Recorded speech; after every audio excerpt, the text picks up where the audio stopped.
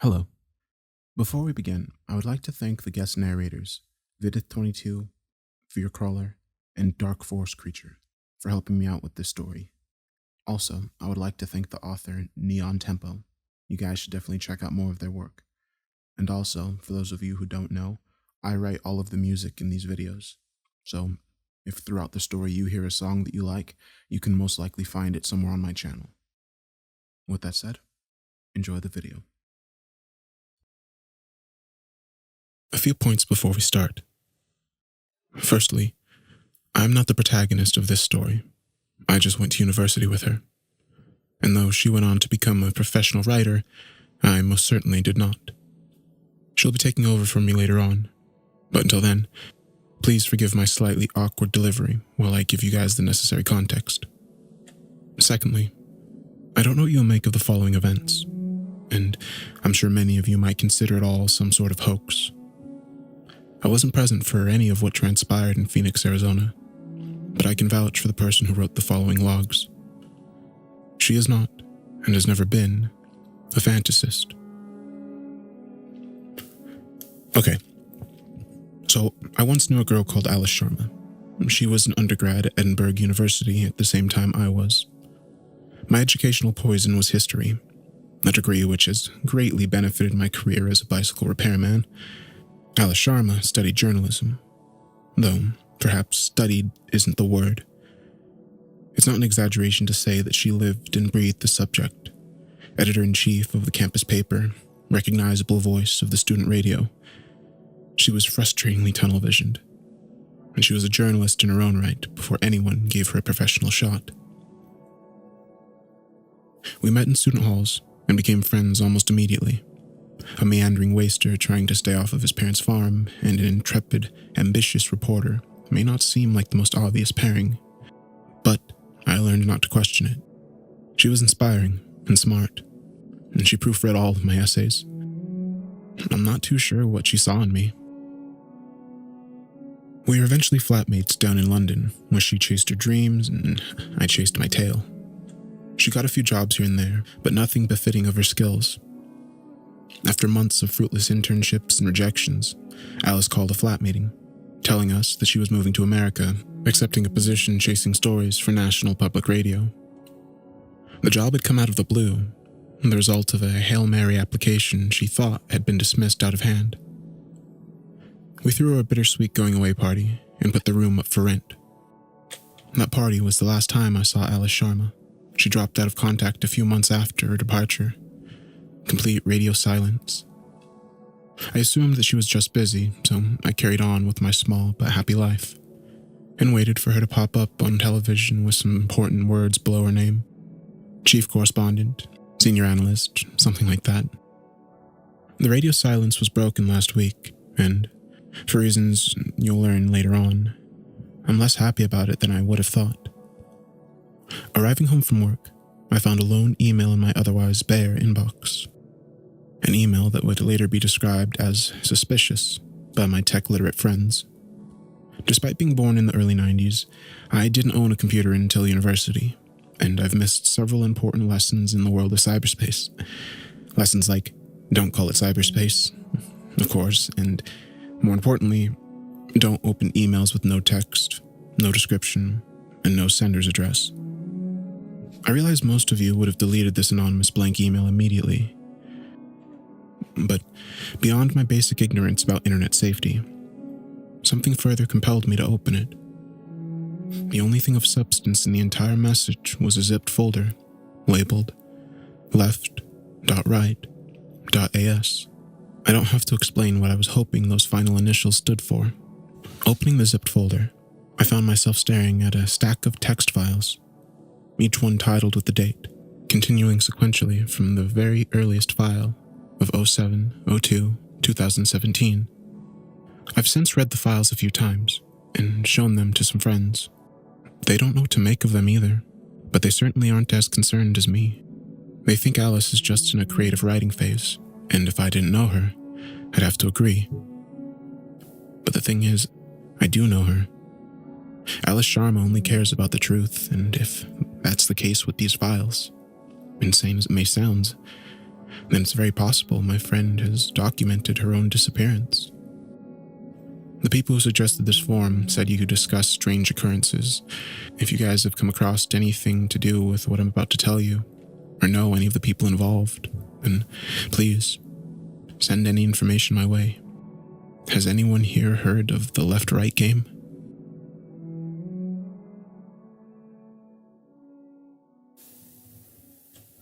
Left-right game, draft 07-02, 2017.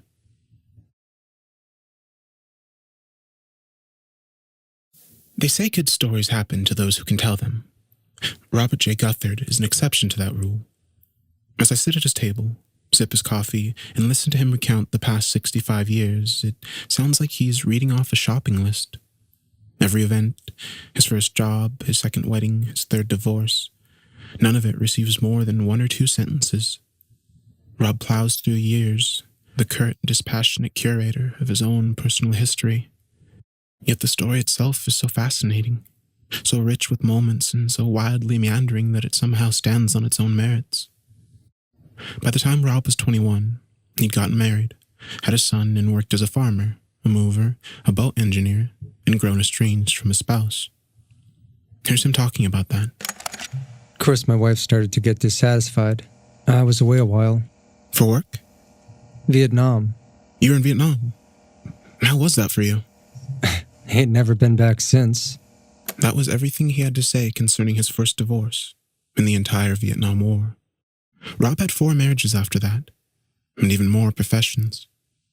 After the war, he worked with a firm of private detectives, got shot at once by the mob, and then he became a courier, which is how a poor man from Alabama got to see the world.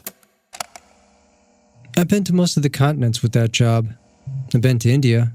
You from India? My mom and dad are from India, yeah. See, I could tell. He was arrested once in Singapore, after one of his packages had been found to be full of white powder. He spent 3 days locked up before someone got around to checking the substance. It was chalk. A friend he made during his brief custody, Hiroji Sato, invited Rob to stay with him in Japan. Just getting over the breakup of his 3rd marriage, Rob took the offer. He stayed in Japan for another 5 years. The Japanese are good people, good manners. But they got all these urban legends and ghost stories that Hiroji was crazy for. Spent all his free time chasing him down. Like, you heard of Joro Gumo? I don't think so. Well, she's this spider lady, lives in the Joro Falls around Izu. Meant to be real pretty but real dangerous. Hiroji took us out there to get a picture of her. Did you ever meet Jorigumo? Nah, she didn't show. None of them did. I didn't believe it at all until we went to Aokigahara. Aokigahara, effectively titled the Suicide Forest, the next stop on Rob's adventure. It's an area of woodland at the base of Mount Fuji, a notorious hotspot for young people looking to take their own lives. Hiroji, Rob's ghost-obsessed jailmate turned best friend, took him to Aokigahara to chase Yori, the ghosts of the forest. Well, I ain't gonna ask you to believe me, but I was a PI, professional cynic. Even I can't deny there was a spirit in those woods. From that moment on, Rob's sentences start getting longer. A childlike excitement creeps into his face. I get the distinct feeling we're moving beyond the background, beyond Rob Guthard's old life, and towards his new one. The one he wants to talk about. The one that led him to contact the show. It walked up to me through the trees.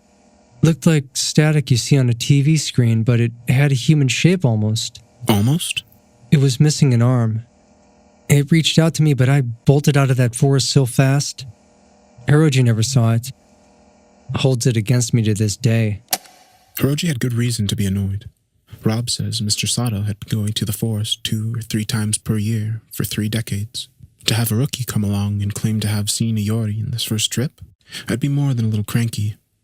But Rob didn't stay rookie for long. In fact, it was in those woods that he discovered his current passion.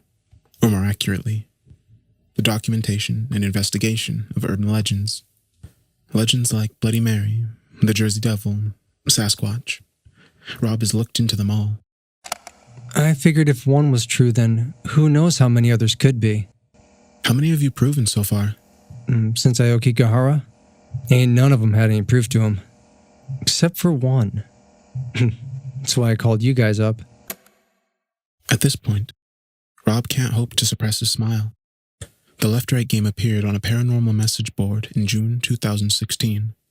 Only a few people frequently visited the forums, and of these regulars, only Rob took an interest in the post. The whole thing had a level of detail you don't see in other stories. What details grabbed your interest? Logs, high-quality pictures. The guy documented everything. Said he wasn't going to play the game anymore. I think he wanted somebody to keep investigating. And you were that somebody? That's right. I set about trying to verify his information right away. And how did it go? Well, it didn't take long to realize the left-right game is the real thing. The rules of the left-right game are simple. Get in your car, take a drive, take a left, then the next possible road on the right, then the next possible left. Repeat the process ad infinitum until you wind up somewhere new. The rules are easy to understand, but Rob says they're not so easy to follow. There ain't all that many roads where you can turn left and right and keep going. Most of the time you find yourself at a dead end or needing to turn in the wrong direction. Phoenix is built on a grid system, so you can keep going left and right as long as you need to. Did you move to Phoenix for the left-right game? That's right. I try not to seem incredulous. Selling your house in another state, packing up and moving your whole life to Phoenix, Arizona just to play a game you saw on the internet? Seems like insanity. Rob smiles at me as he reads my expression. I can clearly read his expression too. You'll see, it says. Just wait. I wouldn't have to wait long. Included within the 9-page submission Rob sent our show was a long list of suggested items the chosen reporter should bring with them. Clothes for 3 days, a pocket knife, matches, bandages. There were also a set of qualifications the reporter should have. The ability to drive, basic vehicle maintenance, and its human equivalent, first aid training. He didn't just want to talk about the left-right game. He wanted to take one of us along. Rob leaves a short while later to embark on a few errands, prepping the run, as he calls it. He shows me to the guest room and we part ways, on good terms, but very much aware of the other's poorly veiled opinions. He knew I saw him as a charming obsessive, chasing after a fantasy tale. He saw me as a naive cynic, on the cusp of a new world. All I could think of as I heard the front door close is that tomorrow afternoon, one of us would be right. More after this. When I wake up the next morning, Rob is in my room, holding a tray which he'd knocked on the bottom of to rouse me. I don't manage to record the first part of our conversation. I got bananas, strawberries, chocolate syrup. We got some more downstairs, but I wanted you to wake up to something good. We won't be eating this stuff on the road. Rob has made waffles. He sets them down on the nightstand and talks through the coming day as I eat. I'll admit, it feels a little uncomfortable, waking up in a stranger's home to find said stranger already standing over me, but I quickly move past it. I tell myself that he is an older man, accustomed to living alone in his own house, not usually having to think about boundaries. Anyways, he certainly knows his way around a waffle iron. Oh, we hit the road at 9. I wanted to give you time to get ready before everyone shows up. Are there more people coming? We got a 5-car convoy on the road today. They'll be here in an hour. This is the first I've heard of a convoy, and to be honest, I'm surprised. The game is Rob's obsession, and I'm here at his request. The idea that anyone else would have an interest in today's drive is a little perplexing. Half an hour later, sated, showered, and dressed in the functional clothing Rob had so painstakingly outlined, I take my pack out to the porch. Rob's already there, waiting for his associates to show up. I thought you'd be conducting a few more errands. If you ain't prepared by the morning of, you ain't prepared. Okay, I guess that's fair. Oh, Rob, is the garage locked? The inside door won't budge, and I wanted to mic up the car. Oh, yeah, it's locked up. I'll open it for you. Thank you. Oh, in fact, it's about time I wheeled her out. Oh, fair warning, Miss Sharma. She's a thing of beauty.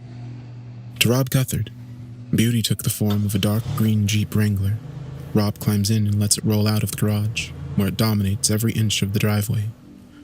The car is large, 4 doors with a roof enclosing the entire compartment.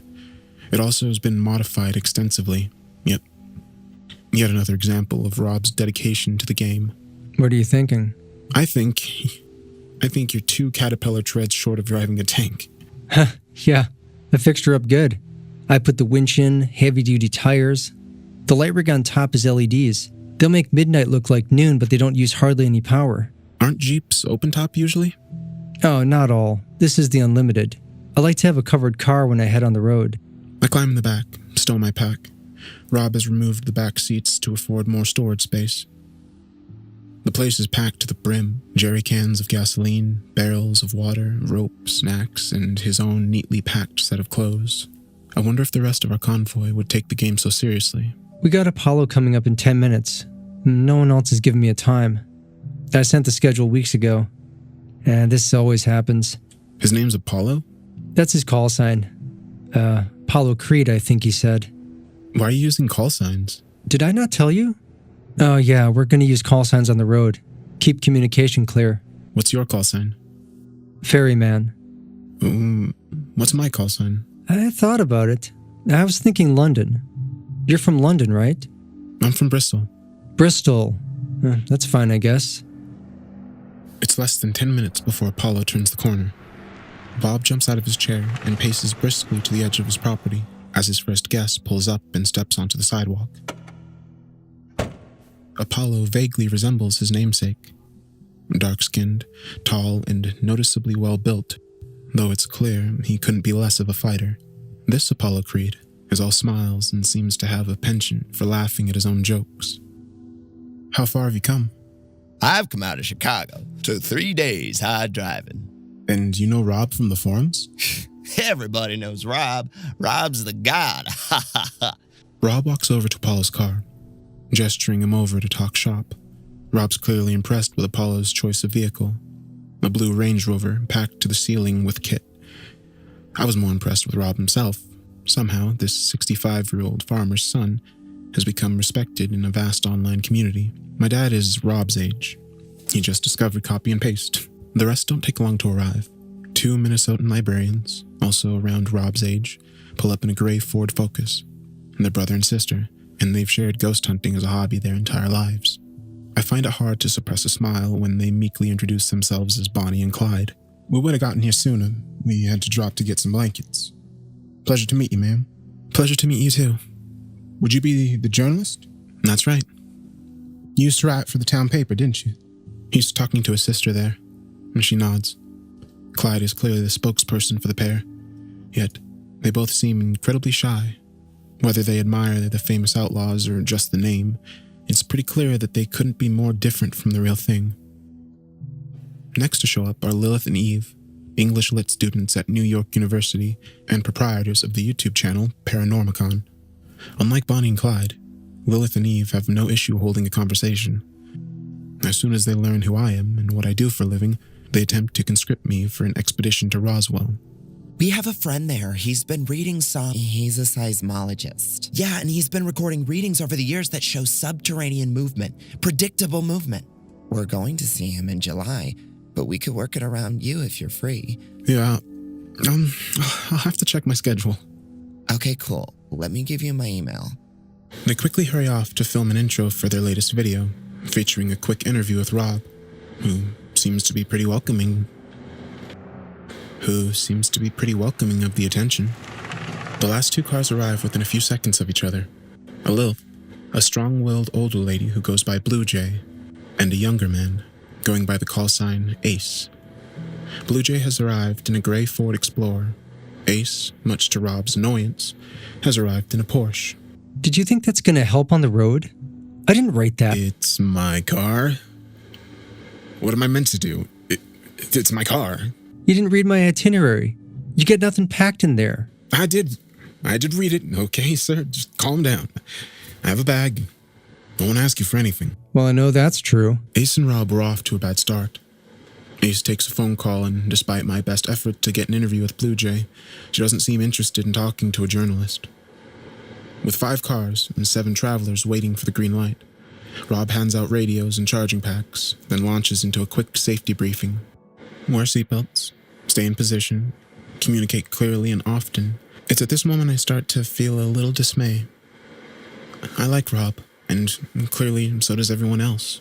He'd convinced them all to drive across the country to join him in this game.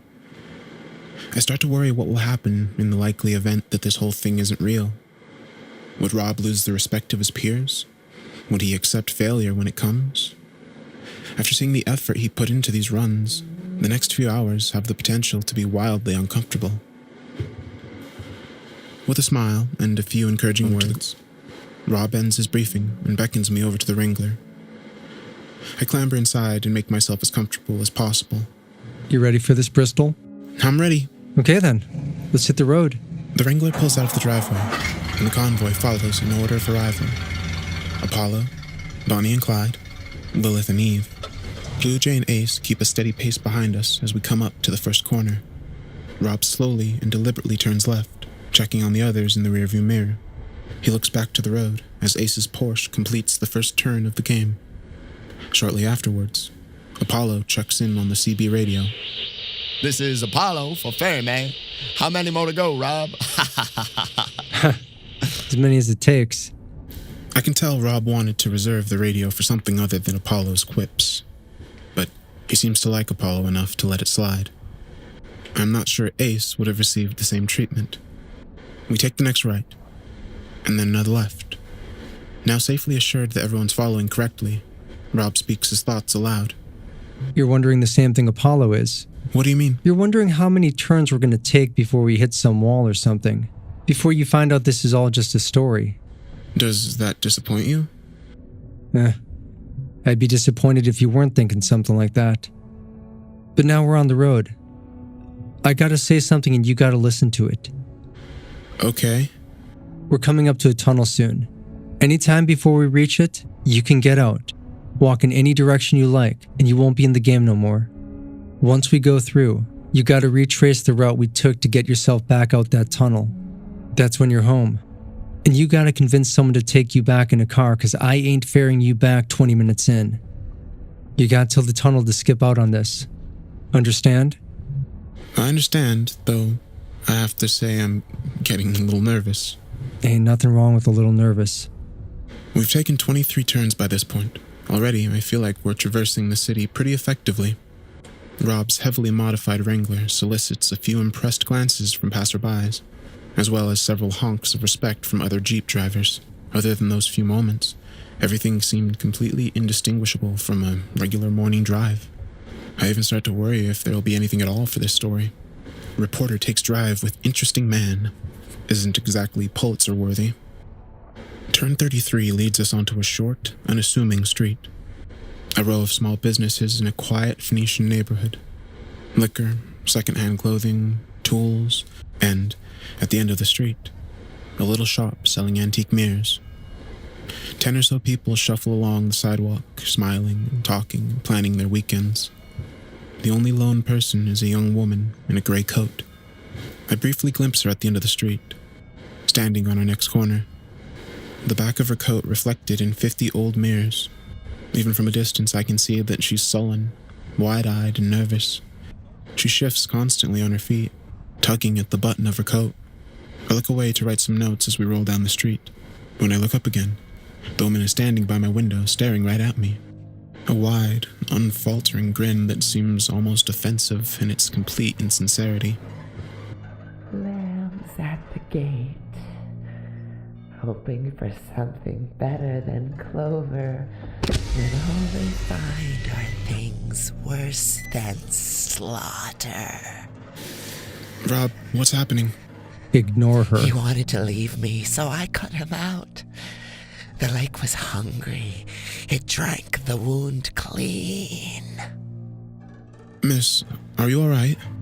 The smile vanishes. It snaps from her face, and suddenly the woman is furious. What do you think you're doing?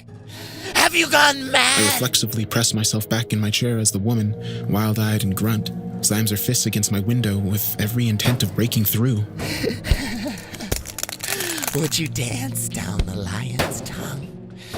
It will shred you, you whore. It will shred you down to your sins, you fucking bastard.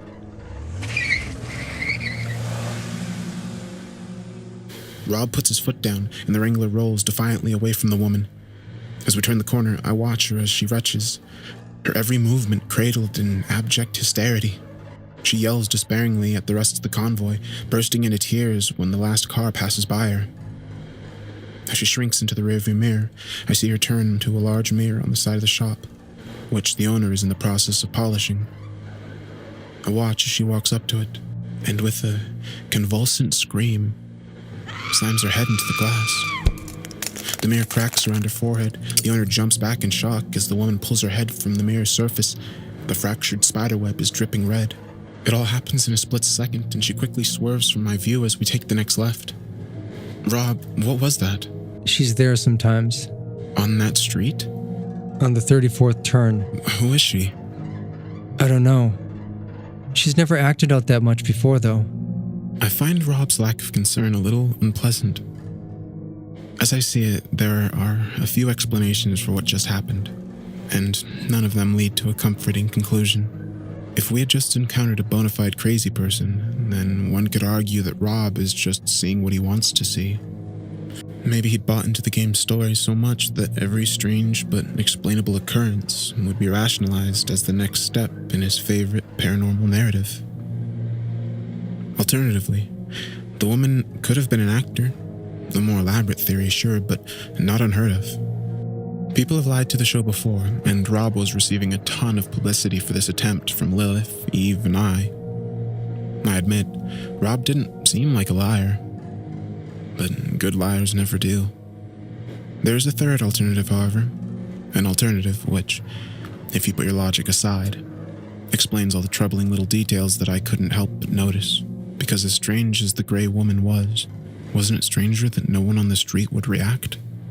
I couldn't recall a single glance in her direction by anybody on the sidewalk.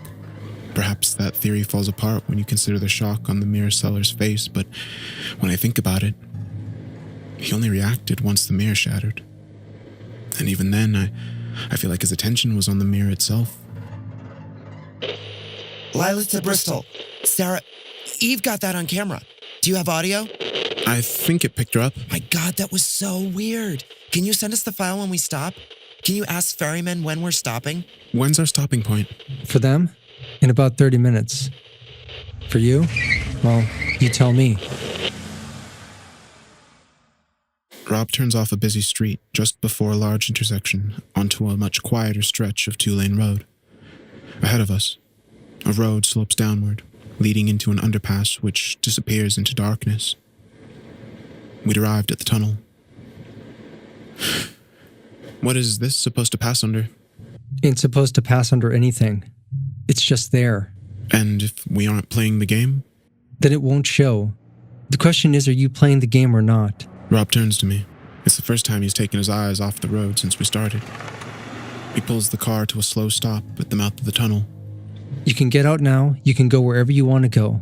But through there, you'll need a car to get yourself home. And like I said, mine ain't turning around for a long time. You understand? It's a dramatic statement, but unsettling. It doesn't feel like he's attempting to dramatize. It feels like I'm having something genuinely asked of me. Am I ready for what's to come? Do I accept the risks involved?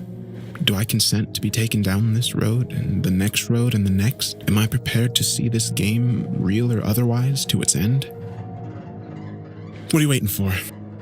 Rob smiles and turns back to the road. He picks up the CB radio and holds down the button on the side. The microphone cracks. This is ferryman to all cars. Anyone want to step out? Then pull to the side now. Otherwise, stay in formation and have supplies at hand. We got a long ways to go. Much like the game I'm so tentatively playing, my view of Robert J. Guthert seems to change direction frequently. I'd heard all about his life, but I'm sure that I know him. I like the guy, but I'm not certain I trust him. And though I admire his dedication to the left-right game, I'm not sure where it might lead us. Yet, as he takes us into the tunnel, his face vanishing and reappearing under the dim sodium light, I can tell he expects this trip to be a major step in his already impressive story. And this time, For better or worse, I'm along for the ride.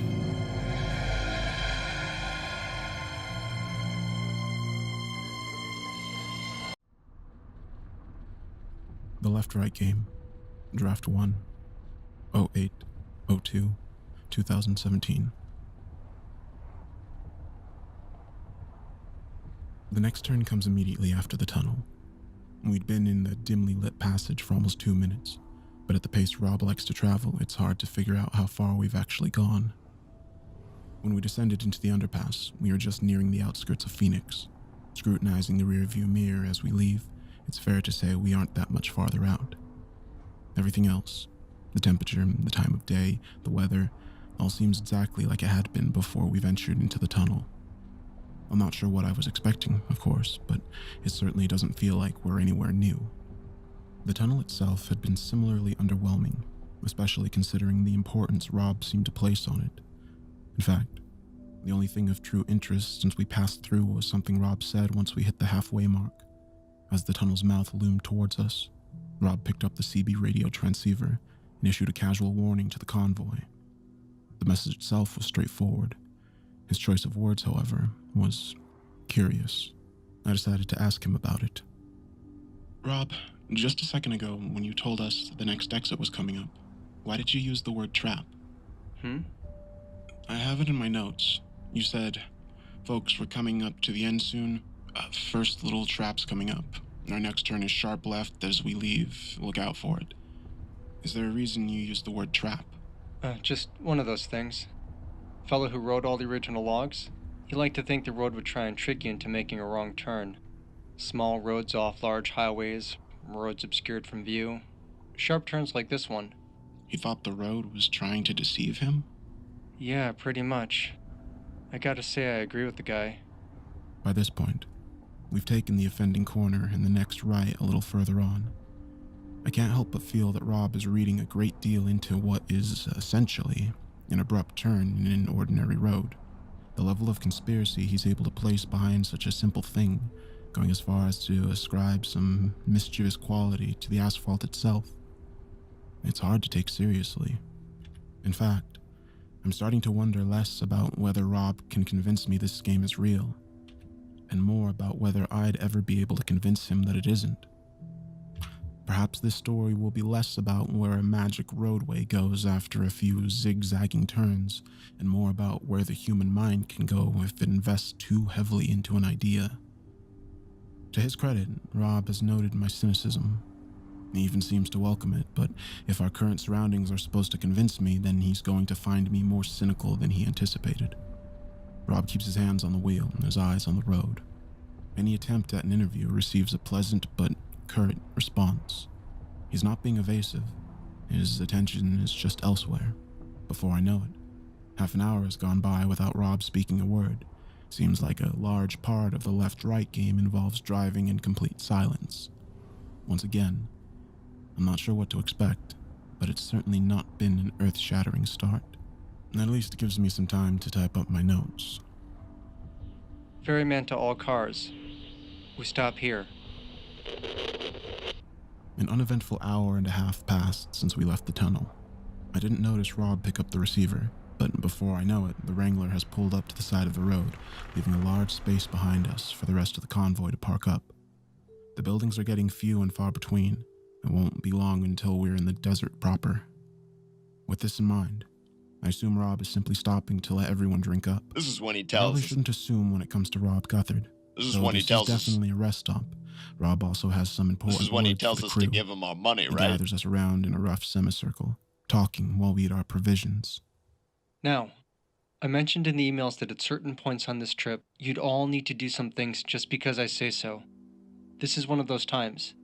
Y'all understand? This is when he tells us to give him our money, right, Rob? Yes. We got to know what it is, right? This is when he tells us to give him our money, right, Rob? Yeah, I'd rather know what's going on. And I don't intend on keeping anything from you. I just want to be clear that across this next stretch, you need to follow my orders to the letter. We get it. Just tell us already. Rob takes a few moments, perhaps to lend gravity to his point. perhaps to swallow some barbed words intended for an increasingly impatient Ace. When he does speak, it's in a measured and serious tone. He's clearly adamant that we have to take his words on board. For about half an hour, the next 13 turns, we'll be going one by one. We travel in order of formation. Me and Bristol will go first, then I'll radio the next car to follow. When you reach the Jeep, you park behind me. Then we keep going as normal. Rob takes a deep breath in. When he starts up again, his speech is even more pointed than before. There's a hitchhiker on the road, a well-dressed man with a case. You pick him up. You take him where he needs to go. You do not, under any circumstances, talk to the man. To be safe, don't look at him. Don't take anything he offers you. Don't open the door for him or wave goodbye when he leaves. You do not acknowledge him in any way. You want my advice? Don't say a word till you get to the stopping point. Why do we have to go one by one? Guy who wrote all the logs says he don't like choosing cars. I don't know what that means, but I'm lucky I never had to find out. Why don't we just not pick him up? That isn't an option. Well, I mean, yeah, it is. I don't see why we... God damn it! You'll pick him up, whether you want to or not. The group is silent. This is the first time Rob's raised his voice. In an ensuing stillness, Ace looks like he'd be more than happy to turn his car around and retrace the route back to Phoenix, leaving Rob in the dust with a few choice words. I can sympathize with him a little. Rob's been treating him as an annoyance, a tag-along who didn't do the homework. But at the end of the day, Ace is doing nothing to fix things. Also, Rob is essentially right. He didn't do the homework. Deciding he has nothing more to say to us, Rob marches over to the Wrangler. Bonnie, Clyde, Apollo, and Eve sit on the floor sharing snacks. Ace loses himself in his phone, and Blue Jay, still maintaining a noticeable distance from the group, takes to her car with a copy of US Weekly. Bristol, can we talk? I turn around to see Lilith holding her cell phone with the screen facing me. Yeah, sure, what's up? Have you tried to make any calls since we came through the tunnel? No, not yet. Why? Could you try? I pull out my own cell and dial into the office. The line's busy, which isn't exactly uncommon. Lilith watches intently, waiting for a reaction. I'm not getting through. They were busy? Yeah, why? Everyone is. We have signal, we can make calls, but everyone on the other end is busy. Don't you think it could just be a coincidence? I really mean everyone, Bristol. While Eve's been driving, I've been calling. My camera's automated support line, 911. You dialed 911? For science, yeah. All of them are busy. I even called this guy at my dorm who has a serious thing for me, and trust me, he's not fucking busy. This is weird, right?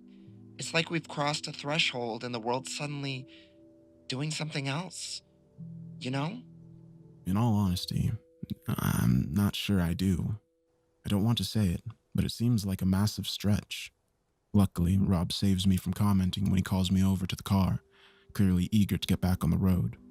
I tell Lilith we'll look into her discovery on the other side, and she nods in agreement, retreating to her friend and immediately stealing a handful of apple slices. I climb into the Wrangler and wave goodbye to the convoy. We slowly roll back onto the road and set off on our way. Watching the rest of the group disappear in the background, I feel noticeably more isolated despite Rob's presence. Or perhaps because of it. I'm not exactly sure. The hitchhiker shows up about 10 minutes later. Just like Rob said, the man is incredibly well dressed, in a well-fitting brown suit with a dark green tie. Even from a distance, I can see his shoes are expertly shined, as is the varnished wooden casing resting on the floor beside them. He stands on the side of the road and raises his hands gingerly, wearing a look of hopeful anticipation. Who is he? The hitchhiker. Is that really all you're going to say? It's all I can say. You understand the rules here? Don't talk to him. I'd say don't talk at all. Not until we stop. When we stop, we're safe. Rob veers slowly over to the side of the road. The hitchhiker smiles appreciatively, grasping his hands together and shaking them in thanks. Picking up his case, he strolls over to the Wrangler whilst unbuttoning his blazer. See you on the other side. The back door opens, and the hitchhiker pulls himself into the storage area, finding no seating. He settles himself cheerfully on some of the softer luggage just behind me. Not much in the way of seating back here, huh? I'll have to admit, I do feel a subtle urge to respond, even after the stern warnings I've received. To ignore the man seems almost instinctively rude. I was raised British after all. So, where are you all from? I'm traveling from Oakwell. I glance at him in the rearview mirror. He meets my gaze and smiles. I flick my attention back to the road, counting the white lines. The stranger persists in trying to start a conversation. 10 minutes go by, and the silence grows palpable, broken intermittently by yet another cheerful attempt at conversation. Topics include what nice weather we're having, our professions, our hobbies. In response, I busy myself with pointless but occupying tasks. I find myself playing games in my head, thinking of common phrases and making them into clunky anagrams. It seems to work, and after a short while, I start to habituate to the man's small talk. I almost don't notice that he's there. Maybe that's what allows him to catch me out. You're just a fucking disappointment, aren't you? It's sharp, venomous, completely divorced from the idle questioning I'd been tuning out. I'm daydreaming when I hear it, and before I can register what I'm doing, I'm turning to face him. My lips are already parting as I go, a reflexive thought, reflexively vocalized. What? I almost say it out loud. The word is on the edge of my tongue, a single note my vocal cords were all but ready to play. Only the sudden, vice-like grip of Rob's hand on my forearm anchors me in the moment. I stare at the hitchhiker, my mouth still open. He's different now. All the warmth, all the pleasantry is drained from his face like running makeup. His smile is malevolent, calculating, and finally, it feels honest. You want to know things? I can tell you. Rob keeps his eyes focused on the road, but his grip on my arm tightens. I can tell you everything you want to know, even the things you never knew about yourself, even the thoughts you didn't know you were thinking, those little critters all the way at the back. We stare at each other a moment longer, before I turn around and back to the road. I don't count the white lines anymore. Now I'm focused intently on anything our passenger has to say. For the next 10 minutes, ignoring him is going to have my full attention. He only tries a few more times, reverting back to more innocent questioning. Nothing takes. 5 minutes later, he indicates to a seemingly random point at the side of the road, and Rob drops him off. The man thanks us, climbs neatly out, puts down his case and waves as we depart. When we disappear around the next corner, he still hasn't stopped. Surprisingly, the silence caused by the hitchhiker's presence isn't nearly as intense as the one left in his wake. I decide to break the tension, somewhat ungracefully. To be fair, we are having nice weather. Don't talk. Are you mad at me? I'm sorry, he got me. I wasn't expecting. You did fine. We don't talk till we stop. I go back to my notes, making a point to write down my current feelings. For the record, embarrassed but relieved. Once I put the words down on the paper, however, I feel something else. Confusion mixed with concern, because at the end of the day, what was I relieved about? That I didn't talk to a strange man who had tried to talk to me? Was anything really at stake? The more I think about it, the more I realize that the entire episode with the mysterious hitchhiker reduces the left-right game to two possible states. Either it's real, or it's an elaborate hoax perpetuated by Robert J. Guthard. The crazy woman, the tunnel, the malicious left turn, all of those could be explained as rationalizations, but the hitchhiker was far too elaborate, far too difficult to predict. If he was an anchor, then Rob is nothing more than an impressive fraud. If he was genuine, then I'm not entirely sure where that leaves us. Something in the corner of my eye pulls me from my thoughts, a transient, peripheral object that almost completely passes me by before I turn in a weak attempt to catch it. I only get a few seconds to look before it's gone from my field of view. I faced forward once more, sit back in my chair, and let Rob carry us even further down the road. It's not long before we finally pull over.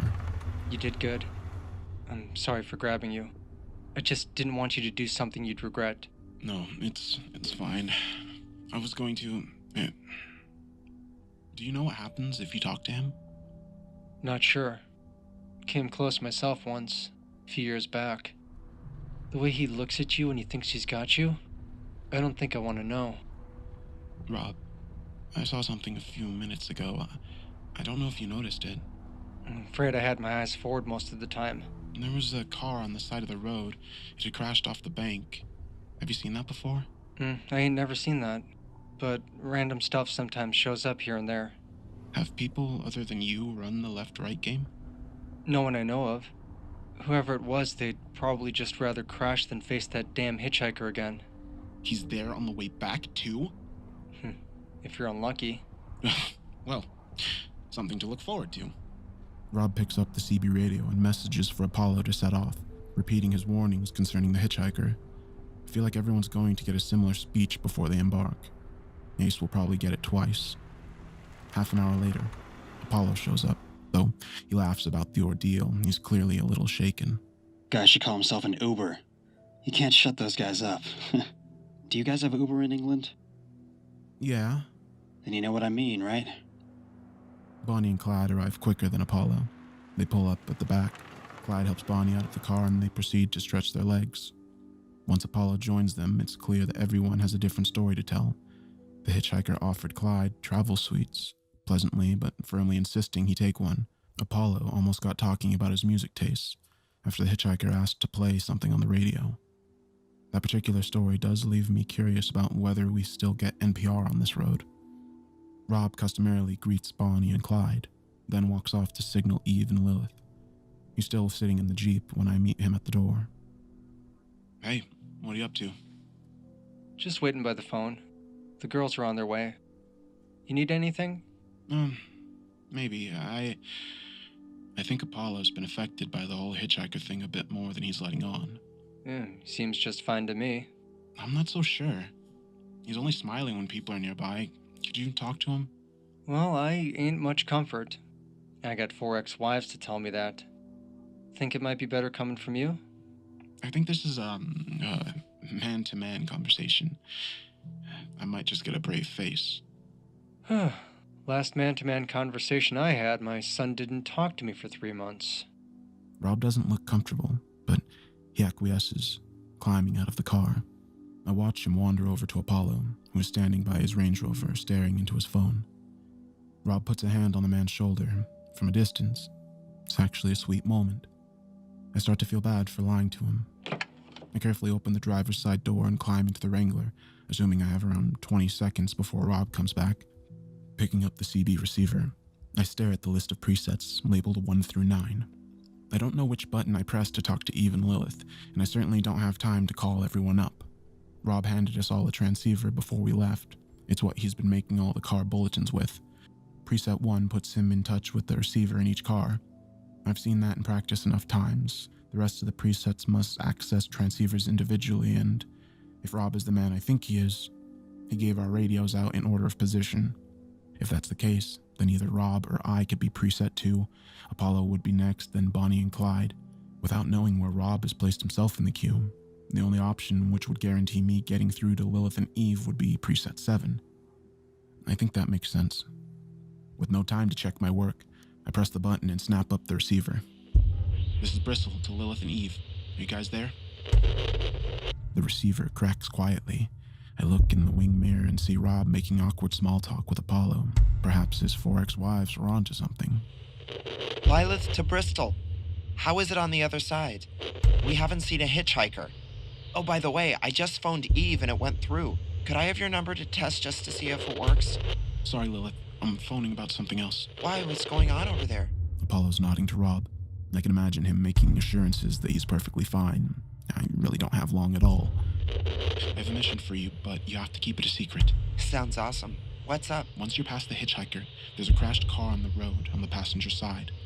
Whilst you're going past it, would you mind getting some footage? What sort of footage? Just zoom in and get as much detail as possible. You don't need to stop, just anything will be useful. Rob starts walking back to the car. I shift into the passenger seat, still holding the receiver. Was there anything specific you wanted me to? Talk to me later, not now. Thank you, bye. I slam the receiver into the holster a moment before Rob opens the door. He shrugs at me. He seems fine. Unless there's something he ain't telling me. The rest of the day is fairly uneventful. Lilith and Eve pull up, beaming about their experience with the hitchhiker and bragging about what the dashcam footage would mean for their channel. Lilith ends her story by insisting that nothing else happened for the rest of her journey, whilst directing a highly intentional look in my direction. I look away and make a mental note to catch up with her when less people are around.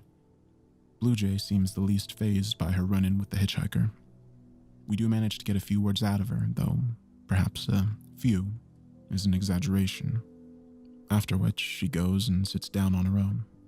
When Ace pulls up on the side of the road, he almost falls out of his car. His legs are weak, his face is gaunt, his breaths are quick and shallow. I try to get him to talk about it on tape, but he shrugs me off, eager to hear about where we're going rather than talk about where we've been. We travel for a while longer, now at around 486 turns, and nearing our first night on the road. Rob signals our stopping point. A quiet clearing at the top of a hill. Rob clears a sleeping area in the back of the Wrangler, leaving a line of luggage as a barrier to separate us. I appreciate the thought, but don't really know how to tell him. In the end, I just say, Thanks for making room. Apollo attempts to keep everyone from going to bed, issuing vague statements about making a fire, but people quickly shuffle off to their cars. The early start and the subsequent events of the day have taken their toll. I watch Lilith and Eve break away from the group and head to bed. I suppose I'll have to talk to them tomorrow morning when Rob isn't around. I still feel a bit bad for lying to him and putting Lilith and Eve into what could be a blatant act of dumb paranoia. Rob seems like a good man, a reasonable man, as flawed as any of us, but fundamentally decent. But the fact remains that when I talked to him about the crashed car, he clearly said, No one I know of. Whoever it was, they'd probably just rather crash than face that damn hitchhiker again. I want to trust Rob. I want to believe him when he says he didn't see the car, that he'd never seen a car on that stretch of road, but for a man of so few words, he might have said too much. If he truly never saw the car, how did he know the direction it was facing? I make all my notes concerning this subject on paper and in shorthand, which I'm hoping, in Rob's long and varied life, he hasn't inexplicably learned to read. Long after Rob's gone to bed, I stay in the passenger seat, typing up my thoughts of the day. That was Sister Moon by Leslie Estrada, another song to calm you folks down as we head into the evening. It's Chuck Greenwald, and I'm with you till the witching hour. I decided to put the radio on in the end. I was curious, and also wanted the company. I turned the volume way down so the noise wouldn't reach Rob, and searched around for something to have in the background. There aren't many stations to choose from out here. The clearest one is Radio Jubilation, the local station from a nearby town. The current DJ, Chuck Greenwald, has been playing soulful folk music for an hour. It's been a busy week in Jubilation as we welcome our new school principal, a very impressive guy who's bringing some new and interesting proposals to our community. It's got a few people talking about funding for the arts. If you've got a view, we'd love to hear it. I finished typing up my less clandestine notes, and just then realized how tired I am. Wanting to sleep, but not yet prepared to move the single yard between me and the air mattress, I lie back in my seat, listening to Mr. Greenwald address his beloved town. Well, we're going to get back to your request very soon, and I can tell you we've got some goodies on the way. For now, though, let's take ourselves to the new box. They're going to hurt now. Immediately, at the volume of a whisper, Radio Jubilation begins to broadcast a cacophony of bone-rending screams. The noise shreds the air, and what sounds like hundreds of people, each contributing their own voice to a collective symphony of pain and torment. I instinctively move my body away from the radio, suddenly upright and wide awake. The cries are ceaseless, agonizing, punctuated only by half-stifled, tear-choked pleas for whatever is happening to stop. A moment later it does, or at the very least, the screaming cuts out as the soft tones of Chuck Greenwald takes over.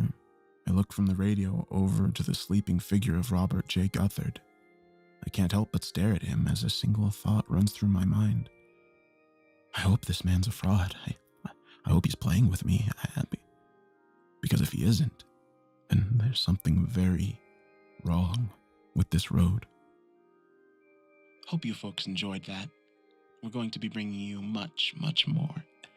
This is Chuck Greenwald telling you that you're always welcome in Jubilation. Stay with us.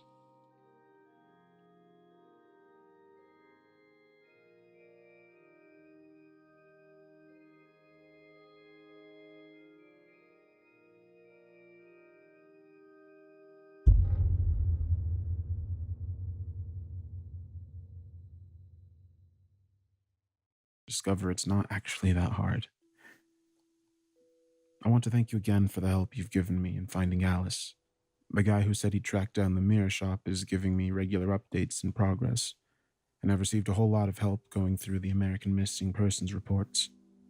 It turns out Alice's work haven't heard from her either, and they're going through her emails for Rob's submission to the show. Everyone's been really helpful, so thank you. I've got to say, I'm sleeping worse since this whole thing began. It's strange to think that all the time Alice was out of contact, I was perfectly content. Yet, now that she's back in touch, every day I don't hear from her makes me that much more worried. That's assuming, of course, that it was her that sent me the email. I really hope it was. Thanks again, everyone. And please, let me know if you find anything. Rice, non-perishable. Soy sauce, non-perishable. Salt, non-perishable. Eggs, well, they're perishable, but I bought them fresh and got hard-boiled. That'll last a week. It's breakfast time, the start of our first full day on the road. Rob's been up since 7 o'clock, cooking a meal for anyone who wants it. The aroma pulls us out of our makeshift beds and arranges us around his portable stove. Our bowls are already full before we realize, and there's a catch. The trade-off for this supposedly free food? A 10-minute lecture from Rob about the power of rice. See, in the Pacific, our guys used to be terrified of the Japanese. The whole army's marching on grains. Thought they were super soldiers. See, the Japs know the secret. You give people rice in the morning, and they're going. I stare across the circle at Lilith and Eve. The latter has spilled rice on her top, and her friend is teasing her playfully. Eve sees me looking over, meets my gaze, and turns back to Lilith, her tone dramatically muted. I return to my food, making a point to seem attentive to Rob's speech. A minute later, the two girls decide they've finished their meal, and I quickly realize so have I. Devouring the last few bites, I place my bowl in the small tub of hot water next to the stove and casually wander over to their car. Lilith and Eve are facing away from me, silently packing up their sleeping bags. They refuse to look at me once I reach them, in a deeply conspicuous attempt at subtlety. Is he watching? I glanced over at Rob. He's still talking to Bonnie, Clyde, and Apollo, asking them to guess what breakfast translates to in Japanese. I think we're fine. So, without answering, Eve reaches into the back seat and picks up a MacBook, the repository for all of the Paranormicon footage. She presses play, and Lilith and I huddle around her, blocking the view of any potential onlookers. The footage depicts a familiar road. Lilith and Eve must have dropped off the hitchhiker and just made the next corner. I can hear them talking about the experience, both terrified and thrilled at the events of the day. Eve reminds Lilith that they need to look out for the car. Lilith swears, and the camera immediately starts scouring the roadside. Look, there it is. I see it.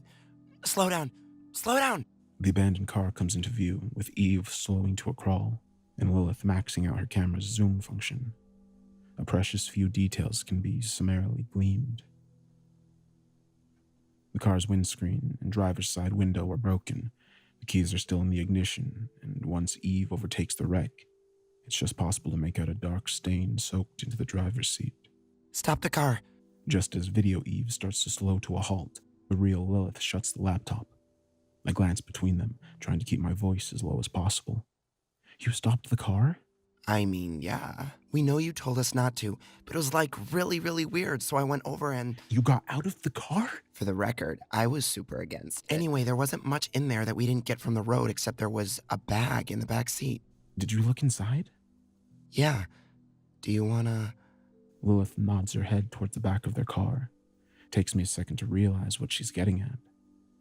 It's in the boot? It's in the what? It's in the trunk? Yeah, obviously we couldn't just leave it there. Look, you can watch the rest of the footage anytime. We'll even send it to you, but you need to look in this bag before we hit the road. I check on Rob once more. He's washing out the bowls and cutlery, exchanging small talk with Bonnie, oblivious to what's transpiring a mere 5 meters away. Lilith and Eve escort me to the trunk, reforming our secretive huddle before Eve lifts it open. A brown leather duffel bag sits front and center. It looks expensive but worn, probably a few decades old. The pair gesture for me to unzip it. Just to preface this, I want to say this whole trip has been fucking weird. The bag isn't exactly full. I rummaged through the loose contents, finding a few sets of good quality men's shirts and a pair of jeans. Further down, I find a small but well-used shaving kit. I'm starting to wonder why Lilith and Eve are so bent out of shape when my hand hits the hard edge of a straight, rectangular object. Slowly, with great care, I manage to extricate it from the layers of wool and denim. It's a package, a heavy square block about the length of my forearm, neatly wrapped in brown paper. It seems completely unassuming, except for the black wire hanging from the underside, leading back into the bag itself. Lifting the wire, a black plug rises out and swings slightly midair. Turn it around. With both girls watching me intently, I turn the package in my hand. The wire connects to the charging ports of an old Nokia 3210, which in turn is superglued to the package along with a few shards of exposed circuit board. Last, but certainly not least, are the words emblazed on the brown paper. An imposing black typeface. C4 explosive. My mouth feels dry.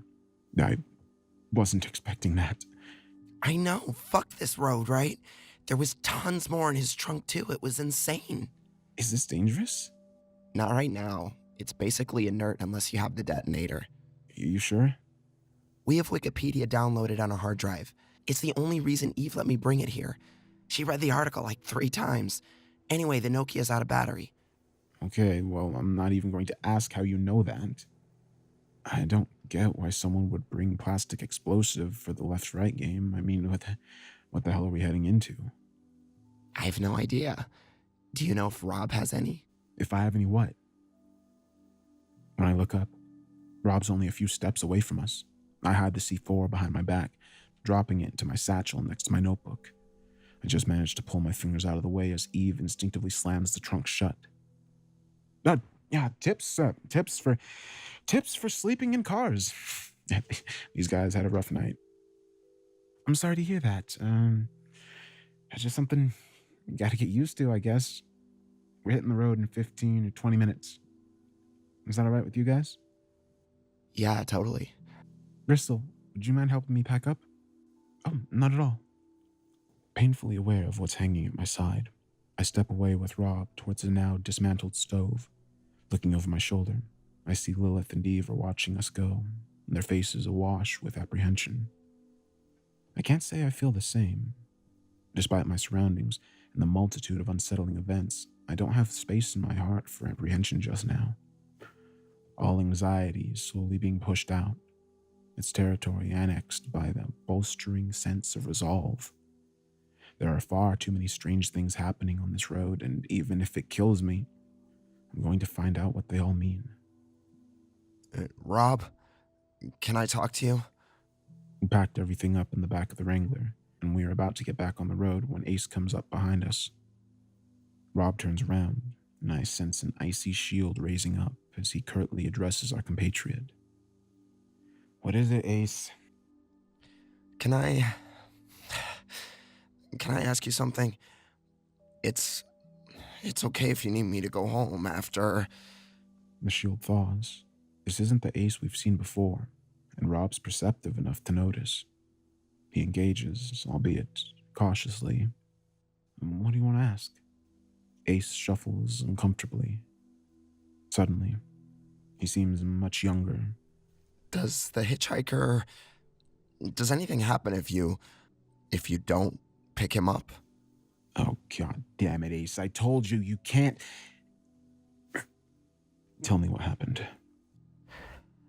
I was making my way down the road and I was angry at how you'd been...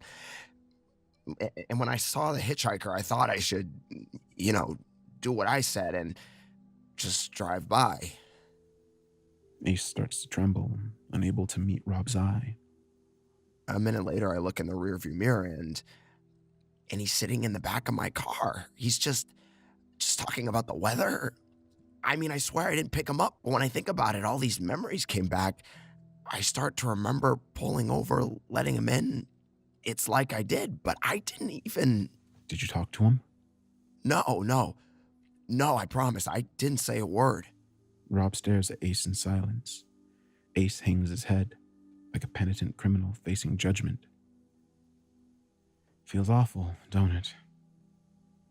Ace looks up, confused at Rob's words, searching the man's expression for clues. I did the same thing as you my first time. I just drove right by. Wasn't gonna let some stranger in my car. Nearly jumped out of my skin when I saw him in the rear view. Rob grins at Ace, who manages a smile shakily back. You ain't got the right gear for this, Ace. I like to run a tight ship, and I gotta say, it pissed me off. If you want to turn that Porsche of yours around, no one will think any less of you, but if you want to keep on this road, how about you try to listen more? And I'll try to be less of a hard ass. Rob holds his hand out for Ace to shake. It's an offer of peace, or, at the very least, an offer of terms. Ace accepts it, grimacing only slightly as he faces Rob's iron grip. How about we hit the road? 5 minutes later, we're rolling into a deep valley, each member of the convoy appearing over the crest of the hill behind us. Everyone's present and accounted for, including Ace. I'll have to say, I'm impressed. With what? With how you handled Ace. One might presume a guy who's been divorced 4 times isn't the best at conflict resolution. Divorce is conflict resolution. That's a good point. You seem to be saying the hitchhiker made him pull over. Is that really what happens? Yep. He always ends up in the back seat. You always remember picking him up. Well, it's just... that's not scientifically possible. Get used to that. We spend the next 2 hours in silence, with me typing up my notes and Rob navigating the sparse few turns that show up every now and then. Ace's testimony troubles me, perhaps because it stretches my favorite theory that the game is an elaborate hoax perpetuated by Robert Guthard. I was content that the hitchhiker could have been an incredibly deft performance. But even if the man was a rat-trained thespian, that doesn't make him capable of mind control. Ace could be insane, or maybe an actor himself, but those ideas sound exactly like the idle rationalizations I decried in Rob earlier. I'm not sure what my theory is at the moment. I keep working, hoping to type my way to revelation. A few lone trees have started to show in the distance, towering wild pines with trunks as thick as barrels. Without my noticing, the trees grow slowly more numerous, and in the creeping way that landscapes change, it isn't long until they span both sides of the road, encapsulating us in a deep, bright forest. Realizing I've recorded everything of substance, and with Rob concentrating on the drive, I have no choice but to lay back in my seat and watch the world roll by. Despite the pervasive strangeness of the left-right game, there's a beauty on the road. Under the light shade of the canopy, the smell of pine needles penetrating the still air, I can actually feel myself starting to relax. It only takes 3 words to change that. The words don't come from Rob. He's as quiet as always. They aren't spoken by the rest of the convoy either. The words are writ large in calligraphic gold paint, resting on a spotless white sign. Even from a distance, with the letters a little more than a blur, I know what they're going to say. They're the words I've dreaded since I switched off the radio, the words I spent a long, troubled night hoping I'd never see. Welcome to Jubilation. It turns out there is room in my head for apprehension. This is Ferryman to all cars. We're going to be heading through a small town. No rules here. Just keep driving, we'll be fine. Rob puts his radio back into the receiver. I try to ignore the distinct knot in my stomach. What does the name Chuck Greenwald mean to you? It was about the same as John Doe. Why? He's the radio DJ here. In Jubilation? How do you know something like that? I was listening to his show last night. Do you know about this place? Seems like a good town. Folk don't pay attention to you. I just head straight through. You've never seen anything untoward? Some weird stuff now and again. I like to keep my eyes on the road. The forest clears abruptly, like a parting curtain to reveal a picture-perfect American town, archetypal almost to the point of self-parody. We've arrived in Jubilation. There's no denying this town is beautiful, welcomed by a row of vibrantly colored shops spanning the length of a long, wide street. At the far end, an ornate, gray-walled town hall proudly surveys its domain. The place is immaculate. I failed to find a solitary piece of litter on the sidewalk, a single smudge on a plate of glass shop window. Every inch of Jubilation is pristine, tranquil, and noticeably deserted. Where is everyone? I don't know. There's usually someone around. Maybe there's a game on. We take the next right, then another left. The story's the same at every turn. A beautiful, leafy suburban town, entirely bereft of human population. The cafes are free of bustle, the surface of the public pool is still. We even see the school, a row of finger-painted faces smiling at us from the kindergarten windows as we pass by. The building itself is locked, however, which is odd, seeing as it's noon on a Wednesday. Eventually, the Wrangler pulls onto the first residential street we've encountered. The signs on the corner read Sycamore Row. The quaint shops are replaced by luxurious houses, all of them identical. White walls, wide porches, and fresh green lawns cut to uniform length. The road stretches in a straight line for about a mile, creating an eerie corridor of copy-pasted buildings. The strangest thing about the street, however, is vocalized by Rob. Well, I guess we know where everyone is now. In front of every house, a dining room table stands on the lawn, occupied without fail by a family of 4. 1 husband, 1 wife, 1 son, 1 daughter. They're sharing a meal together. A unit on the left clink their glasses in orange juice as they dine on pork chops and salad.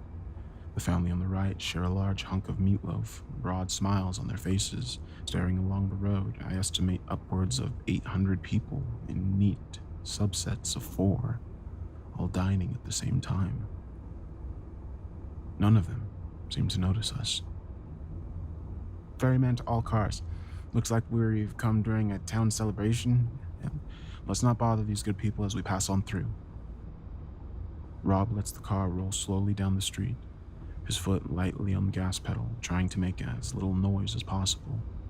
The more families we pass, the clearer it becomes that every single one of them shares common characteristics. All of them are impeccably dressed. All of them consist of the same subset: husband, wife, son, daughter. Although their chosen meals vary slightly, they all share a almost oppressive happiness. Small town America, am I right, guys? Apollo's jokes don't make things any better. I feel claustrophobic, trapped. Some screaming animal deep inside me knows that it's surrounded on every side by something it doesn't understand. I don't know if I'm imagining it, but as we've continued down the road, everyone outside seems to be laughing a little harder and celebrating a little more. We've successfully crept more than halfway down the street, a sharp left turn coming up at the end, representing the road out of Jubilation. Another street comes up on the right. Mesa Road. While we pass by it, I take the opportunity to glance down this new avenue, curious as to whether every street is like ours. I don't like what I see. The houses are similarly prestigious, walls pristine white, but like a spot of a different puzzle. It's the subtle changes that make the picture. There are no tables, and no families on the wide green lawns. Every window I can see is broken. Cars lie abandoned in the road, with one smashed into a splintered porch. Above every door, an X has been drawn in red paint, and outside each house, a small mound of clothes lie on the fresh-cut lawn. A huge collective pile of men's, women's, children's shoes tower at the end of the street, seemingly ownerless. Get going, everybody. Let's get back out there. We've reached the end of the street. I breathe a sigh of relief as we bid farewell to Jubilation. I vindictively see it off in my wing mirror as we turn the corner. I immediately wish I hadn't. In the split second before it disappears from view, I glimpse the 800-plus residents of Sycamore Row. They aren't smiling anymore, and they're all looking our way. I welcome the forest as the trees rise up around us once more. The indifference of the nature is a welcome change to the saccharine faux civility of Jubilation. Yeah, towns like that make me glad I'm a city boy. I thought it was nice. Wasn't it like Wintry Bay? I don't think I've been. Oh, no, maybe it's like Shelburne Falls. Oh, it was a little like Shelburne Falls. Guys, we gotta keep this channel clear. We hurry along to the next road and turn right. The further we get from the eerie town of Jubilation, the higher our spirits seem to be. How long until we stop? About another 4 hours. Nothing big in between us and there, though. Shouldn't be a problem. Good to hear. So, what does breakfast translate to in Japanese? You heard that? Yeah, I've been curious all day. Does it have something to do with it?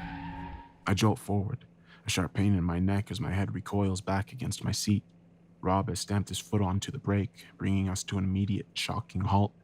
Before I can ask why, my question is answered as one of the colossal pine trees slams into the road ahead of us, blocking our route forward. God damn it! You alright? Yeah, I'm fine. Massaging my neck. I look towards the base of the felled tree. The low end is covered in straight, sharp cut marks. Someone has brought this tree down, timing its fall in an attempt to cripple the Wrangler. Rob, what's going on? Ferryman to all cars. Full reverse. Watch out for the people behind you. The convoy pulls away, back down the road towards Jubilation. Rob waits for Apollo to start moving, then backs up himself. There's a second jolt as Rob abruptly stops the car, surveying our means of egress. Ferryman to all cars. Road's done for, but there's a gap at the end. Be careful. Rob's right. Though the tree has fallen across the tarmac, only the thin treetop lies over the grassy bank between the road and the forest. There's a bit of a valley between the edge of the road and the grass. Rob wastes no time in showing the others how to negotiate it. Twisting the wheel, Rob dry steers toward the gap and proceeds cautiously towards the roadside. I watch the asphalt disappear beneath us moments before the telltale bump. The Wrangler drops down to the small bankside and turns around the fallen tree. I watch the needle-covered tip brush against the window as we roll past. With a second bump, Rob brings us back onto the road and pulls over to the far edge, turning the Jeep to face towards the convoy. Okay, Apollo, make your way. On it, Rob. As Apollo swerves towards the gap, I hear something, the sound of a running engine. At first, so quiet that it's almost impossible to isolate it from the convoy's own rumbling. It's since grown louder, however, and it's growing steadily more noticeable. Rob, someone's coming. Apollo, get yourself over here right now. All cars, you're on double time. Get moving. Apollo accelerates towards the gap. His Range Rover shudders, banking the grassy decline, but it's hardly any effort to pull himself around the tree and back onto the road. The noise in the distance grows louder.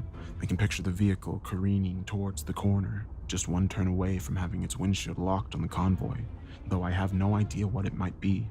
I don't want to share road space with anything coming out of Jubilation. The rest of the convoy can hear the noise now. Bonnie and Clyde roll over the gap and quickly, but tentatively, push themselves down onto the side. It's clearly harder than Rob and Apollo make it look. After a few moments, they travel across the bank, bringing themselves up and out the other side. The vehicle turns the corner. A white truck skids into view, its tires shrieking against the road. A metal beam sticks up behind the driver's compartment, and a hook swings with the momentum of a hard right turn. It's a tow truck, though something tells me it's not here to lend us assistance. All cars, once you're on the other side, drive. Wait around the next left turn. I'll radio if they get by me. What about you guys? I'll come once everyone's across. Now ain't the time for questions. Eve and Lilith, get over here now. We still have time to get everyone across, but every passing second feels like a precious, fleeting loss. Eve and Lilith are impatient for their turn, dropping into the roadside and coming up in a matter of seconds. The truck is gaining with incredible speed, and I can just make out the words Jubilation Recovery scrawled across the hood, though the letters are rapidly becoming easier to read. Blue Jay takes her time dismounting the road. In fact, she's almost casual in how she maneuvers, whittling away the remaining seconds we have. A swell of anger wells up inside of me as her wheels hit the road again. If she's calm about this situation, then good for her, but I can see Ace is drumming his fingers frantically against the steering wheel, now stranded alone on the other side. I watch Blue Jay follow the rest of the convoy to the next turn, displaying none of the urgency anyone else has shown. Take it easy, Ace. You ain't built for this. Ace takes the corner, heeding Rob's plea for caution, but unwisely taking it almost head-on. His front wheel thuds over the edge of the bank, and the chassis hits the tarmac. The drop is a little too steep for the Porsche's clearance. Rob's warning rings in my ears as Ace accelerates on 3 wheels, his car engaging in a slow turn with a little forward motion. The pickup truck maintains its speed and aligns itself with Ace's Porsche, its thunderous velocity defying all logic. Rob, what do I do? Rob!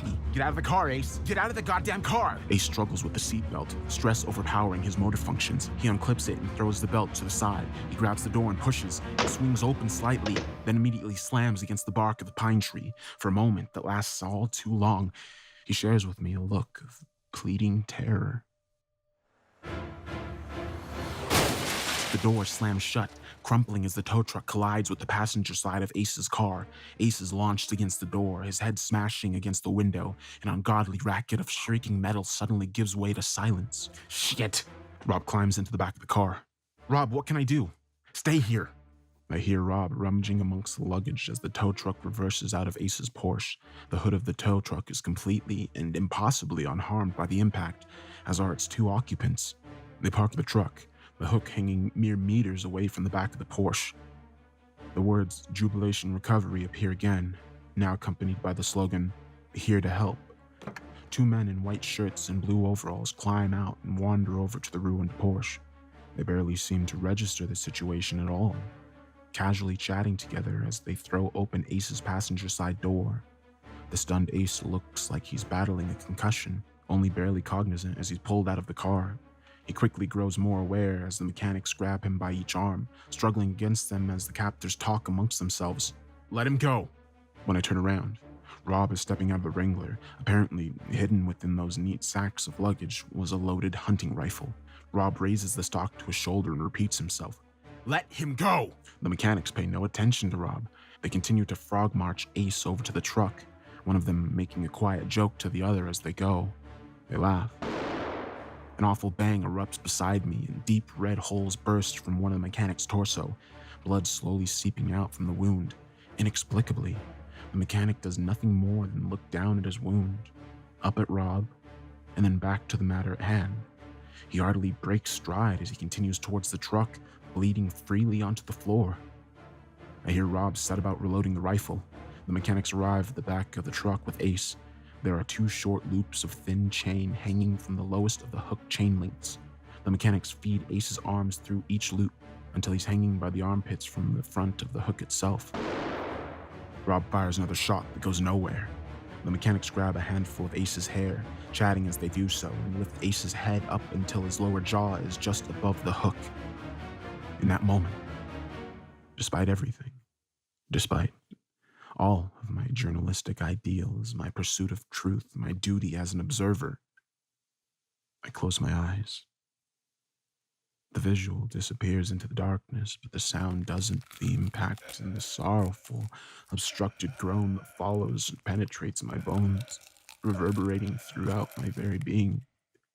Another gunshot and the sharp twang of a metallic ricochet. Ace's cries continue as the engine starts up and carries him off back to Jubilation.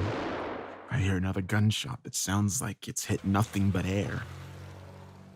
As the engine and Ace whimpers grow quieter, a few moments pass before one final measured gunshot echoes around the car.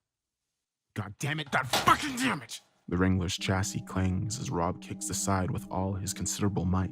I open my eyes to see a fallen pine tree, a ruined Porsche, and an otherwise empty road. Then Rob climbs into the car. It's clear he's trying to regulate his breathing. an internalized rage lighting him up, barely under his control. We have to go. Rob turns us around, pointing the Wrangler back down the road. The quiet of the car echoes in my ears, along with the other noises I can't hope to forget. I watch the fallen pine tree grow smaller in the rearview mirror, overwhelmed by a feeling that I'm leaving more behind on this road than I can currently imagine. Bereft of conversation, of logic, of any semblance of comfort, Rob and I do the only thing we can. We take the next left.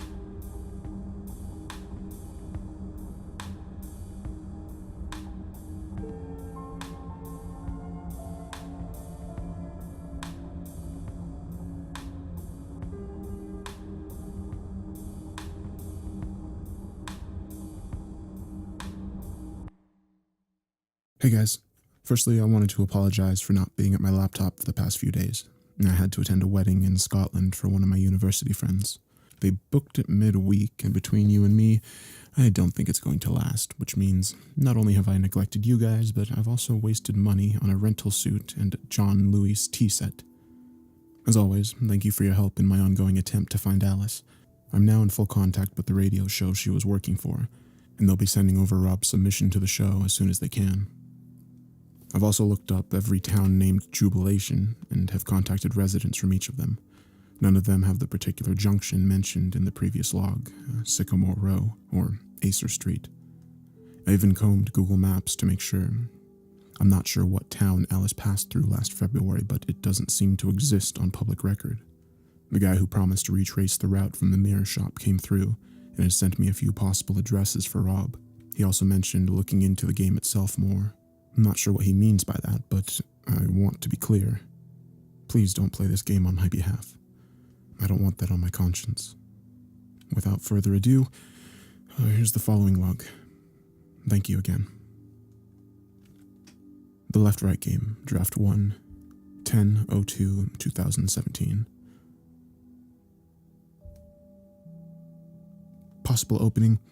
I want to address you, the listener, for a moment with the advance notice concerning the following episode. I'm not sure if it's been lost on you that every installment of the series so far has been played host to some strange, unexplainable occurrence and spanned a great many miles of travel. It goes without saying that this has been by design. I've been summarizing the countless hours of uneventful meandering and taking extra credit to document the strange phenomenon we've encountered along the way. I wanted the story to be fast-moving, to have a real feel of progress with every chapter. If that sense of exploratory intrigue is why you're listening to this show, I completely understand. I'm certain it's a primary draw for almost all of you. The twists, the turns, the mysterious, strange encounters along an impossible road. But if that's the case, I feel it's my duty to inform you that, apart from a few notable exceptions, there will be almost no ground covered in this segment, and the monsters we encounter will be all too human. Stress, divisiveness, discomfort, and, as one might imagine, grief. If you want to read the synopsis of this episode on the website and wait for the next part, then you'll be all caught up, and I'm sure we'll be back on our way, heading once more into the great unknown. But I feel it's important to give the aftermath of Ace's capture its own episode, in part due to the significance of the revelations that are unearthed in its wake, but also as a gesture of deference to the man we lost. This is the story of our second night on the road.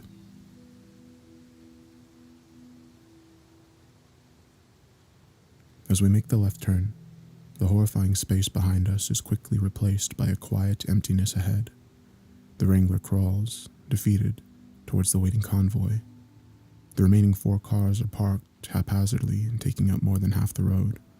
Rob drifts to the far end of the tarmac, looking to overtake and resume formation. Both of his hands rest on the steering wheel, his eyes fixed on some distant point in space. It's not hard to imagine that behind the focus and the quiet control, there's a man in turmoil. A man who can't bring himself to say anything, in fear of saying too much.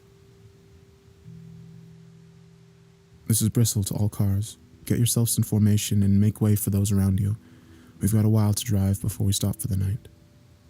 Bristol, where's Ferryman? Ferryman's here. Where's Ace?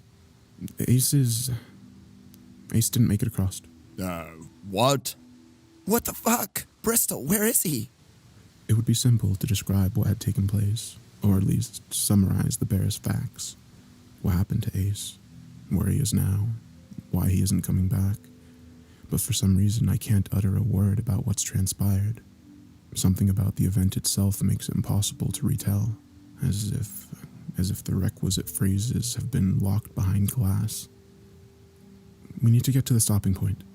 It isn't safe to stay here. Shortly after we turned the corner around Sycamore Row, Rob implied that the rest of the day's drive would be uneventful. Had he waited just a few minutes longer, he would have been entirely correct. We're on the road for another 4 hours, both of us quietly attending to our own preoccupations as the forest gradually thins out. The landscape gives way to the rolling cornfields that stretch out beyond the horizon on both sides. Nothing notable happens, which is ironic, as I find myself typing up a lot more notes than I need. With the sun descending through an orange sky as we pull into a clearing beside a wild grove of apple trees. Rob turns off the ignition and the two of us sit in silence. Rob's need to concentrate on driving has been a good excuse to stay quiet, a good excuse to not face each other. Now the wheels aren't turning, however, and the true reason for our mutual reticence is all too clear. Do you think he's dead? I don't know. Rob's response isn't reassuring, and I'm oddly grateful for that. There are no comforting words he can give me, and any attempt would have seemed horrifically insincere, a mockery of the situation's erroneous gravity. Anyway, given the circumstances of Ace's capture, I'm not even sure which answer I want to hear. Lilith appears at my window, rapping her knuckles against the glass with an aggressive impatience I'd expect nothing less about now. Everyone in the convoy has been made to follow a unilateral order, my order, without explanation. They've been traveling for hours, accompanied by the glaring absence of another human being. Looking in the wing mirror, I glimpse the rest of the convoy, standing by their cars, watching the Wrangler expectantly. Rob's hands still haven't left the wheel. With a sharp intake of breath, I press the door open and step out onto the grass. The ground is soft below me as I walk over to the group. There's recently been rain. I begin to address the rough semicircle. It almost feels like one of Rob's briefings. What's happening, Bristol? Did Ace turn back? I meet Apollo's eyes. For the briefest of moments, I consider telling them exactly that. Maybe it would save them from the slow, heavy ache that's currently weighing down on my chest. Maybe it would just save me from having a difficult conversation. Either way, I know I can't lie to them. They deserve the truth, however unpleasant. No, he didn't turn back. They crippled his car. The tow truck? Did he get out? The answer doesn't come easily. I'm being pressed to say the words aloud, and in doing so, to fully acknowledge what happened. It feels like I'm being driven to a funeral, like I'm being verbally marched toward an open casket. What happened to him? Bristol. He's dead, Eve.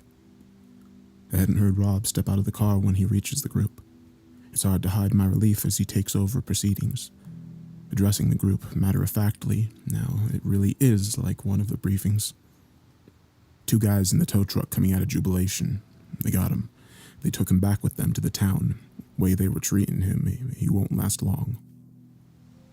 Oh, goodness. What? Rob, what are they going to do to him? I can't tell you. Nothing like this has ever happened before. Well, we need to go back. That ain't gonna happen. We're not going to fucking abandon him. Lilith. We're going back. No, we're not. Me and Rob can go. You know the place, right, Rob? The kid's dead, Apollo. But he was alive when you last saw him? That's right. So what point did you decide he was dead? When I saw him being carried away with the fucking tow hook sticking out of his mouth, goddammit! Rob shouldn't have said that. I understand his reasons, of course. He wants to convey an important truth that nothing can be done, or could have been done, to save Ace. His ghastly choice of words does the job, but it also sends a ripple of disturbance throughout the crowd. planting in everyone's minds the gruesome image I've been trying all day to uproot. Bonnie covers her mouth in shock and sorrow. Eve turns noticeably pale, and even Lilith, who is intent on leading the questioning, is taken aback. Did you see this, Bristol? I nod solemnly. The group bristles at my affirmation. I saw enough. I had to close my eyes when it happened, but Rob tried to save him until... Before I can finish my statement, my words are cut off by something truly unexpected. In spontaneous response to my words, a harsh outburst of mocking, sarcastic laughter rings out from within the convoy. One by one, we turn towards its source, until we find ourselves staring at Blue Jay. Her unapologetic chuckling fills the silent night air. Is something funny, Blue Jay? Blue Jay tries to speak through her all too slowly waning laughter. It's just, you call yourself a journalist? You close your eyes. My God. There it is. I'm sorry? Do you close your eyes for magic tricks too? What the fuck, Blue Jay? Come on, this isn't the time. Oh, the time is well fucking overdue. Seriously, are you all morons? The left-right game is a hoax. It's fake. Rob Guthrid's played you all like fucking children. Ace is fine. He's probably an actor. Like the Hitchhiker was an actor, and those town people too. I mean, come on. The group is taken aback by Blue Jay's incredulous tirade. She's clearly been holding her tongue since day one, a reaction to Ace's capture representing just one step too far. I saw Rob shoot one of the townspeople with a hunting rifle. I saw the wound. It was real. It was a blood-filled squib. The rifle is probably loaded with blanks. You can buy them from any good theatrical retailer. Seriously, what the fuck is wrong with you people? Okay, firstly, I don't like your fucking tone. Secondly, have you noticed that we've been the only cars on the road for almost 2 days? What about Jubilation? Are you suggesting Rob hired out a whole town? That would be fucking impossible. Oh yeah, sure. That's impossible.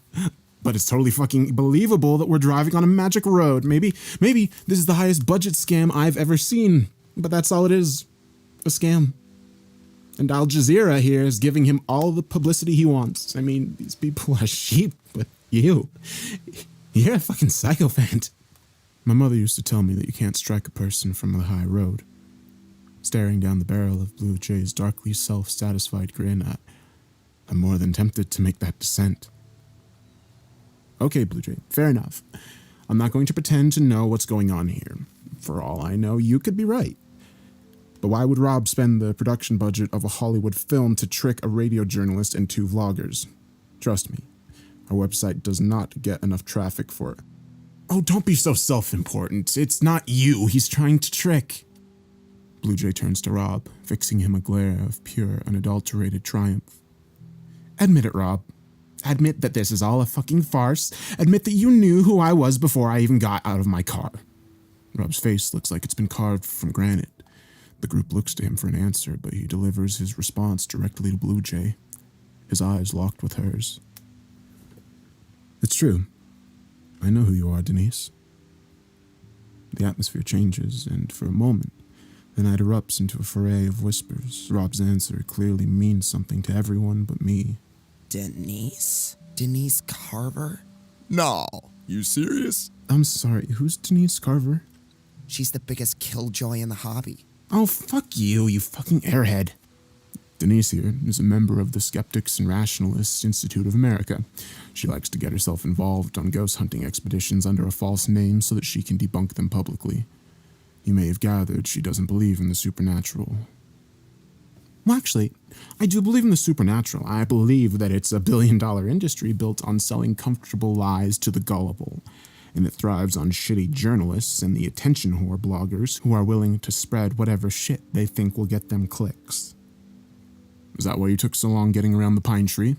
Even when the truck was coming for Ace, you didn't think any of it was real? Did you? As condescending as her delivery may be, her words spark a sudden realization.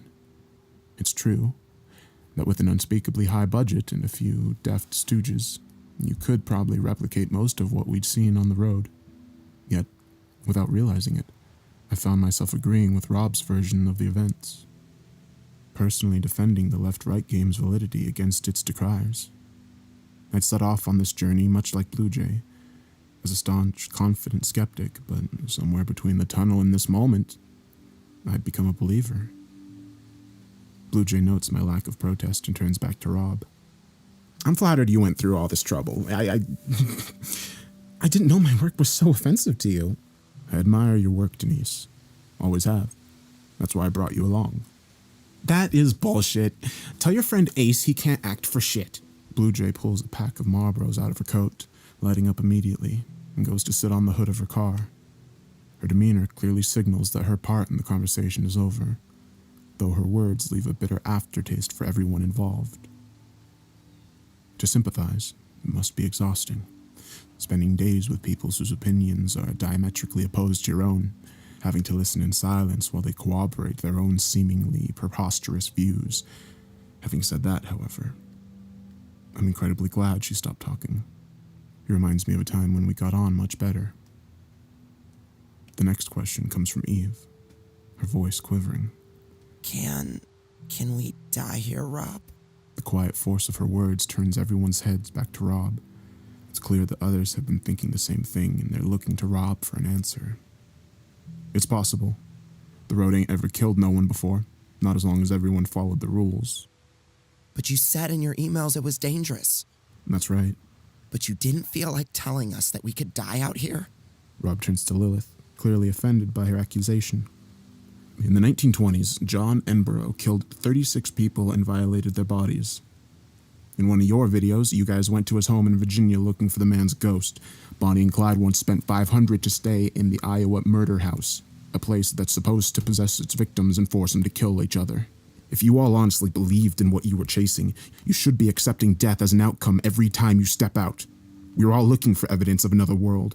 What we're doing here has the scientific significance of the moon landings, the cultural significance of Columbus reaching the Americas, and a whole lot of people died doing both. If you accepted the risk of chasing down the ghost of a 2-bit serial killer, you should have been willing to accept the risks for this.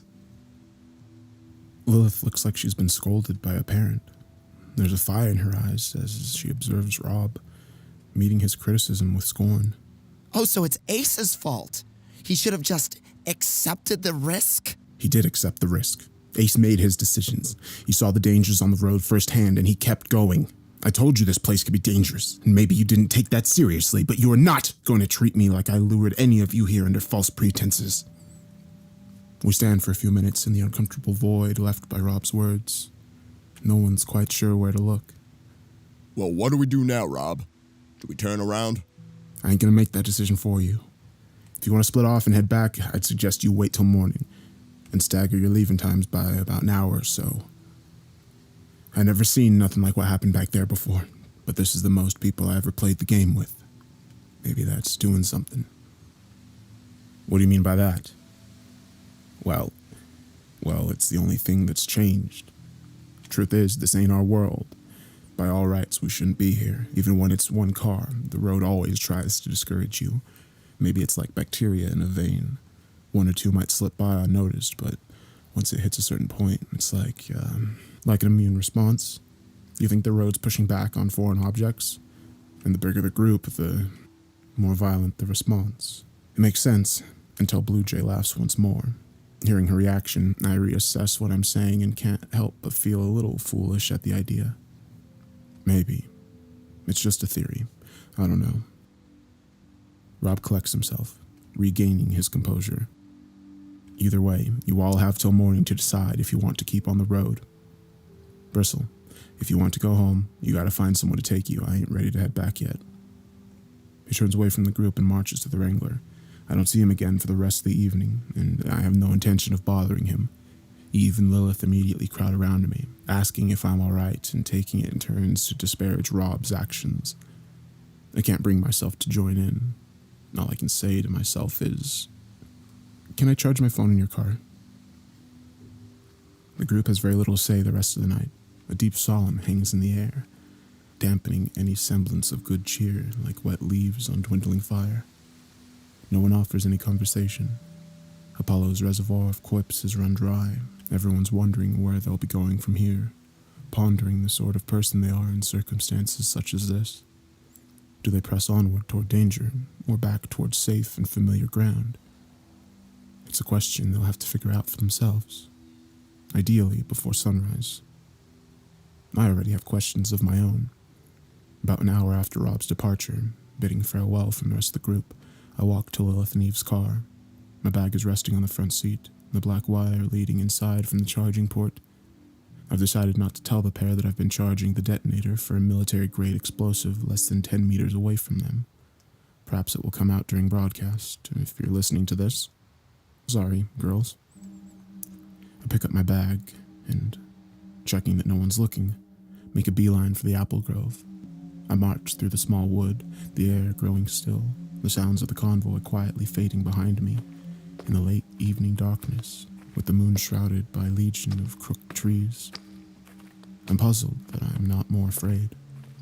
I've seen what happens on this road, and as I pass through the grove and into the neighboring field, intentionally isolating myself from the rest of the group, I'm quite aware that help won't be coming for me.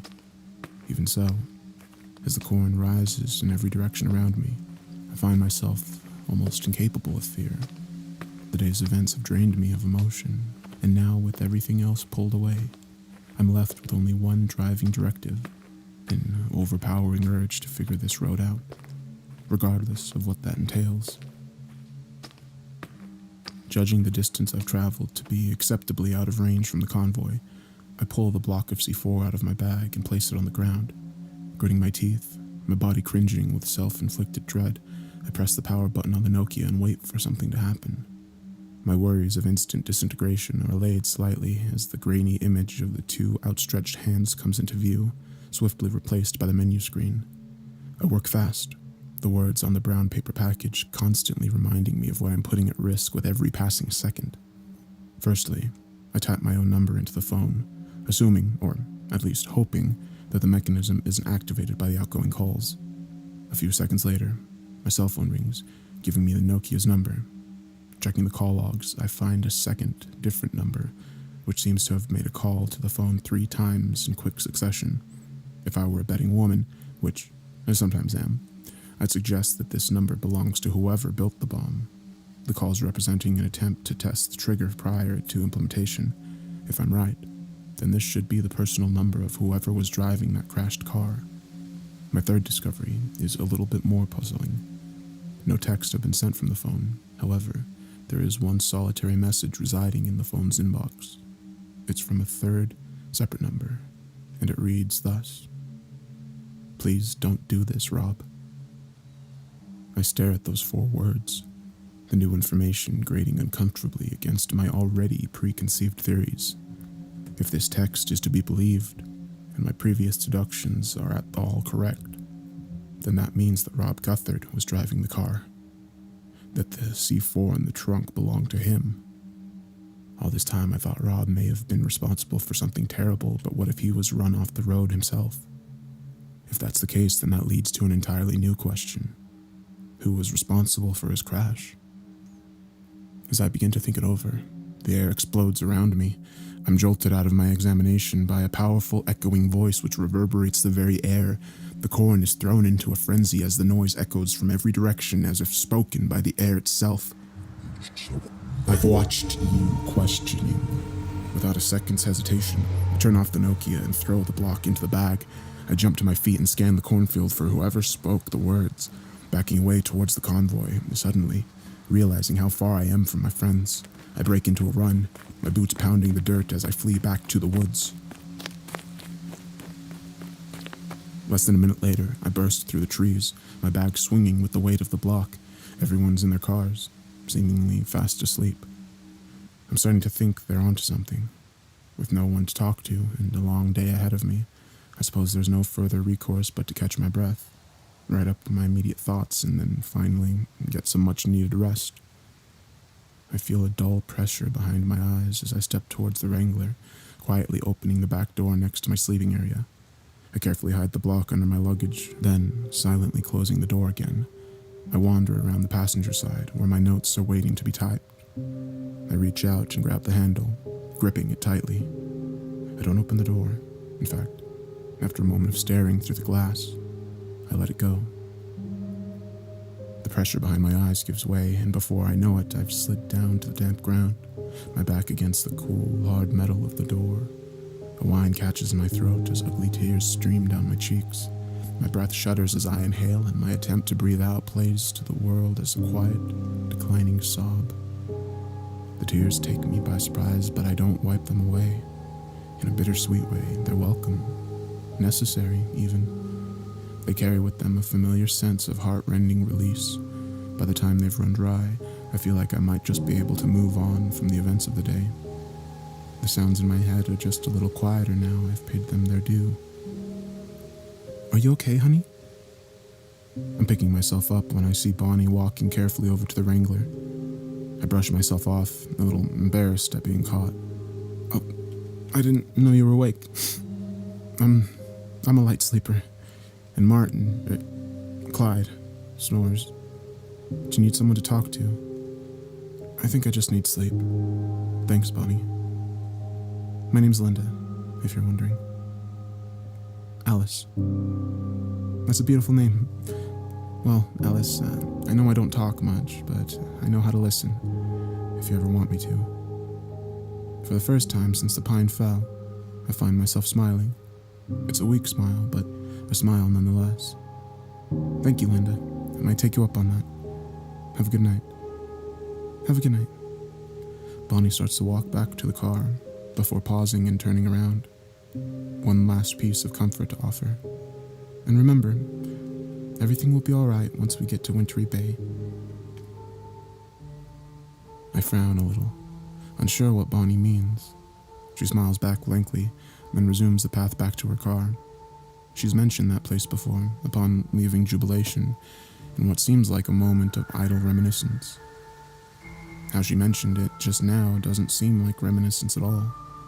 After everything that's gone on, all the suspicion I've been directing at Rob, all my worry for Ace, is something the matter with Bonnie?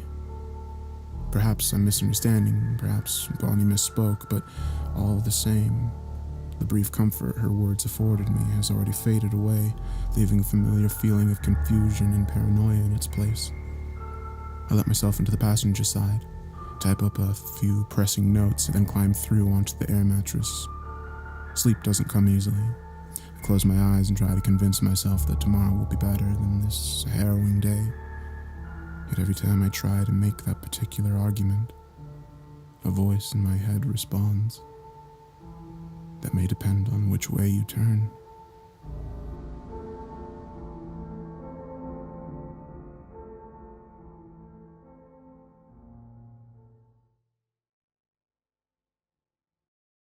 Hey guys, it's been a long week, but I finally got my computer to post the next log.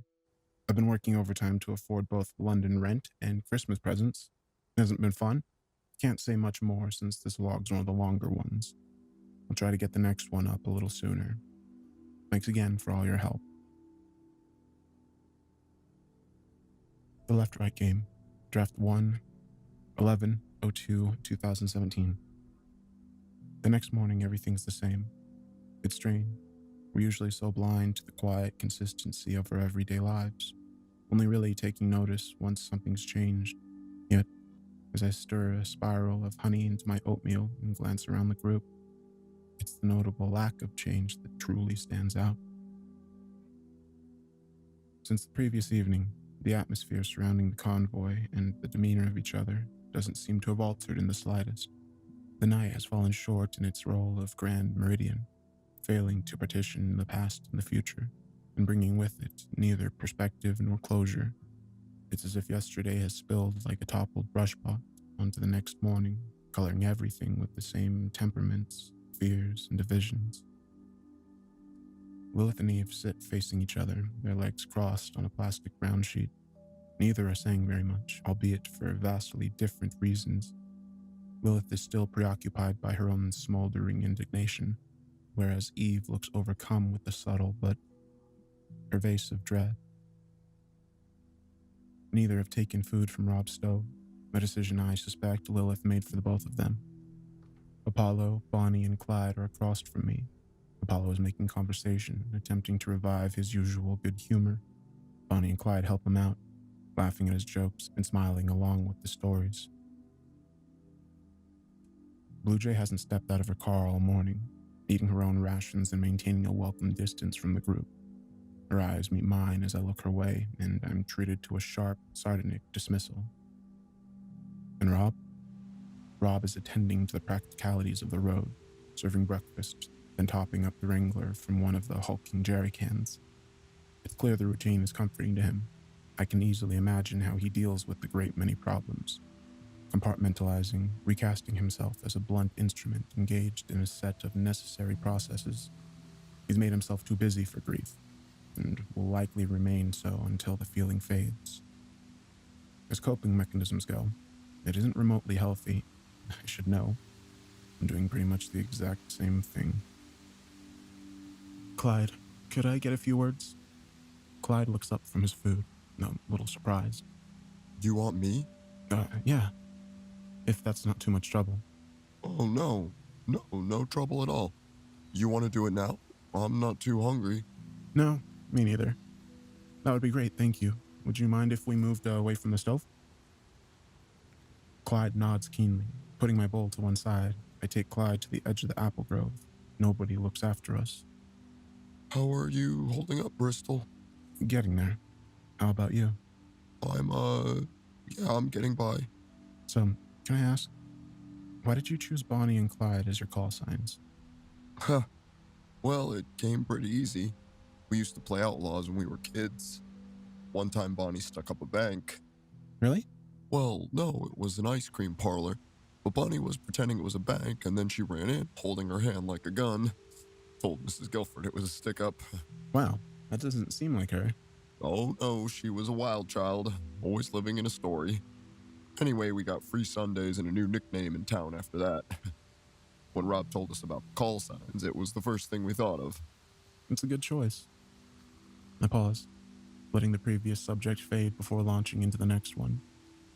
All things considered, this may be the last time me and Clyde are on such casual speaking terms. Bonnie told me she talked to the hitchhiker. Clyde's disposition shifts. There's a sudden alertness that wasn't here before, rushing to the foray in immediate response to my words.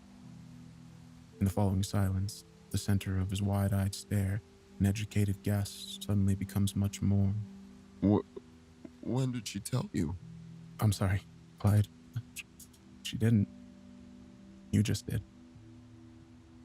We can almost see the stone fall in Clyde's throat. Deep, burning embarrassment and hurt that comes from being deceived, from a close secret you held getting out into the world. I don't feel exceptional either.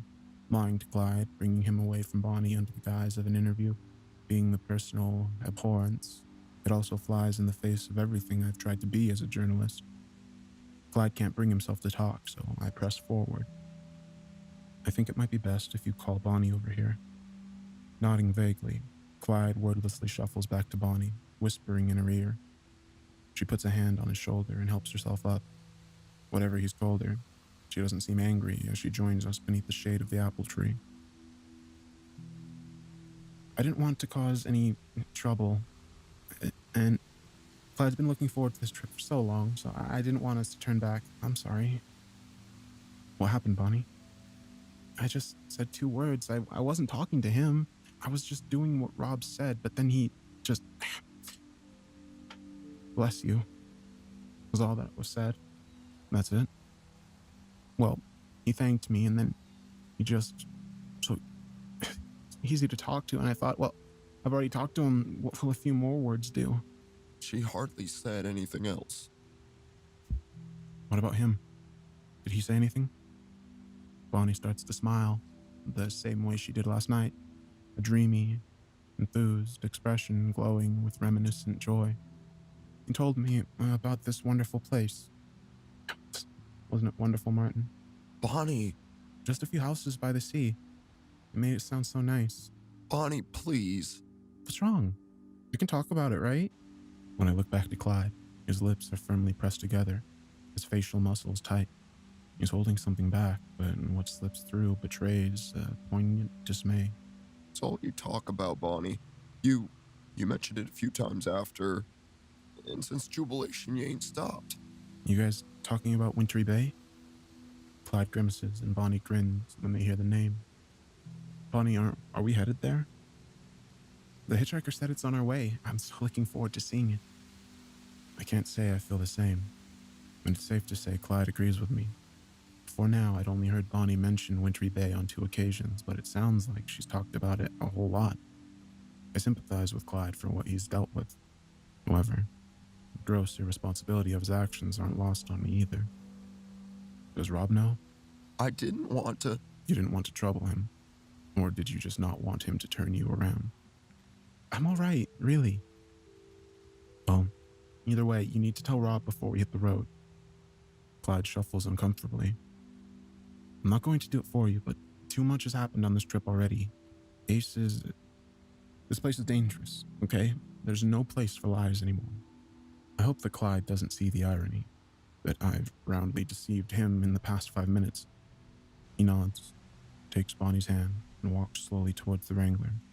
Rob is loading the last of the fold-up chairs into the back of the car. The conversation doesn't last long, but by the end of it, Rob rests his hands on Bonnie's shoulder and sends them on their way. He doesn't look mad.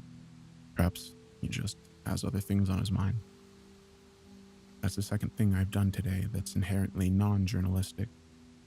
I was supposed to be a fly on the wall for this story, a passenger, recording events with objective detachment without my own influence seeping into proceedings. In many ways, I wish I still was. But the stakes are higher now, and those secrets may be good for editorial, they are also potentially damaging for the safety of the group. Following the incident with Ace, I'm slightly less concerned with an unbiased story than I am with getting home to tell it. Rob looks like he's about to make his morning address. The group wanders over, some more reluctantly than others, and gathers around the Wrangler. First things first. I want to say that, well, tempers got heated last night, and that I'm sorry for my part in all of it. I want to thank you for coming with me this far, and if you want to turn back, well, that's just fine. The group stays quiet. If you're headed back, I'd say if you travel one by one, make sure to stay on the radios, retrace the route, and follow all of the rules that applied when you were getting here. Now, can I get a show of hands who's wanting to keep going on the road? I observe my compatriots closely. The definites will be Bonnie and Clyde, who have already implied that they want to continue, and also Blue Jay, who feels she has nothing to worry about from the road. Apollo is in the wind, Lilith and Eve are probably a split vote. All in all, this could be the moment our convoy splits in half. Blue Jay throws her hand up lazily. Bonnie and Clyde, predictably, raise theirs. Apollo raises his a few moments later. Hey, I've come this far. That leaves Lilith and Eve. After sharing a brief glance with a friend, Lilith raises her hand and Eve follows suit, albeit with an air of trepidation. I'm surprised no one's turning back after everything that's happened yesterday, but it's clear everyone has their own reasons. I'm just glad I don't have to say goodbye to anyone. I set about trying to divine everyone's motives for continuing on the road, but I quickly stop when I realize everyone's looking at me. Oh, yeah, I'm going. I'm going, that way? I gesture to the road ahead and raise my hand redundantly. Well, okay. I guess that's everyone then.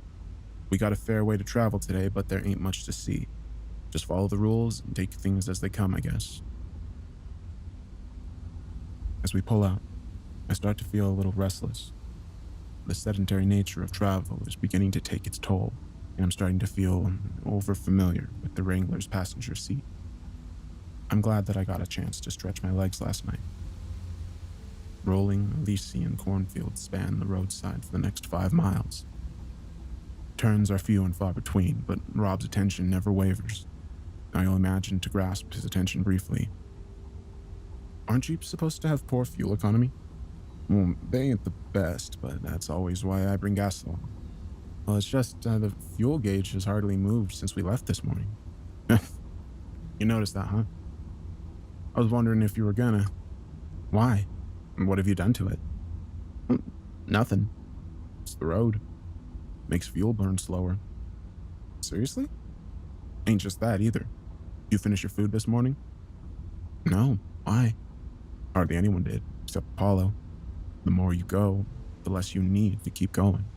Okay, wait. You said the road pushes you along? Yep. But now you're making it sound like it's helping us along. Yep. So it's hostile whilst also incentivizing us. That sounds odd to me. Sounds like life to me. Reasons to stop, reasons to keep going. I suppose that makes sense. Despite his well-documented obsession with the secrets of the road, Rob seems to have a strangely laissez-faire attitude to its intentional logic. It's like the road doesn't need to make perfect sense to him, or at least doesn't expect it to yet. As the fresh rural air drifts through the windows, I lose myself in its hypnotic endlessness of passing fields. I wonder how many eyes have seen these vistas. I wonder where we are. Not geographically, but in a grander sense. Are we still in the world as I know it? Or are we beyond it, below it? Or have we just slipped through the cracks into some intermediate domain? Rob slows the car down to a crawl, a precaution he takes before most corners. My eyes wander gently back into the Wrangler, finally resting on the rear view. There's something behind us, a humanoid figure shrouded in the soft focus of a considerable distance. It staggers quickly toward the convoy, unsure on its own feet. Rob, what is that? Rob follows my gaze to the rearview mirror. His brow furrows. Something new. Rob grabs the receiver. Before he can make an announcement, their speaker splutters with static, followed by Eve's frantic voice. Guys, there's something behind us. Guys, something's coming after us. Blue Jay, can you see it? Blue Jay doesn't answer. I doubt she considers it worth her time. A squealing panic rings over the radio as Eve calls again. Is it from Jubilation? Guys? Guys! Stay calm, everyone. Let's pick up the pace a little. Rob lets his foot rest heavier on the gas. The Wrangler gently accelerates, with the rest of the convoy eagerly matching her speed. Who is that, Rob? I ain't so sure, but we got a turn coming. Let's just get ourselves off the road, see if he follows. The figure continues to stumble toward us. Its arms hang chokily in the air as it comes into a sharp focus. You can just make out that there's something wrong with its face. Guys, speed up! Please! Please! Calm down! It's coming for us! I can sympathize with Eve's panic. I've had the luxury of traveling at the head of the convoy. I was the first across when the godforsaken pine was dropped on the road. Eve is now the second to the last, relaying to the other 3 cars to make their escape before she can follow. Ace had to wait for the rest of us. It cost him everything. Now Eve and Lilith are 1 car closer to being where he was. It's Face! Oh my god! Oh my god, guys, please! Jesus, shut up! Hey, that is not helping. Rob, it's moving pretty fast. We stay on course. It ain't caught up yet, just... Oh god! Oh god! Oh god! Rob's warnings are cut short by the screeching of tires. Eve swerves out of the convoy's neat single-file line and onto the empty stretch of road beside us. The car accelerates past Bonnie and Clyde, past Apollo. I got a brief glimpse of Eve and Lilith as our windows align. Lilith is yelling at Eve, trying to get her to calm down. Eve is screaming into the air, the puppet of her own frantic terror. Her car shoots past us and down the long road ahead. Rob swears and picks up the radio. The figure continues to lurch toward us. Ferryman to Eve and Lilith. Stop the car right now. Eve, slow down. Eve, goddammit, you're gonna... I stare through the windshield as the car stops. Not a slow, grinding deceleration, but an unequivocal, immediate halt. Their bodies are thrown forward against the safety glass as the car becomes utterly motionless. Rob, what's happening? I told him to be careful. Why? What's... I no longer need to answer. I realize that it's written right in front of me, etched on the side of the road, a brief gap of endless rows of cornfield, only a little wider than the Wrangler itself. The dirt track that leads off to the left, but about 10 meters ahead of us, 15 meters behind Lilith and Eve. I now understand why Rob was being so careful. Why Eve should have been as well. They missed the next turn. Ferryman to all cars. I found the turn. Let's make it quick. Eve and Lilith, you stay in the car. I'm coming back to get you both. Rob flicks on his turn signal, preparing the group for the sharp left corner, and slams his foot on the accelerator. Lilith and Eve disappear behind a wall of corn as we pull down the dirt track. Rob keeps driving until enough space is left for the rest of the group. Once they're all safely pulled in, Rob climbs into the back of the car, grabs his rifle, and jumps out onto the path. We quickly climb out to follow behind him. When we arrive on the main road, The figure is covered a considerable distance, finally drawing near enough for me to see what's wrong with its face. At a certain point, midway across the crown of the head, running in a straight line down past the cheeks under the jaw, the head completely stops. It's like the foremost section of his skull has been sliced cleanly off and has been bent inward, his entire face concave and shrouded completely in a deep shadow, a ghastly organic hood that seems deeper than physics should allow. This isn't all that's wrong with the picture, however. The man's outstretched arms are bent in several places. Dark purple contusions blossom at every unnatural joint as if his arms have been broken multiple times. His leg is also bent on one side, the reason for the irregular walk that still carries him toward us. Rob looks shaken as he raises the rifle to his shoulder, bidding the figure turn around.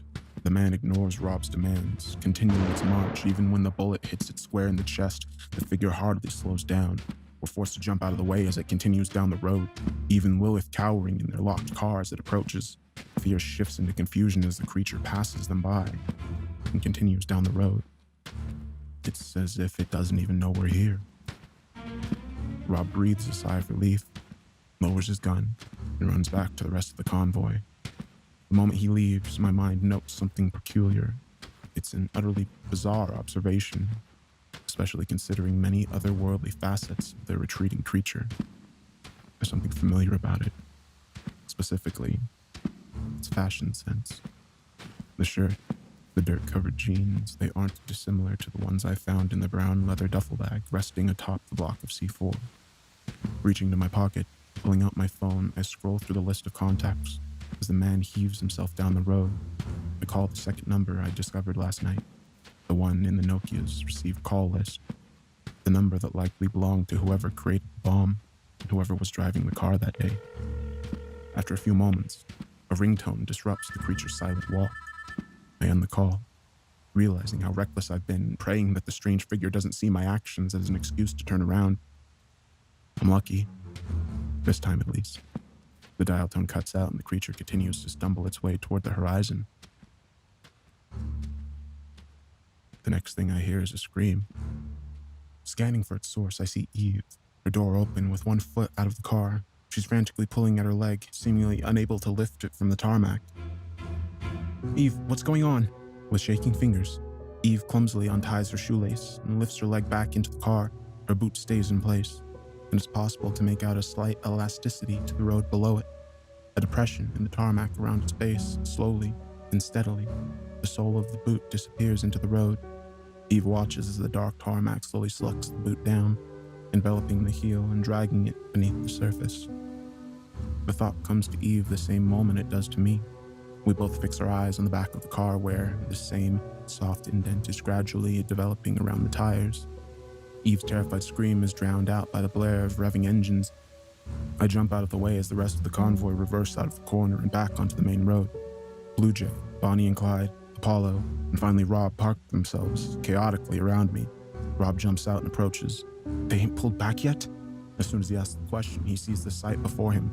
Only the neck of Eve's boot remains above the ground, sinking even further into the tarmac. The road gradually, but ferociously churns at the car tires, consuming the rubber and swallowing the lowest edge of the wheel cover.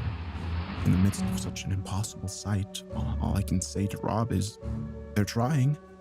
Lilith and Eve hit the gas hard. The engine growls at the road as it furiously attempts to reverse, the undercarriage creaking and groaning from the sheer mechanical strain. The wheels themselves, however, don't rotate an inch. The tires belong to the road now, taken by the unknown forces that continue to drag them into the earth. The engine chokes, defeated, and I can see Eve screaming into her fists as the roadway calmly continues its work. God damn it, we can't reach him. Tell him to get on top of the car. What the? What's happening, Rob? Bristol, tell him to get on the roof. Rob marches off to the Wrangler. The rest of the convoy gather on the road, just in line with the left turn, where we assume it's safe to stand. Everyone, save for Blue Jay, looks on in anxious silence. Eve, Lilith, I need you to get on top of the car, okay? Okay, guys? We're sinking. Oh, fuck. Oh, fuck, where? Eve, I'm trying to help you. Rob's working on something, but you need to climb on top of the roof of the car. Don't think about anything else. Open the door. Wind down your window and use it as a foothold. Eve is still deaf with worry. Lilith doesn't hesitate. She places one hand on the upper rim of her open door, one foot on the base of the open window, and her free hand palm on the car's roof. The door rocks on its hinges as she puts her weight on it. In one strong motion, she pulls herself backward until she's sitting atop the car. The tarmac has swallowed its way to the car's lower chassis. Eve stares, transfixed by the road as it pulls her ever closer toward it. Sarah, look at me. Lilith is crouching on the car's roof, her hand reaching down to Eve. Her friend's voice seems to be the only thing that can break Eve's fearful commune with the waiting abyss. She turns around, Lilith's hands a few inches from her face. Get up here. Her eyes brimming with tears, fought back by rapid, shallow breaths, Eve grabs Lilith's hand. Lilith gets a solid handhold from around the lip of her own doorway and heaves Eve up onto the roof of the car. Eve shrieks a little as the door swings, putting all of her trust into Lilith's grip. She joins her friend on the roof just as the road consumes the lower edge of the door, spilling inside the car's cabin like magma. Damn it, they're too far away. Rob has returned from the Wrangler, rapidly uncoiling a braid of long, light blue climber's rope. I'd seen it resting in the back of the car during the trip, never once thinking I'd see it used. Rob threads one end of the rope through the carabiner and secures it in place with a tight knot. He holds it to his side as he shouts to Lilith and Eve. Okay, Lilith, we only got one shot at this. I'm gonna throw you the hook and you're gonna catch it and yank it taut, okay? Then you can hook it onto something, then climb your way over. Don't let it fall, okay? Lilith looks pale. She nods before clambering to her feet and stepping to the back of the car. Eve watches on, her hands wrapped around her legs. Well, here goes nothing. Rob begins to swing the rope over his head, a large undulating circle that quickly levels out as the weight of the carabiner eases the rope onto a flat plane. I instinctively shrug down as the rope passes over my head, swinging faster and faster. Gritting his teeth, his face reddening with the towering pressure of this single throw, Rob lets the rope fly. It arcs in the air like a casting fish line towards Lilith's outstretched hands. I watch it pass in front of her, the metal carabiner glinting in the sun as it falls. She catches it, grasping the rope in her shaking hands. Despite her victory, I see her face contort with a sudden and striking panic. She holds the rope high over her head, staring widely down at the road between us, following her eyes. My heart sinks. She caught the rope, but she didn't pull it taut fast enough. Even with Rob continuing to hold his end high above his head, the rope had too much slack when it landed in Lilith's hands. It's fallen in a sloping arc, the lowest point of which has scraped against the tarmac. It only rests a few precious seconds before Lilith finds herself unable to pull it free. It sinks into the ground, and the rope starts brushing gently against Rob's fingers before he throws it to the ground. God damn it!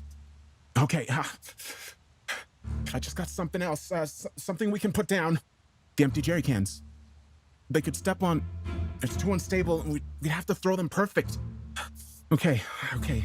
The road has claimed almost half the car now, eating up the license plate as the vehicle sinks lower and lower. Lilith looks helplessly on as we deliberate, Eve crying her eyes out behind her. We could get a ground sheet. We ain't got one that'll stretch. Well, what about... I'm going out there. Apollo's blank statement catches us all by surprise. Turning in his direction, I note a direct and powerful confidence in his manner. They aren't gonna last much longer. It takes a second for the road to get you, and that's how they got so far ahead before they stopped. I drive out, they jump onto my car, then we climb back. I ain't got more rope. You got the winch, right? If I drive out with it bunched up in my lap, I can make sure it never goes slack. Then I hook it up to my roof bars and we get the hell out of Dodge. You got the best car for it, but I should drive out there. You need to work the winch. Bonnie and Clyde can't climb back. He skips over his rationale for not choosing Blue Jay, not wanting to waste time on a foregone conclusion. What about me? I'm lighter. The climb back would be easier. But you can't help them when they're jumping over. We're wasting time. You know it's a good idea. Rob takes a moment to consider it, his mind fighting for a better solution. You'd better get back here, Apollo. Don't plan on hanging around there, Rob. Apollo grins before sprinting over to his Ranger. Rob, wasting no time, runs to the winch, switches it to manual, and unspools the heavy-duty rope. His hands cross over as he drops each new length onto the ground. I turn back to Lilith. Did you hear that, Lilith? Lilith is huddled next to Eve, attempting to comfort her as the car's headlights disappear into the depths of the road. Her head snaps around when I call. What's happening? Apollo's coming out to you. You have to jump onto his car and climb back over, okay? Okay. She hurries back to Eve, grasping her friend's shoulder as she relays the plan. Okay, that'll hold. Rob climbing down from the hood of the Wrangler. He's fed the winch cable around and through the lighting rig, ensuring a good level of clearance on the way out. More importantly, to the climb rack. The rope has already been fed through Apollo's driver's side window. Bonnie and Clyde are helping to throw Apollo's baggage out of the trunk and onto the road behind them. The less he has to lose on this trip, the better. All set over here. Okay. See you on the other side, Rob. Apollo slams his foot onto the accelerator. The Range Rover bolts forward and powers towards the threshold. The engine roars as he rockets past the left turn and keeps on going into the territory beyond. In the few precious seconds he has, he crosses the distance between the two terrified girls.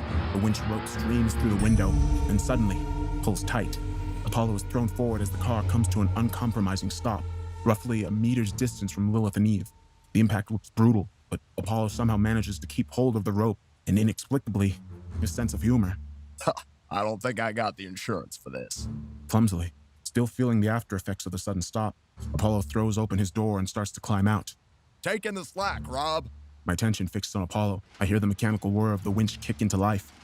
Apollo climbs out of his car and onto the roof. He affixes the hook at the end of the winch to one of his roof bars, securing it in place. A few seconds later, the rope is pulled straight. Apollo steps down onto the hood of his car, his arms outstretched for the girls. It's a short jump, but they'll have to make it from a lower elevation. The trunk of the car already sinking to the ground. Okay, come on, I got you. We gotta move fast now. Lilith stands up, helping Eve to her feet before stepping onto the rapidly disappearing trunk. Okay. Lilith yelps as she throws herself towards Apollo. Her front foot plants itself on the hood of the car, her other leg flailing in the air behind her. Apollo grabs her by the arms and yanks her onto the car, holding her close to him as she gets her bearing on the smooth metal of the hood. When she's stable, he lets her crawl up onto the roof, where she immediately looks back at Eve. Steve, nothing to it. Come on now. Eve paces back, her hands shaking as she contemplates the jump. Fighting against her screaming instincts, Eve squeals as she steps across the trunk and makes the leap across. The toe of her shoe lifting off the car mere seconds before it descends into the murky black pitch of the road. Eve lands short of her destination. One desperate, grasping arm makes contact with Apollo's as her leg bangs and scrapes against the Rover's grill, scrambling for any conceivable purchase. Apollo is wrenched sideways by the force of Eve's landing, thrown off balance by the unexpected application of her whole weight. In the gut-churning moments that follow, Eve tugs up on his chest and wraps an arm around her, his center of gravity passing over the edge of the car. The fall takes a lifetime. Wrapped in each other's arms, Eve and Apollo tumble forward toward the patient, ravenous ground. In the split second before he leaves the hood of the car, Apollo uses the last inch of footing to push himself into a slow turn.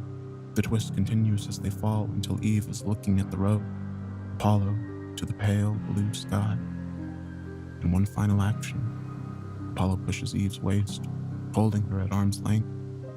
Apollo's back thuds into the asphalt, his head smacking audibly against it. Dazed and concussed, he manages to hold Eve aloft, keeping everything but her feet from joining him on the hard ground. Get back up. Quickly, get back up. Her face shredded by fear and guilt and sorrow, Eve stares into Apollo's eyes and whimpers. Collecting herself, she pushes herself off him, ripping out her laces and leaving a shoe and sock behind as she clambers back onto the Range Rover. With every moment, she whispers a quivering apology. It's okay. Go on. It's okay. He repeats those two words over and over and over until I'm not even sure who he's talking to. The road elasticates around him, dragging him down into the depths. Eve looks back to him, her face cringing in misery. Bonnie buries her face in Clyde's chest, unable to watch the next few seconds unfold. I'm so sorry. I'm so sorry. It's all right. Just get going, okay? Doesn't hurt, really. Apollo's ears sink beneath the road, entering a new world of perfect silence. Apollo sees the end nearing. Oh, God. Rob! I won't play his final moments. For you, for your benefit, and ultimately for his. Before he sinks into the road, Apollo asks for Rob to talk to his family. He wants Rob to tell them that he loves them. Rob nods, knowing that Apollo won't be able to hear his response. After a few cries of panic despair, Apollo's eyes and mouth are enveloped by the road. His screams are drowned by the thick, churning asphalt. Eve watches the rest of his body sink while Lilith tugs at her sleeve, pulling her towards the roof. Come on, we've got to go. Sarah, we've got to go. I'm sorry. Whispering one last heartfelt apology to the air itself. Eve steps up with Lilith and stares at the cable. Okay, guys, just let yourself down until you're hanging from the rope and work your way across. I've got it. You ready? Eve looks to her friend. I don't. Just watch me, okay? Follow right behind me.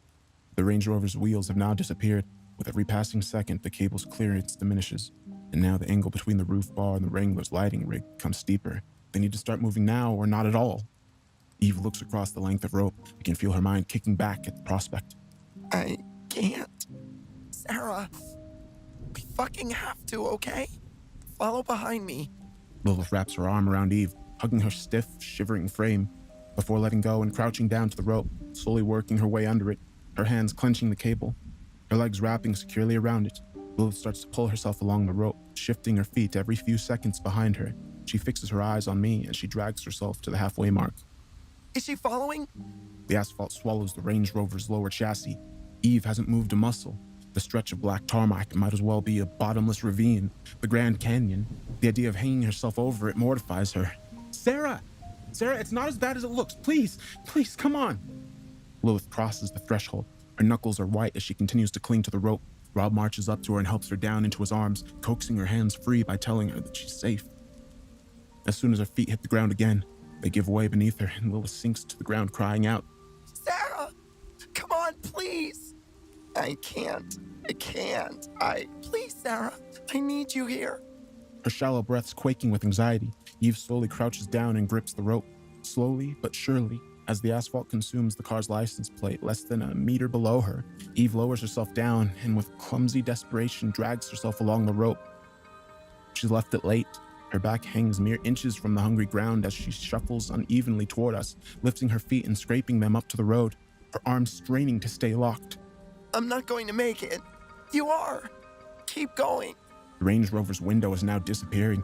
Inside, the dashboard has been submerged. With every yard that Eve manages to climb, the lowering rope ensures she stays close to the ground, even over the final few inches.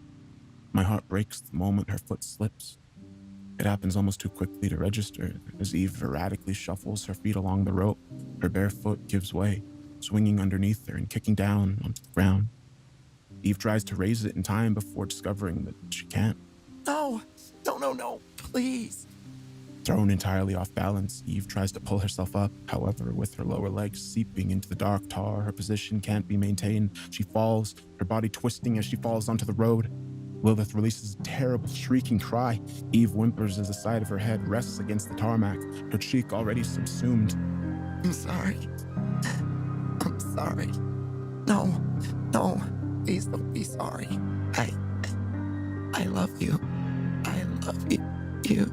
Jen, I love you too. I'm sorry I'm so sorry. Eve tries to reply, but half of her mouth is sealed shut. Encased in the creeping asphalt, her short breath finally melts into one long inhalation, as her nose and mouth are sunk entirely.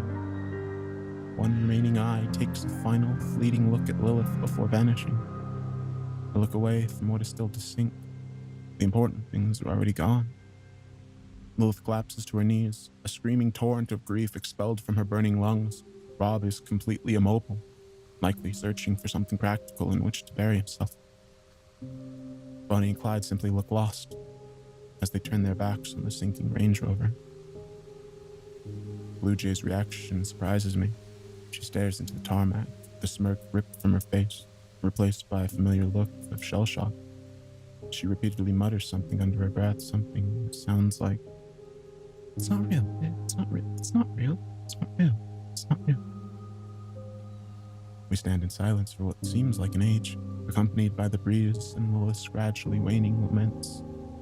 After she's exorcised the immediate torment, her screaming descends into a deathly stillness. Rob makes the first step to approach her. I can take you back home if you want to. No. Lilith wipes her eyes as tears continue to fall freely down her cheeks. When she turns around, she looks enraged. No. I'm still going. I'm going to get to the end. I can't tell you when that'll be. Lilith stands up and glares at Rob, then looks over to Bonnie and Clyde. Are you guys still going? Do you have a seat free? The siblings look to each other. Bonnie nods. You got a place with us if you want it. Is the door unlocked? Yeah. Then what the fuck are we waiting around for? Lilith marches over to Clyde's Ford and climbs into the back seat. She waits for us, impatiently to finish up. Anyone else want to turn around? Rob looks to me and Blue Jay. Blue Jay sends a look of deep scorn his way before marching off to her own car. Bristle? The Range Rover has finally sunk. The road has settled back into a hard, permanent surface. It isn't like Rob to offer me a ride home, and I feel overwhelmingly like I should just take him up on it. But there are too many questions unanswered, too many unchallenged mysteries weaved into the fabric of this journey. Going back now wouldn't be a return. It would be a retreat. I'm still going. A few minutes later, the 3 remaining cars roll down the dirt tarmac, leaving another incomprehensible atrocity behind us. There's part of me that can't believe I'm still continuing down this road. The greater part of me is astonished that no one took the opportunity to turn around. As Rob carries me to the next turn, the one after that, I realize that we all have our reasons. I'd become obsessed with chasing the truth, as had Blue Jay in her way. Bonnie had her own unsettling motives for carrying on, and Clyde wasn't able to abandon her. Lilith had directed her smoldering anger and grief toward the road itself, seeking deliverance at its end. And Rob, as far as he's concerned, there's only one direction to go. Still, I think of the sorrows that have already befallen us, and the potential for unspeakable ruin that lies ahead. I realize that no one in their right mind will continue down this road. I suppose no one is.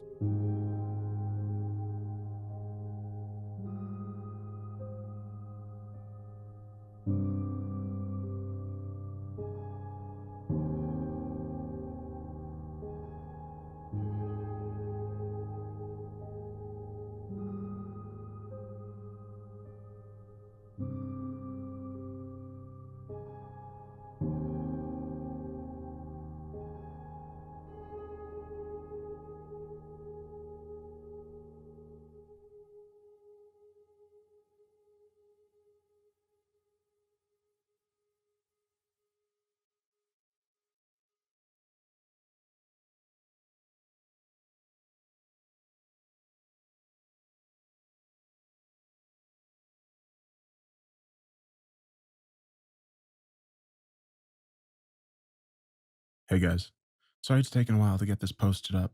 I've been busy chasing leads with the US missing persons. I won't waste more of your time. Here's the log. If you have any information, then please send it my way. Thanks for your help, guys. Means a lot. Left-right game, draft 1, 12/02/2017. Silence used to be an absolute. That's something I definitely miss. Back in the real world, it would stand as self-evident that a group of people saying absolutely nothing, by definition, could not be saying any less. Maybe things are different on the road, maybe I just never encountered it before, but it's clear to me now that there are degrees beyond silence. A pervasive realm of deafening quiet, which, following the loss of Eve and Apollo, our group has unreservedly embraced. Constructed out of our collective trauma, cemented with a cruel mixture of grief, guilt, and harrowing self-doubt, it quickly becomes apparent that the silence is stronger than all of us. The challenge of breaking it remains unmet for the rest of the journey. We spent the next few hours burrowing through a featureless corridor of maze. The stalks rise far above the Wrangler, leaving only a thin strip of clear sky visible like a painted ceiling on a Renaissance church. I find myself glancing intermittently at the CB radio, half expecting, half hoping for Apollo's voice to crackle through the speakers, bringing words of comfort or a much-needed attempt at levity. After I catch myself staring at the radio for the 5th time, I decide it might be best to get on with my work. I plug my headphones into my notebook, bring up the audio files I've recorded thus far, and set about creating a very rough cut of our first day on the road. Everybody knows Rob. Rob's the guy. I listened through Apollo's first interview, making notes for closing paragraphs, and I'll now be forced to write about him. When I have everything I need, I listen to the interview again, and then once more. It's not lost on me that I just want to hear his voice, to lose myself in a pleasant digital echo, far removed from the frantic screams that followed him into the asphalt. I listen to Eve's interview next. She bristles with excitement as she talks about her upcoming visit to Roswell, steadfastly attempting to recruit me to the effort. She had no idea what she was heading into when she stepped out onto Rob's front lawn. The thin strip of sky is turning deep orange as I reach our encounter with the hitchhiker. It's chilling to hear his voice after the fact, to revisit the conniving, veiled pleasantries he employed against us. I cringe as I hear Rob's hand grasp my arm, ashamed that I let myself fall for the hitcher's trickery. You did good. I'm sorry for grabbing you. I just didn't want you to do something you'd regret. No, it's fine. I was going to... Do you know what happens if you talk to him? Not sure. Came close myself once, a few years back. The way he looks at you and he thinks... I certainly didn't notice that at the time. I'd been so shaken by the run-in with the hitcher and so curious about the abandoned car that I'd been completely blind to anything else that had come my way. Maybe Rob misspoke. Maybe he meant to say weeks or months, but it wasn't a mistake. If it was a truth carelessly uttered, then Rob has some explaining to do. The left-right game was posted online in June 2016. I glanced sideways at him, a wall of corn rushing past us as we approached the rest stop. Throughout this trip, every emotion Rob's displayed has seemed genuine. The sadness, the anger, the concern, they tell a story of a man who cares deeply about the welfare of those around him. Yet at the same time, it's strikingly clear that there's something he isn't telling me. With every new piece of the puzzle, the car, the text message, the faceless creature with the ringing phone, I'm left with the dilemma of when to confront Robert Guthard with what I know. I feel I've gathered enough to bring before him, enough to demand an explanation, but there's no way I'd be able to truly verify his answer. I have a collection of strange, perplexing notions, lacking in the common thread that could bring me to any workable conclusion. If I'm going to confront Rob, I need to uncover that thread. Much like the greatest journalist of our time, I should know the answer before I ask the question.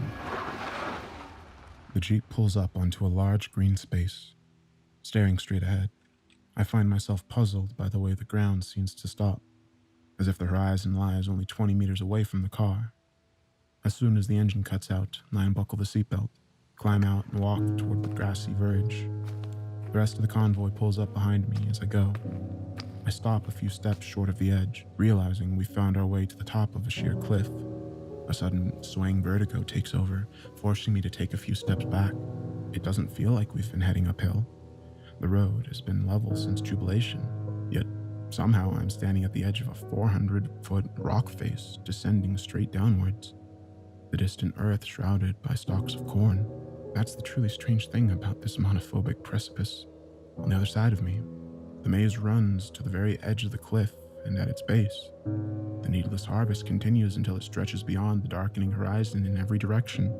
It feels like I'm standing on the cliffs of Dover, staring out over a golden ocean, its waves governed by the evening breeze. I wonder for a moment where it ends. Then, taking consideration of the world I now occupy, I start to wonder if it ever does.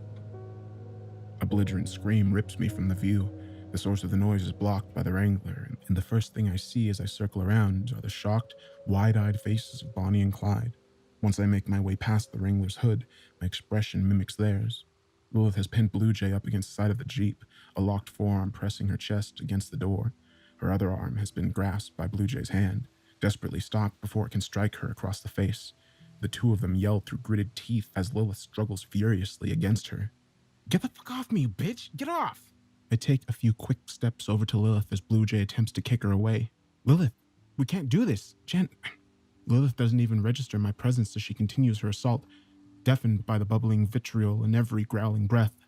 "Jen, we are not doing this! Not after..." Before I can comprehend what's happening, I'm staring at the sky, my head knocked back by the force of Lilith's flailing elbow. A hot, raw ache radiates across my lower lip as I stagger back, raising my hand over my mouth. Before Lilith can continue her assault, Rob swings open his door and takes 2 short strides over to her.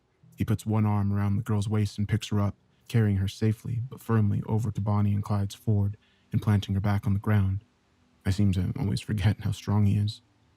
"Damn it, this is not the time." Take it back. Blue Jay has lost her usual snide demeanor, yet her aura still radiates in unbridled scorn.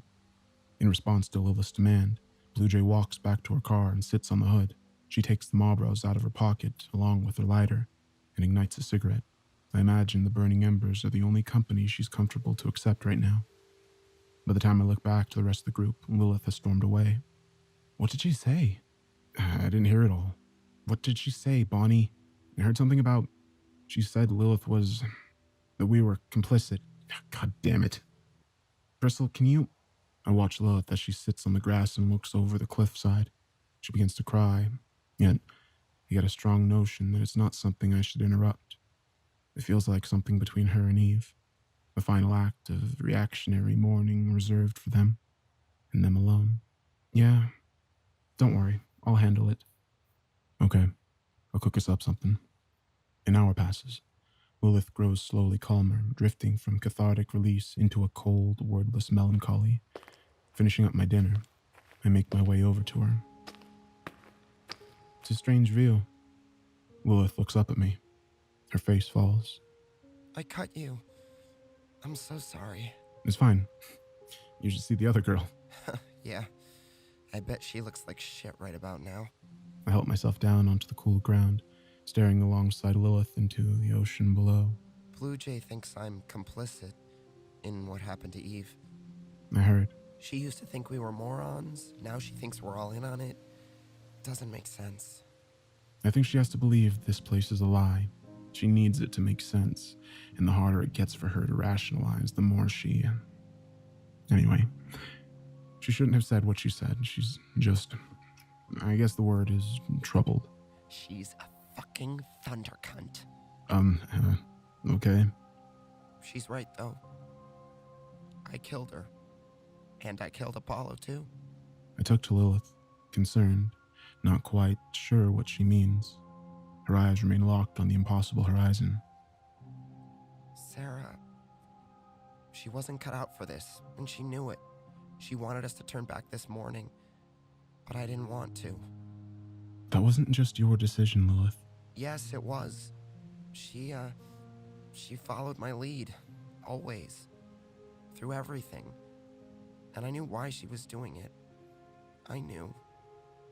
But I let it continue because it was convenient, because it was easy, because deep down, I liked having someone around who jumped through fucking hoops for me. God, it's so fucked. Lilith rests her head on her hands. She was weak. She was anxious and shy but that should be okay, right? You're allowed to be weak, But I made her come here. I dragged someone who couldn't swim into the fucking deep end. And the last thing I did was lie to her. And she fucking knew it. What do you mean? I didn't. I loved her, as a friend. It was always this fucking one-way street, and I don't think she minded, but then suddenly she's vanishing right in fucking front of me, and she said what she said. I mean, how else was I supposed to respond to that? I had to say it back, right? I could see it in her eyes that she didn't believe me. Fuck. I wonder how many people have died while being told, comforting lies. How many of them fucking knew? I think you did the best you could, Jen. I think you did better than most. You don't need to tell me that, just... Are you tired? Do you need to go to bed soon? I don't need to. There are some beers in Apollo's bag. Is that looting, or is that okay? I think he'd want us to have them, as long as he got a toast. Lilith laughs briefly and finally smiles. She walks over to Bonnie and Clyde's car, returning a moment later with a 4-pack. We spent the next hour and a half slowly drinking them. Lilith can't muster the right words for a toast, so we just say thank you to Apollo, raising our cans in the open air.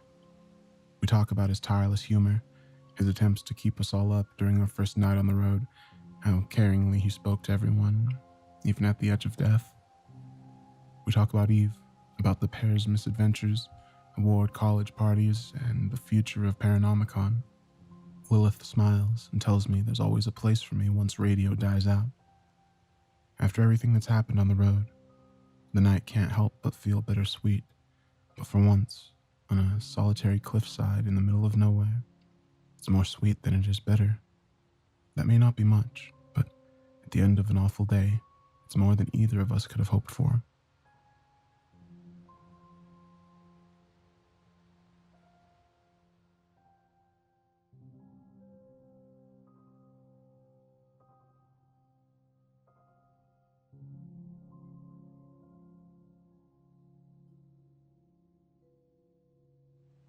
The next morning goes quickly. It's amazing how efficient a group of people can be when none of them feel like talking. Not only that, but breakfast has become a noticeably brief affair. I manage to get through half a bag of trail mix before I find myself uncomfortably full. Rob's words about the road's sustaining properties ring in my ears as I look around the group. Everyone leaves their bowls half empty. Lilith hasn't eaten a bite. By this point, the launch protocol has been drilled into us. Despite our precautions and the fractious rifts developing between us, the cars line up like clockwork as they merge onto the road. In fact, the mood of the group seems strangely procedural. All radio contact starts with the stating of a call sign, followed by that of a recipient. The cars maintain an even, careful distance between one another. We've seen all too clearly what happens when the rules are neglected, and no one wants to take chances anymore. How far are we? From where? You haven't gone to the end of this road, right? I mean, you're still charting it. That's right. Well, how long until we get to, to uncharted territory? To be honest, not too long. What's going to happen once we reach that point? We're going to keep driving. Until we get to the end? That's the plan. I won't judge you if you want to turn around. I'm sure you can talk someone into it. Can I talk you into it? Rob smiles. Afraid not. This trip ain't like the others. Road's kicking back like never before. I think it knows I'm coming all the way this time. What is this place, Rob? Rob sighs as he slowly takes the next left on a quiet, rural T-junction. I think it's a stray thread running off of the spool. The radio cracks. Rob, you just took the wrong turn. An instant drum of fresh panic hammers in my chest. I stare at Rob. He stares right back. I know he's feeling the same thing I am, though he's doing a much better job of keeping it off his face. He thinks carefully for a minute. No. I've been down this road before. We took a right last time. Yes. The turn right before this one was right, I remember. Yo. Ferryman cars. Thanks, Bonnie, for giving us the fright of our lives. We're on the right. We're on the correct road. No, that can't be it. That's wrong. Martin, tell him. Our mistake, Rob. Let's keep going. Bristol? There's concern in Lilith's voice. I lean over to my wing mirror, attempting to gauge the atmosphere in the car behind me. There's clearly some commotion between Bonnie and Clyde, with the latter attempting to gently remove the walkie-talkie from his sister's hands. There's something else, however. Past Bonnie and Clyde, past Blue Jay, an old dilapidated road sign made of weathered timber stands by the side of the road behind us. I can't read all of it as its peeling letters grow ever smaller, but I can piece together what it probably once said. Wintry Bay, 5 miles. We're going to turn around, right? Yeah, one sec, Bonnie. I'll check the map. I promptly switch off the radio. Are we not passing through Wintry Bay? Rob turns to me, a puzzled look in his eyes. Through where? In the wake of those two innocently inquiring words, my mind reels back to the morning of our 3rd day on the road, watching Bonnie and Clyde wander over to Rob and confess their transgressions with the hitchhiker. The quiet conversation that passed between them, Rob's seemingly comforting response. I'd felt wretched in those moments. A few minutes prior, I had tricked and deceived Clyde, yet I never once considered he might have done the same to me. Is it safe to pull over? What? Why? Is it safe, Rob? Yeah, it should be. Then pull over. I switch the radio back on and grab the receiver. As I make a connection to Bonnie and Clyde's car, it's clear that an argument is brewing. Lilith is asking for me, a helpless passenger caught in the middle of something she doesn't understand. Bristol to all cars. We're stopping up ahead. Rob seems acutely aware that I'm not messing around. I throw my door open and jump onto the dusty roadside, striding over to the rest of the convoy who are just starting to get out of their own cars. I'm conscious of the driving anger behind each step I take. You didn't tell him? Bristol, What's going on, Bristol? Rob marches up behind me, more than a little restless to get a grip on my motives. Clyde? Clyde looks around a circle of expectant eyes. When he delivers his answer, he is unable to meet any of them. Bonnie talked to the hitchhiker. Rob's expression shifts, his confusion degrading into a solemn understanding. God damn it. You knew about this, Bristol? I told them to tell you the morning of the third day. I saw them go over to you. I thought they did. Bonnie thought you'd turn us around. Well, she was damn right. You seen what happens when the rules get broken. You should have told me as soon as you saw me and headed right back home. That was before everything. I didn't know what this place was. The rules are the rules, Clyde. Is anything even wrong with Bonnie? You said she gets confused. Was that a lie? Clyde doesn't answer, avoiding Rob's glare. As I process what Rob's just said, I have to say I'm surprised by the deviousness of the two siblings. When I thought they were telling Rob about the hitchhiker, it appears they'd instead told that Bonnie was, to some degree, senile. It was a simple lie, but one that would adequately explain her odd behavior, draw sympathy from Rob, and most ingeniously, prevent him from telling me about their conversation. A truth buried beneath an unpleasant lie, its subject matter just uncomfortable enough to head off any chance of discussion. Still, it leaves a bad taste in my mouth.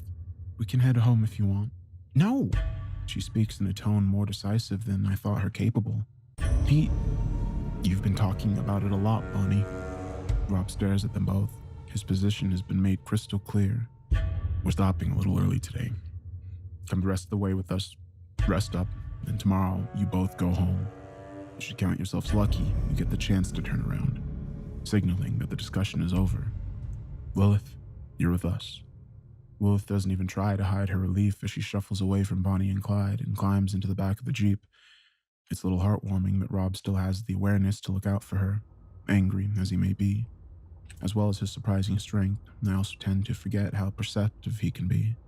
Bonnie, Clyde, and Blue Jay climb back into their respective vehicles. I catch Bonnie's eye. The moment before she returns to the Ford, she appears truly disappointed, but otherwise resigned to keep going, satisfied to let the wintry bay fade into the distance. It's comforting to hear that she's ready to put the place behind her. It's just a pity I don't believe a word of it. It was fucking weird, Bristol. Lilith seems happy to be in the Wrangler, enjoying the sense of security the modest behemoth affords, and also greatly relieved to be away from Bonnie and Clyde. She spent the last 5 minutes detailing the 30-second argument that unfolded between them, charting its disturbing nuances as well as its eerie conclusion. But I swear she was basically like crying, like she didn't understand how we could be going the wrong way. But then as soon as you pulled us over, she just stopped. Stopped. That must have been disconcerting. You have no idea. So Rob, when are these cornfields gonna fucking end? Soon, we're gonna rest up for the night in a few turns. And tomorrow, it won't be long until we're on the track through the woods. The fucking woods? Are you kidding? Are we talking Sleepy Hollow bleeding trees or what? I wish I could tell you. I ain't been that far yet. It's new territory. Lilith goes quiet, transfixed by something in the rearview mirror, before quickly turning around to get a better look at the back window. The car behind us is out of control. Bonnie is fighting to wrest the steering wheel from her brother. The Ford swerves erratically behind us, driven mad by the dynamic power struggle taking place inside it. Rob sharply accelerates out of the way as the car behind lurches drunkenly to and fro before skidding to a shuddering halt. Rob hits the brake hard, and by the time I've turned in his direction, he had already slammed the door of the Wrangler, storming across the tarmac to Bonnie and Clyde. Cut the engine! The Ford's engine goes silent, and in the absence of the rumbling growl, new sounds emerge. The sound of struggle and wild, desperate screaming. Stepping out of the car for the second time today, I jumped out into the road and cover the distance between us. Rob is attempting to pull a screaming Bonnie from the car. Even with his impressive strength, it seems to be a challenge. Bonnie claws at the walls, trying with all her might to regain her grasp on the steering wheel. Please let me go! Rob extracts Bonnie from the car and attempts to subdue her amidst a flurry of flailing hands and elbows. She writhes and kicks as he pins her arms to her sides. Bonnie, calm down, okay? Let's talk through this. He told me it's on our way. He said we'd pass through it. He lied, Bonnie. No, we're going the wrong way. We're going the wrong way. Bonnie lashes out again, striking at Rob's legs with her own. Rob holds her firmly, his teeth gritted through every impact. It's clear that Bonnie isn't going to let up. They run back to the Wrangler and open up the trunk. After a few minutes of rummaging through my bag, I find the first aid kit and pull out an unopened pack of zip ties. Clyde, open the back door. Rob sees me standing with the zip ties. Even in the midst of Bonnie's incessant struggle, he looks at me with an almost questioning air, as if he's wondering how we ever arrived at this point, as if he's asking whether we can really do what I'm wordlessly suggesting. Bonnie answers the last question for me. In the slim few seconds of distraction, she slams her head back into his nose, eliciting a disgustingly loud thud and a pained growl from Rob. Dazed and confused, his nose immediately fountaining blood. Rob manages to keep his arm wrapped around her, but it's clear that this isn't going to be sustainable, and that she isn't anywhere close to calming down. Clyde has opened the door, stepping back and looking on like a frightened child as we carry Bonnie over to the back seat of the Ford. I lean in before him, adjusting the headset until it's pressed against the ceiling, ensuring that it can't be removed from the bracket. I then loop a zip tie around each bracket and fasten them. What the fuck is going on? Blue Jay has stepped out of her car, making her way towards us, and I realize that to someone who is fighting to not believe any of this, the following scene would appear at best as a melodramatic farce, and at worst as the attempted detention of an innocent and distressed woman. Sadly, I don't have time to field her questions. I climb into the car, Bonnie working constantly against us as Rob eases her in after me, his hand on her head to prevent it from bumping the top of the doorframe. Once she's inside, I loop a second zip tie around the one I've already fastened on the right bracket, forcing her right hand inside it. I pull the plastic tab over the sleeve of her jumper. I hope it's not too tight, but at the very least, it's secure enough to keep her in place. Bonnie continues to pull against the zip ties, but it's clear her strength has been sapped from her spirited battle with Rob. Not quite able to look her in the eye, I push a pile of luggage out of the way and climb out the other side of the Ford. Rob and I are both getting our breath back, the former pinching his nose and adjusting stoically to the fresh pain. What the fuck are you... You're not going to leave her like that, are you? Get back in your car, Blue Jay. I walked back to the Wrangler, tuning out Denise's coarse protests. Rob reaches into the Jeep's still open trunk and pulls out a pile of blankets and pillows. In the rearview mirror, I can see him placing them on Bonnie's lap, giving her a place to rest her elbows. She leans forward against the back of the headrest. Even with her face blocked from the view, I can tell she's crying. We arrive at the rest stop some 20 minutes later, the vague outline of a deep green forest blooming on the horizon. It's earlier in the day than we usually stop. Rob tells us he wants the entirety of tomorrow to chart the woods, as well as a good time to turn back before nightfall should the need arise. I'm not complaining. I'm glad of the chance to rest up following today's events. For the rest of the day, we take it in turns to keep an eye on Bonnie, making sure she has everything she needs. When the Ford pulled up alongside us, Lilith, Rob, and I expected to see a quivering wreck, tugging ceaselessly against her bonds. We were all surprised and a little more disturbed to find her smiling. By the time my turn comes around, the sun is already dipping in the sky. Rob has prepared a small pot of miso soup in case anyone can bring themselves to eat. I finish my bowl, all too aware of how unnecessary each meal now feels, and pour out a helping for Bonnie, and I find her in good spirits. How are you doing, Alice? I'm fine. How are you doing, Linda? I'm okay. Sorry for giving you such a fright earlier. I feel terrible. It's fine, honestly. I'm sorry about all this. I gesture to the zip tie restraints, fastening bandages underneath the straps to afford Bonnie a modicum of comfort. Still, the scene rings with a sinister barbarity which no consideration can make up for. It's okay. It's okay. I wasn't myself. I brought you some soup. I know you might not be hungry. No, I'd love some. Thank you. Everyone's being so lovely. Well, we just want to make sure you're all right. I submerge the spoon, drench up a measure of warm broth, and begin to raise it towards her. No, you don't have to. I can feed myself. She gestures to her bound hands, the implication hanging in the air.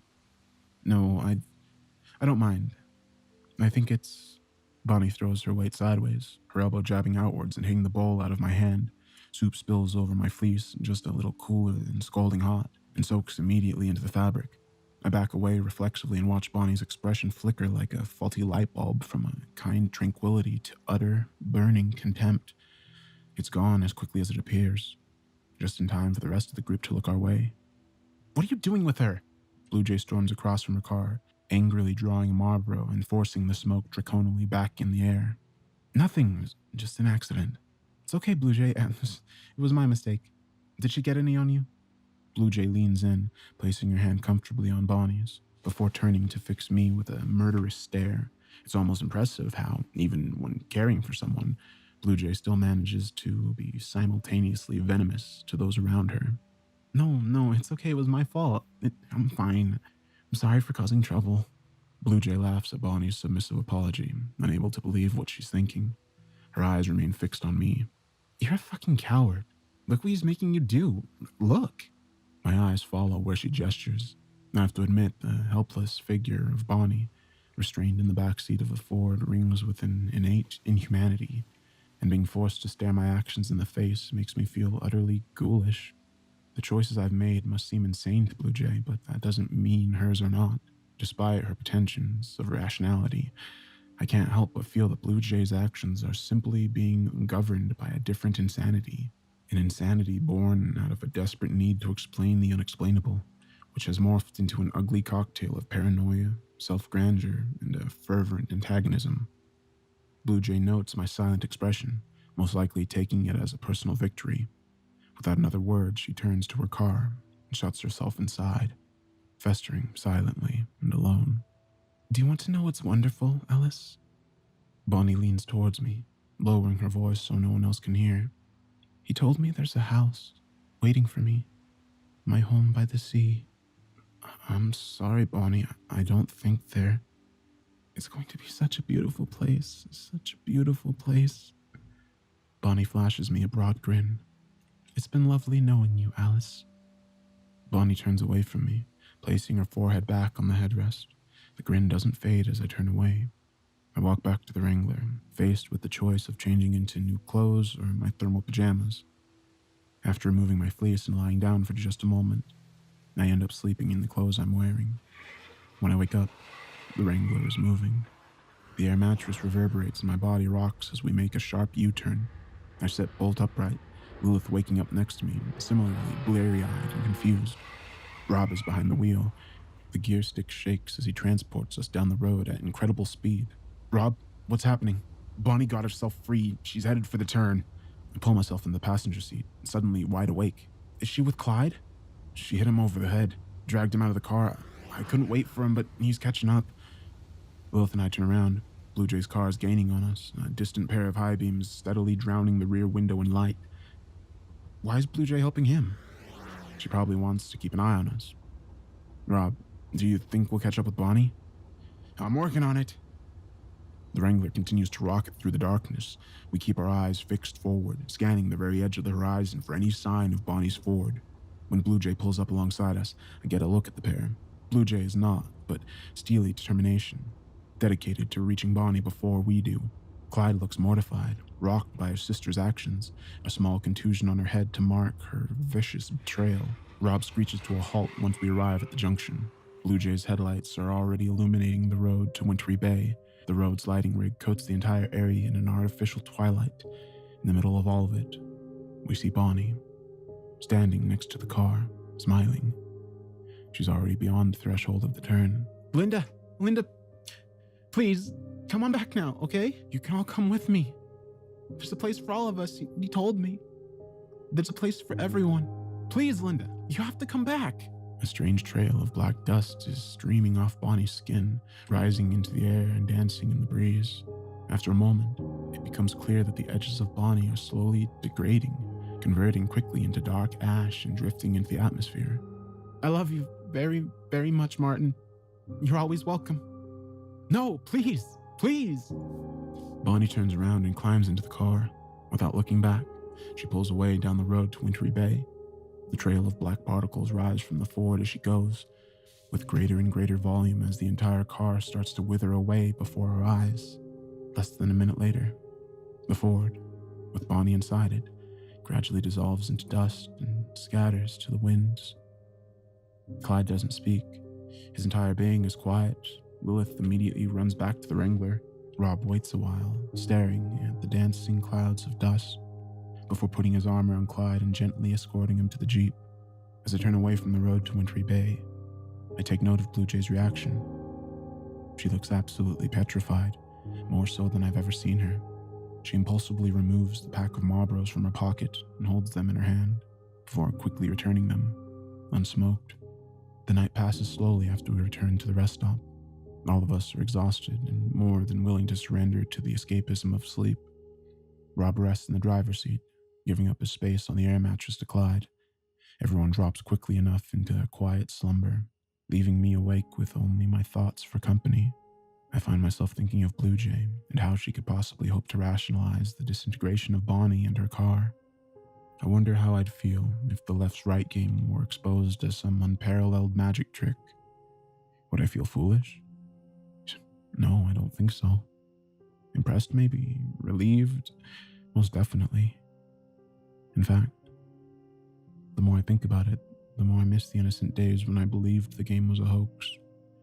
I suppose I see why Blue Jay was so adamant about dismissing this place.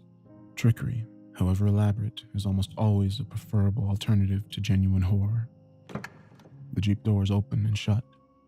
Part of me tries to ignore it, to wash my hands of any other developments of this harrowing night. However, exiled as I am from the kingdom of sleep, I slowly find myself sitting up, quietly putting on my boots and letting myself out. I step out into the cold night, observing the figure before me. "Where are you going, Clyde?" Clyde turns to face me. I initially interpret the look he gives me as one of resignation, but the word doesn't quite fit. Resignation is a defeat, the world exacting compliance from you against your own wishes. The man before me is as calm as the night air around him. His wishes are clearly his own. There's no defeat in his eyes, but something else entirely. Peace, maybe. "You know where I'm going, Alice." Clyde speaks softly, a quiet conviction behind every word he says. I briefly glance towards the Wrangler, wondering if I'm really equipped to handle this on my own. "Don't call Rob. I made a mistake coming back to the rest stop. I shouldn't have done. Please, just let me go." "Clyde, just wait for tomorrow, okay? He'll understand. He'll turn us around and take you home." "It won't be home anymore." Clyde's gentle stare renders me silent. Linda had a husband once. He was a good man, died young. She could never bring herself to go looking again. I never found who I was looking for. We've been by each other's side for 60 years. 60 years. And gotta be honest, even after all we've been through, everything you and I have seen, I never felt like I was in a new world until now. "I don't think I can let you do this, Clyde." "I'm sorry, Alice. It's not up to you." Clyde breathes in the cold night air, exhaling through his nose. I yelled at her to come back when she ran off to rob the ice cream parlor. I kept calling out and calling out. I spent so much energy trying to get her to come back to me. After a while, I realized she wasn't coming back, but that I'd have to follow her. I should have realized it earlier. That's all I can do. Follow her where she goes. Clyde looks at me, almost apologetically. "Goodbye, Alice." He turns away from the convoy and wanders back down the road. "Clyde." He turns around one last time. "Do you want company?" It takes roughly an hour for us to walk back to the junction. In the time we have, I'm treated to the story of Bonnie and Clyde. The warmest fragments of their life together, the moments that built them, the waves that rocked them, the places they once called home. I don't think I'll ever agree with what Clyde is doing, but the more he talks, the more I understand. His story spanned more than half a century, supported by a transient cast of acquaintances and friends, but at the core of each tale is a pair of siblings who meant the world to one another. The pair existed as two relative souls, quantifiable only in relation to each other. In the absence of one, the remnant was indefinable, a drifting point, unanchored in space. The story ends just as we reach the junction. I hope she's out there. I hope so too. Thank you for coming with me. I know it's late. No, it's never a bad time to see a friend off. Clyde smiles at me one last time before turning to face the road, past the old wooden sign. In the silence of the night, I hear nothing but his soft footsteps in the quiet breeze, which, after a few minutes, carries the last of him into the open sky.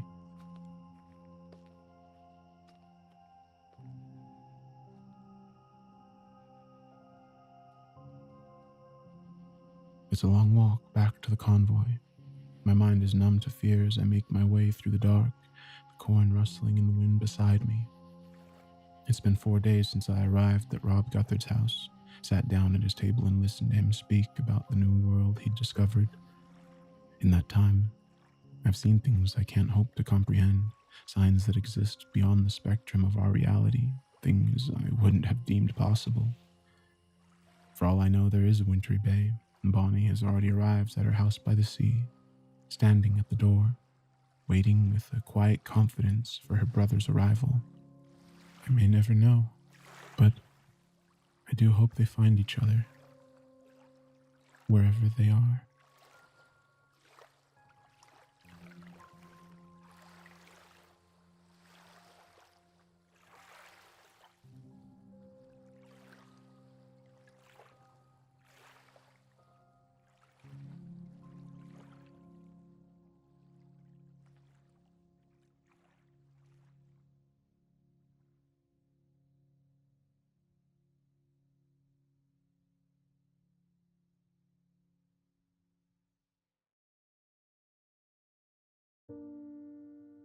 Hi guys. Apologies for the delay in getting this post up. Events conspired against me, it seems. Please let me know if you have any information. The Left-Right Game, Draft 1, 13/02/2017. I'm followed back from the junction by an overture of birdsong. I'm grateful for the company. In the wake of Clyde's departure, I'm welcoming of any sound that distracts me from my own solitary footsteps, grasping for any conceivable antidote to the palpable silence he's left behind.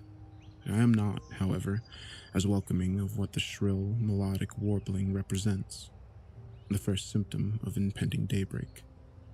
I'd only been up at this hour a few times before, stumbling back from Nidgery Street and down Sweet Market after an unexpectedly heavy night out. My housemates, Molly, Craig, and Tom, would spend the walk joyously discussing the evening scandals, leaning against one another as we all stumbled away from a night of horrific excess. This time around, the circumstances couldn't be more different. I'm quite alone as I make my way up the road, and the only excess in my night has been a relentless torrent of stress and melancholy. There is one similarity, however, resting in the back of my mind as much now as it did then, the nagging feeling that the day ahead will be one of bitter and immediate consequences. As somber as the night has been, I find myself clinging to it, reluctant to witness the harrowing developments that sunrise will bring. In a few hours' time, the convoy will wake up to find that we have suffered yet another loss. It won't be the brutal, heart-wrenching feeling that they experienced with Apollo or Bonnie, who perished in front of our eyes, but a muted sensation of gross unfairness, less immediate yet all the more insidious. As much as we hate to face the horrors of our lives, it can be far worse when they strike us without our knowing, to find out only the next morning that you have been affected by cruel forces acting in complete disregard of your presence and taking without concern for you. It's not going to be a pleasant morning. Nevertheless, I'm glad to see the convoy when it finally comes into view. The hulking Wrangler rests by the roadside like an old relic. Right now, I can think of nothing more comforting than climbing into its secure, rugged shell. For a moment, I find it strange how an object built for transit has become the one fixed point in my life. Then again, it's not exactly the strangest thing that's happened on this road. Blue Jay's car is parked sideways on, laid out across the tarmac. The windows are shrouded in darkness, yet for the briefest moment, I think I see the red dot of a smoldering cigarette, igniting behind the glass, glowing momentarily before dropping out of sight. I fix my eyes on the Wrangler and keep walking. resolved to ignore the ominous flicker of embers and attempting to ignore the uncomfortable implications. I shudder to think of the grim conclusions that are being drawn within that acrid, smoke-filled echo chamber. I rest my hand on the Jeep's passenger side door, pausing briefly to gauge the sun's progress before I'll be expected to step over that nascent horizon to let Rob carry me into unknown territory, onto the unexplored section of the left-right game. Whatever lies at the end of this ordeal could very well be 2 roads over. Then again, it could take a whole lot longer. I suppose there's only one way to find out. I climb quietly into the car and gently position myself next to Lilith. It's cramped, and now that she's had space to move around, it takes a modicum of contortion to properly lie down, but it still feels more comfortable than the prospect of resting on the open spot that had been reserved for Clyde. For tonight, at least, it would feel a little too much like resting on a fresh grave. The morning does come quicker than I'd like. Surprisingly, once I awake from a blissfully dreamless sleep, I realize that I'm not tired at all. Perhaps it's going to hit me later in the day, or perhaps the need to sleep is yet another casualty of the road's odd sustaining quality. It's unsettling to think how the road is exerting some metaphoric influence over me, however convenient the effect. After losing most of my need to eat and drink and now starting to require less rest, I can't help but feel that something wants us to continue on the road, removing everything else that might distract us from the journey. It's a notion that intrigues and terrifies me in an almost equal measure. When I open my eyes, I find myself staring directly at Lilith, who has turned to face me in the night. I can tell that she's already awake, quietly resting her eyes, understandably reluctant to face the morning without someone at her side. Hey. Hey, good morning. How'd you sleep? Yeah, not too bad. This place isn't so comfortable. Yeah, you get used to it. A moment of silence passes between us. I'm already aware of an empty space on the other side of the Jeep, hidden just beyond a pile of luggage and jerry cans. It would be easier for me to act surprised at Clyde's absence, to say that I had slept through the night, to throw myself into a fruitless search effort to realize the truth alongside everyone else. Part of me wants to avoid the weight of recent events, to step aside and let all blame fall against the road. Yet, even if I wanted to, I know it wouldn't be right. I'm not going to contribute a new set of secrets to this journey. Anyway, for all I know, Blue Jay saw me return from the junction. I wouldn't want to give her the satisfaction of catching me in a lie. If I'm going to tell them what's happened, then the conversation will need to happen immediately, certainly before they have a chance to discover Clyde's absence themselves. The words don't come easy, they're impossible to form into a delicate order, and I quickly realize that any attempt is just delaying the inevitable.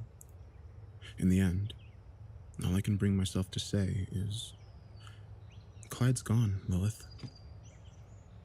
It takes a few seconds of quiet comprehension before Lilith sits bolt upright, alarmedly peering over the luggage to Clyde's side of the Jeep. Rob! Rob! Lilith, what's going on? Something took Clyde. Rob is suddenly wide awake as he twists around to view the back section of the Wrangler. I can see the realization dawn on his face as he understands what's happened. He turns back around and fumbles with the ignition. His eyes in the rear view are burning with desperate intention. He still thinks he can catch up to Clyde before he crosses the threshold. Nothing's taken him, Lilith. Hold on. Rob, he's gone. We don't know that. We just gotta... He's gone. He already passed the junction. Rob's eyes flick in the rearview mirror, meeting mine. The ignition stays running as he turns around to face me. How do you know that? The urgency is drained from the car, replaced by a palpable air of inquiry. Lilith and Rob are both looking at me intently, and for the first time on the road, I feel like a figure of legitimate suspicion. I was with him when he crossed over. What the fuck? When was this? It was last night, around 3 or 4 a.m., but he said that he... In response to my words, Rob swings the driver's side door open and leaves the Wrangler. I watch him march out into the center of the road, his entire body tensed and strained by a swell of anger. I quickly climb out behind him. God damn it! Damn it, Bristol, why the hell did you let him? You weren't there, Rob. We were fucking yards away, Bristol. You didn't think to wake us up? Of course I did. He told me not to. Okay, well that's just fine then, is it? He'd made his decision, Lilith. None of us were going to stop him. Well, I certainly wouldn't have let him just fucking kill himself. You tie Bonnie to the fucking headrest, but you let Clyde waltz over the road without even telling us? That's a false equivalency. A false... Are you serious? Yes, of course it is. Bonnie wasn't herself. Clyde was capable of making an informed decision. His sister had just died. Of course he wanted to join her. That doesn't mean you let him fucking die. You might as well have helped him blow his fucking brains out. Lilith! Rob speaks the name harshly, forcing its owner into an immediate silence. After letting the group breathe for a moment, he speaks calmly. Bristle, are you sure there was nothing we could do? I look Rob in the eye. His words hit me harder than Lilith's impatient tirade. Standing before the both of them, at the intersection of their expectant stares, I feel a first inkling of doubt creep into my mind. What would have happened if we'd talked Clyde back into the Wrangler? If Rob had forced him to stay? Could he have found some reason to move forward if we had kept him for a night? A day? A week? All I can do is hold on to my recollection of the night before, reminding myself of the sense of calm, finally, that radiated from Clyde when I confronted him.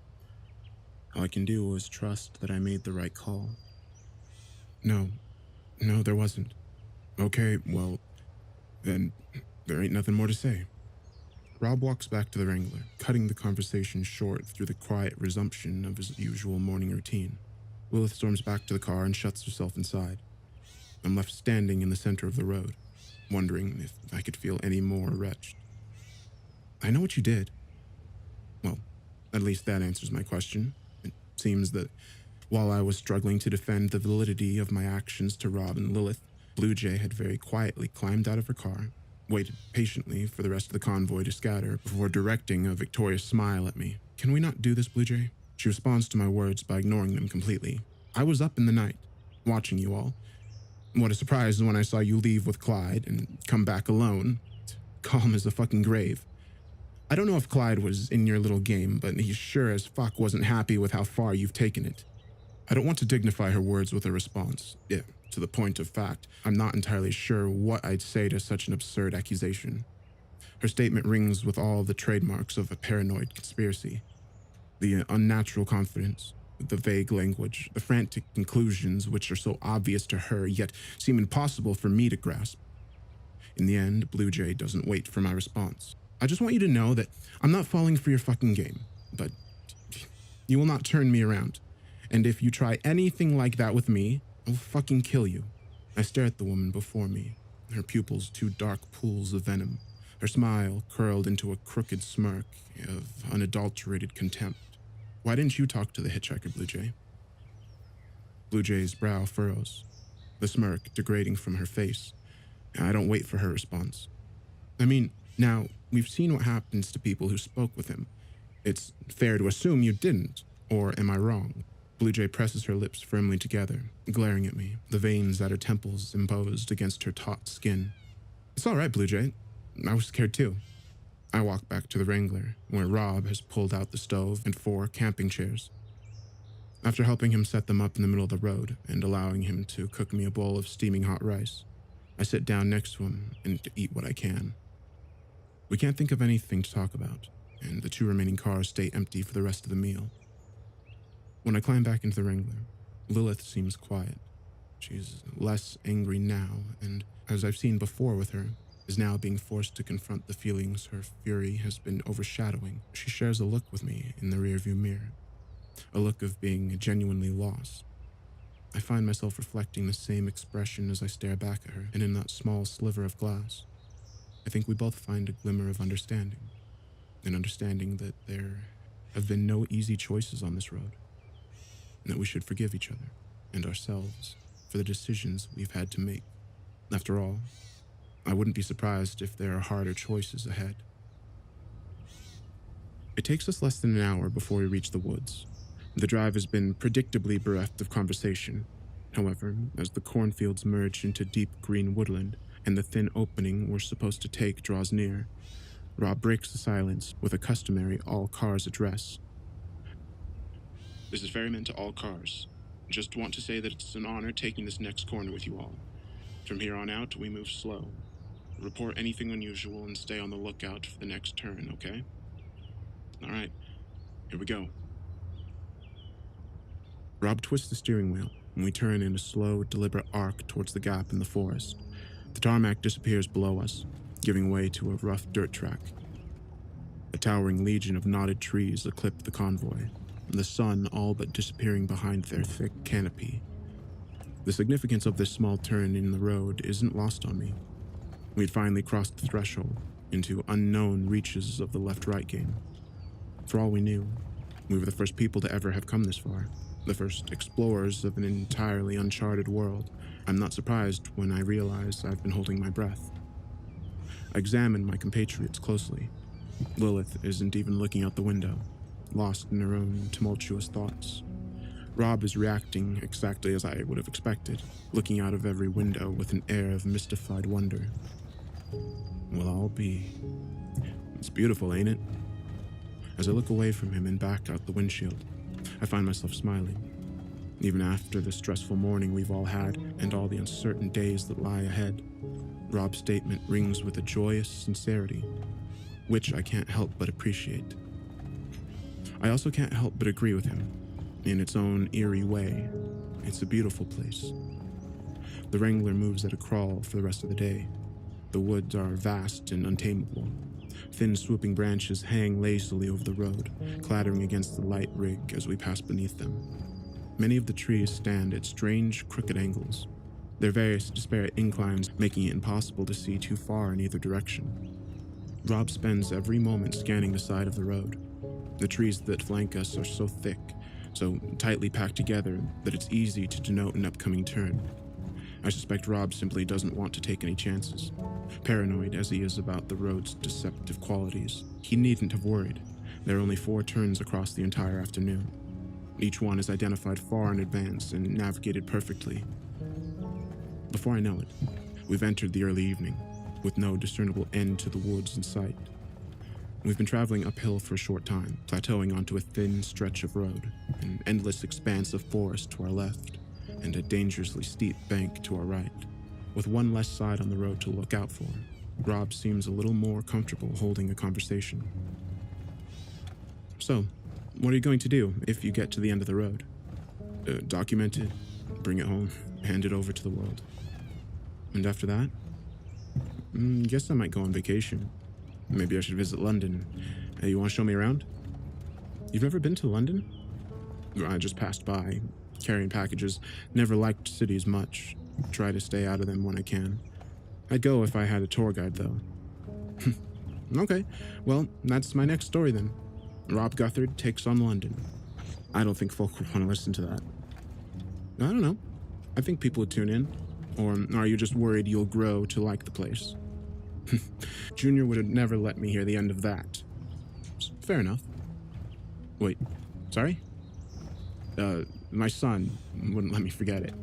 He's always been a city boy. I stare out into the pitch-black forest, suddenly thinking back to my arrival in Phoenix, Arizona just 5 days before. I recollect my formative meeting with Rob Guthard, and how I'd been treated to the briefest overview of his life. I hadn't pushed for too much detail, wanting to hear the story in his own words and under the assumption that I could get more background after a short stint on the road. After 4 days of intrigue and horror and stress, I haven't had time to follow up. In all honesty, it's only now that I think back on it when I realize just how little ground we covered in our first interview, how eager he was to skip past the formative details of his existence. I didn't know the names of his ex-wives, or anyone who wasn't directly involved in his work with the paranormal. For example, I didn't know he referred to a son as Junior, often used as a general nickname for a child. It can, and every so often, mean something much more specific. Does your son share your name? Rob turns to me, confused. Yeah. Did I never... Look out! Rob snaps forward as a fleeting blur darts across the road, before tumbling down the steep verge to our right. Over our engine, we can hear rustles and thuds as it disappears down the steep hillside and into the deep forest below. What was that? Was that a deer? That's what it looked like. It went straight off the edge. Why would it do that? It ain't too bright is all. Guys, can we get moving? This is I'm interrupted by the sound of faint rumbling emanating from the woods on the left side of the road. What is that?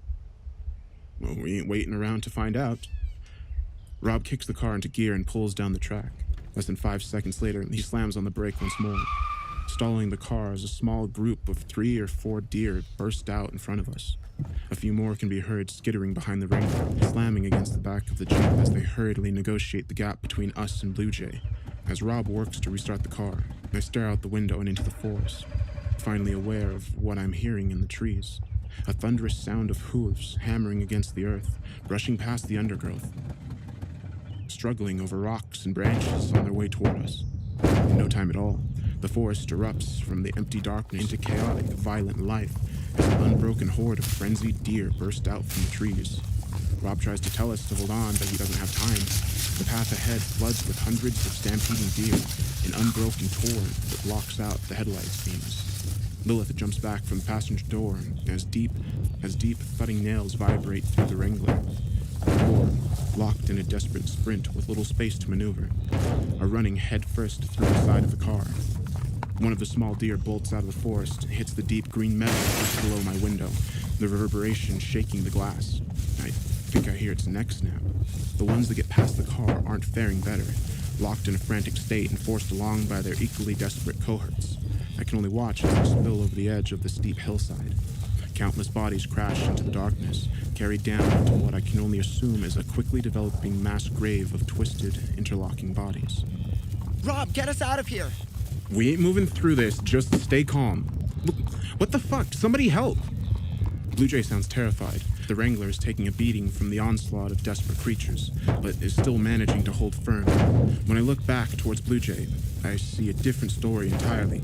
The car is lying at an angle, pushed toward the edge of the hill by the sheer force of the herd's collective impact. The passenger side is on display, riddled with slick red mark, heavy, craterous dents.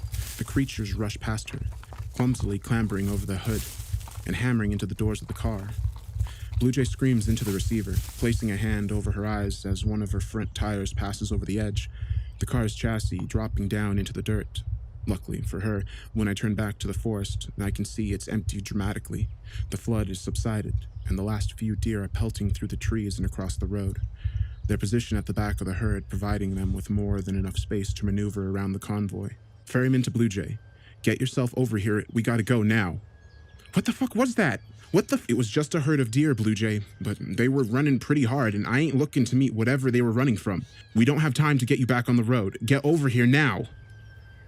Nothing could be heard from Blue Jay's radio except for static and a few intermittent gaps of breathless fear. Oh, God damn it! Stay in the car, you two. Lilith, hand me the rifle. I ain't taking any chances out there. Lilith finds the rifle and hands it to Rob. Grabbing some supplementary ammo from the glove compartment, Rob climbs out and slams the door, marching through the dirt to Blue Jay's ruined car. I clamber into the back of the Wrangler, struggling over a pile of empty jerry cans and surveying the scene as it unfolds. In an almost Herculean manner, Rob wrenches the passenger side door open and holds a hand out for Blue Jay to take it. I look on as she unbuckles her seatbelt, climbs out unassisted, and immediately launches herself at Rob, crying her eyes out and lashing at his chest with 2 clenched fists. She looks distraught, terrified, and violently angry. Rob stands there and takes it, whispering vague assurances to her as she unloads her terror and frustration into every waiting blow. Come on, Blue Jay, we gotta go. Lilith talks under her breath, willing Blue Jay's catharsis to speed itself along. I look at her, silently sharing her impatience. Then something catches my eye. Something in the distance behind Lilith, slowly making its way through the trees. I turn around and scramble to the front of the car, returning to the radio receiver. Rob, get back here. There's something in the forest. Hearing my warnings crackle out of Blue Jay's car, Rob turns in my direction before alarmingly staring into the forest, where a pale figure is winding its way towards the pair. From what I can ascertain, as it briefly leaves the obscuring undergrowth, it seems to be small, tremendously thin, and crawling unevenly on its hands and feet. The creature stops in a clearing ahead of Rob and Blue Jay, in view of me and Lilith, but shrouded from everyone in the shadow of the forest. Blue Jay separates from Rob, pulling a head torch out of her bag. Slowly, and with trembling fingers, she points the beam towards the creature and switches it on. The resulting sight is incomprehensible. The beam instantly illuminates the light from a thin, almost emaciated child. It's barely over a year old, deathly pale. It's covered in dirt, its skin stretched taut over its frail limbs. It stares up at Blue Jay, reflexively holding one arm over its eyes to shield itself from the bright LED light.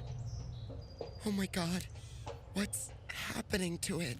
I know exactly what Lilith's talking about. My hand raises to my mouth as I watch the child struggle through the stream of harsh white light. With every step it takes, the child's form starts to shift and change. Its limbs elongate in jagged, lurching bursts of growth. Anything exposed to the beam develops with gross rapidity. It's as if the child is aging before our eyes.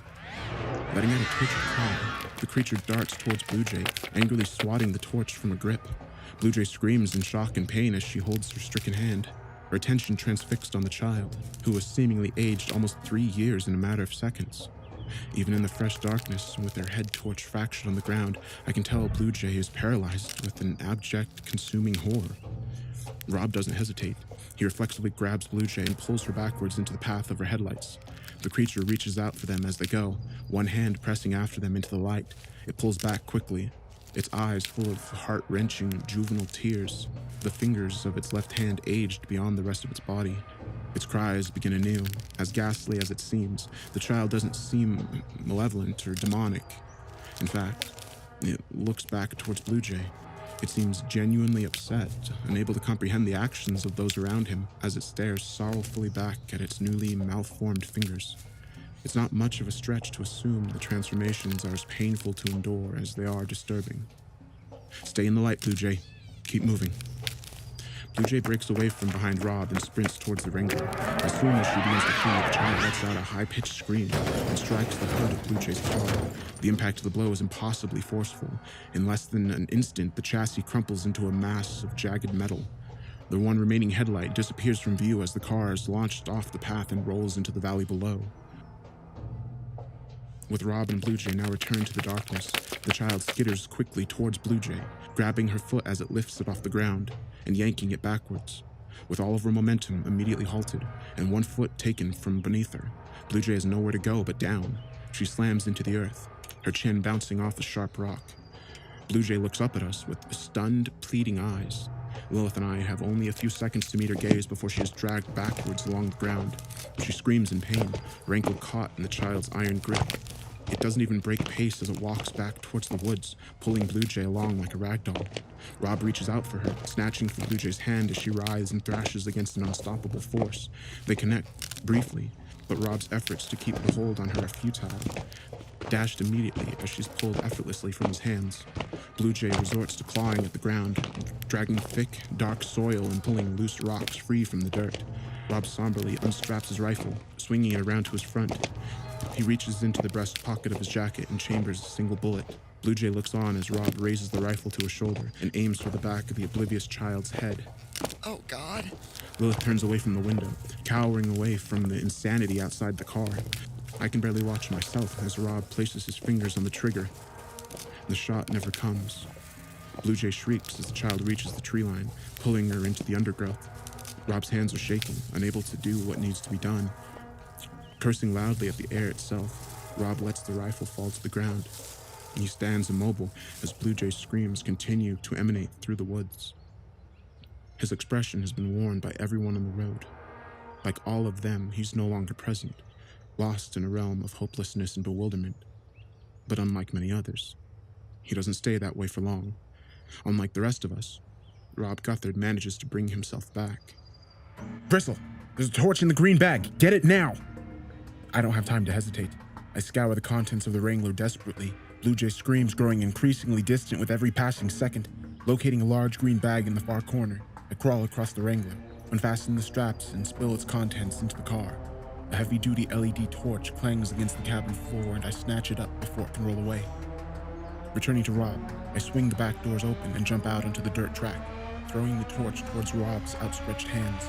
As soon as he catches it, Rob sprints into the forest, leaving me and Lilith behind. The events that unfold amongst the trees are told to us in sound and light. After almost a minute of silence, The torch's rays burst through the trees. Blue Jay's distant screeching intensifies as the child breaks into a gut-wrenching cry. A large crash echoes through the night air. The sound of bark cracking as the very trees shatter into splinters. The light dances chaotically as Rob lets out a cathartic, damaged roar. Suddenly, the child's desolate wailing grows more distant, retreating deep, deep into the woods. Then suddenly, silence. Bristol, what's happening? I don't know. Stay in the car. We wait for what seems like an age, lost in worry, before the gentle rustling of undergrowth calls our attention back to the tree line. A moment later, Rob emerges from the trees, holding Blue Jay's arm around his shoulder. The pair stumble over to us, slowly and painfully. Blue Jay walks with a limp. Her ankle is already horribly bruised. Rob sports a serious cut across his face, but seems otherwise unharmed. He calls back to us, utterly exhausted. Nothing to it. An irrepressible smile grows across my face, a pained grimace of sincere joy. I raise my hand to my mouth as tears of unbridled relief start to roll down my cheeks. It's a brief, fleeting moment in an otherwise dark night. But for once, we've managed to pass through the storm, battered and broken, but at the very least, still together. Slipping free of Rob's grip and unable to hold her own weight, Rob turns around to look where she's fallen and finds her crawling slowly towards the steep verge. Blue Jay? Denise? You okay? Blue Jay stops crawling, places her hand on the ground, and rises unsteadily. I suppose she can stand on her own after all. When she's finally upright, she turns back to Rob, raising his rifle to her shoulder and fixing it on his torso. My smile vanishes. What are you? Put it down. It was a child, Rob. It was a child. What did you do? Oh my God, Bristol, what's happening? Stay in the car, Lilith. Denise, you saw just as much as me. You saw what it did. It tore my... It broke my skin. How? Why are you doing this? Denise, you know what you saw, okay? You know this is real. We ain't done this to you. It's happening. It's happening to all of us. Rob stares at Blue Jay, then down the rifle, the sights boring into his chest. Okay. How about we turn the car around right now? I'll turn us around. I'll take us back home. I'll drop you off outside the tunnel, safe and sound. I just want to get you home safe. What do you say? Blue Jay looks into Rob's eyes. The rifle quivers in her hands. We all wait, scarcely taking a breath for Blue Jay's response. I don't believe you. The shot echoes around us. Rob falls to his knees, a look of surprise and disbelief carved into his face. A plume of dark red blossoms around his shoulder. There's no air in my lungs. My entire body is paralyzed by the shock, by the rank unfairness, the sheer impossibility of the scene before me. I still don't understand how it could possibly be happening. Oh my God, no! Blue Jay quickly paces up to Rob, snatches a handful of ammunition from his breast pocket, and reloads the rifle with practiced efficiency. She stops shaking, and there's a calm conviction in her movements which convinces me, with shocking immediacy, that I might be about to die. I dove back into the Wrangler, slamming the door shut behind me. I find Lilith gripped by an immediate, immobilizing shell shock. We need to go, Lilith. We need to go, okay? I don't understand. Get out of the car! Both of you! I'll kill him! I will kill him! Do you think she's going to kill us too? No. She was going to shoot Rob in the chest, but she aimed away at the last minute. She's just bargaining. Bargaining? She wants us out of the car. I think she's going to take the Wrangler. If she leaves us here, we'll die anyway. Yeah, I know. Well, we can't fight her. One of us will... Get the fuck out of the car! Both of you! I want your hands where I can see them. It's okay. Here, take this. I reach down and grab the walkie-talkie, pressing it into Lilith's hands. It's a short sprint to the tree line. We need to get round the hood of the car. Then we get into the woods as soon as there's an opening, okay? I can't do this, Bristol. I'm sorry, Lilith. You're going to have to. I gently open the driver's side door, climbing out and edging along the muddy verge, keeping low to avoid Blue Jay's line of sight. Lilith climbs out after me, closing the door softly behind us, without making a sound, conscious of every rustling leaf that passes underfoot. I gesture for us to make our way around the Wrangler's hood. Lilith goes first, staying below the window, working her way to the front of the car and passing around the corner. From the hood of the Wrangler, we'll be able to make a beeline to the trees. Don't fucking play games with me! Before I can make my way around to join Lilith, Blue Jay's impatience boils over. I can hear her footsteps on the rough ground as she makes her way over to the Wrangler. The situation rapidly spiraling further from my control. There's only one thing I can do to stop her from discovering the both of us. We're coming out! I raise my hands and stand up, making my way to the back of the Wrangler. Blue Jay stops walking before she gets far enough to notice Lilith. She turns to face me, raising the rifle to her shoulder. A minute later, I hear Lilith burst from her hiding place, sprinting into the tree line. Blue Jay quickly realizes what's happening, and with a yell of violent frustration, turns the rifle to face the tree line. Lilith has already disappeared into the dark forest, out of range and out of sight. I choose not to attempt to rush Blue Jay in the midst of this distraction, and I'm right not to. Realizing Lilith is lost to her, Blue Jay quickly spins back towards me and levels the rifle at my chest. I knew you were all in this together, you fucking monster! Her eyes are practically bulging from her sockets, her entire face contorted in a malicious, sickeningly righteous hatred. After these days on the road, I've never seen something quite like this. You're not well, Blue Jay. No, I'm not listening. I'm not willing to fall for your fucking tricks. How could this all be a trick, Blue Jay? How? Apollo, Eve, Bonnie, you saw what happened to them. It's beyond our understanding. Mine and yours. There's no such thing as fucking magic. Only fools and fucking frauds. There it was, in one sentence, the trigger of Blue Jay's creeping insanity, the inflexible belief that had broken her mind against a maelstrom of contradiction. With every impossible event she had witnessed, every brutal death that had unfolded in front of her, Blue Jay's unwavering skepticism had barred her from blaming the supernatural, from blaming the road. Instead, she blamed us, a swiftly dwindling pool of conspirators, whose crimes had swiftly spiraled from the deception to reckless endangerment to outright murder. As far as Blue Jay was concerned, we were the only monsters on this road. This wasn't madness, it was self-defense. It doesn't matter anymore. You can go home, okay? But just at least take Lilith with you. Please, she isn't part of this. I'm not a fucking retard, Alice. Don't you think I've been watching? You're all complicit, and as far as I'm concerned, you can all fucking walk. I'm sorry. I don't think I can let you do this. She laughs, a sarcastic, ugly chuckle, holding the rifle tight against her shoulder. I can't see how that's your decision. Well, that's always been your issue, hasn't it, Denise? You lack imagination. I step backwards, allowing gravity to carry me over the threshold of the steep, dark slope. In the last few seconds before I topple into the darkness, I clutch the fingers of my left hand. When I'd been holding both my hands up, my empty palms faced vertically towards her. Blue Jay could have easily mistaken the band around my finger for jewelry. As I fall backwards, Blue Jay's eyes fix on my now closed fist as she sees what's attached to the other side of the ring: a bottle opener, a small LED torch, and the ignition keys to the Wrangler. I disappear over the edge, bracing myself for what's to come. With nothing left to do, I surrender myself to the long fall, followed into the darkness by the enraged screams of Blue Jay.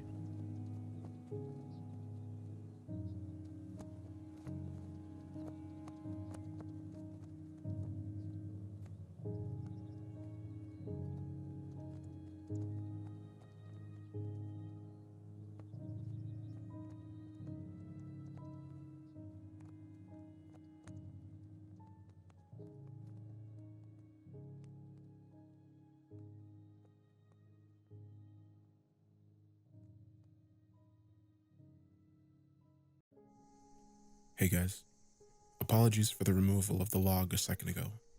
Not sure why that happened, and I should also apologize for the delay in posting recently. If I could dedicate all of my time to finding Alice, then I would. I need to work as many Christmas shifts as I can get my hands on, especially now I've decided I can't continue the investigation effectively from my flat in North London. I've been thinking about it for a while and decided that after Christmas, I'm going to be flying out stateside to follow up on the leads you guys have provided. Hopefully, once I'm there, I might be able to make some real headway.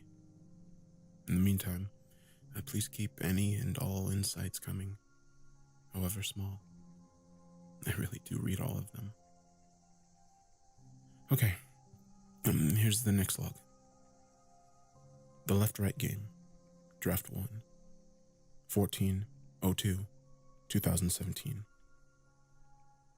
In the brief interlude before I hit the ground, I find myself alone with the stars. As I fall backwards towards the slope, my gaze rising to meet the night sky, I feel a sudden weightlessness take hold, as if I'm being granted an audience with the heavens. The rich and endless firmament shines down through the canopy, with no earthly light to dull its glow. Despite everything that's happened, I'm unable to ignore how magnificent it all is, how gracefully detached from the ugliness below. Though, the moment lasts no longer than a second. It feels longer, like I've been gifted some fleeting respite, a transient sliver of time in which to appreciate the calm and quiet cosmos, a moment to escape, however briefly, from the events that are to come. I don't know how much longer the moment might have lasted. I suppose I never will. It's with a sense of genuine sadness that I turn myself away, twisting my body around in midair. The stars disappear from view, and I'm left staring down the slope into the valley's dark, uncompromising depths. My commune with the heavens has ended, and I'm returned to the cold, unforgiving earth. It doesn't welcome me back. I hit the slope, immediately bouncing off one shoulder and landing on the other, barreling forcefully and unstoppably downhill. My entire body is thrown into chaos, tossed into a frenetic, uncontrollable dance, swept along by the rushing earth towards the impatient valley floor. The back of my ankle flails against a hard, jagged rock. My face rolls into a small bloom of stinging nettles. Their caustic leaves scrapings against my cheek. I battle to bring order to my descent, my hands grasping at the undergrowth, clawing through the loose soil in a frenzied search for stability. Rocks and dirt cascade around me as I pull myself onto my back, finally managing to descend with my feet pointed downhill. I've regained control just in time, looking ahead to see a large tree bursting out of the hill a few meters below me.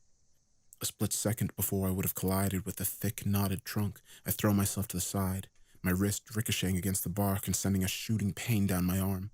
The valley's base comes into view, hurtling towards me as I plummet through the rushing undergrowth. I can make out the bodies of the deer who made this hazardous journey before me.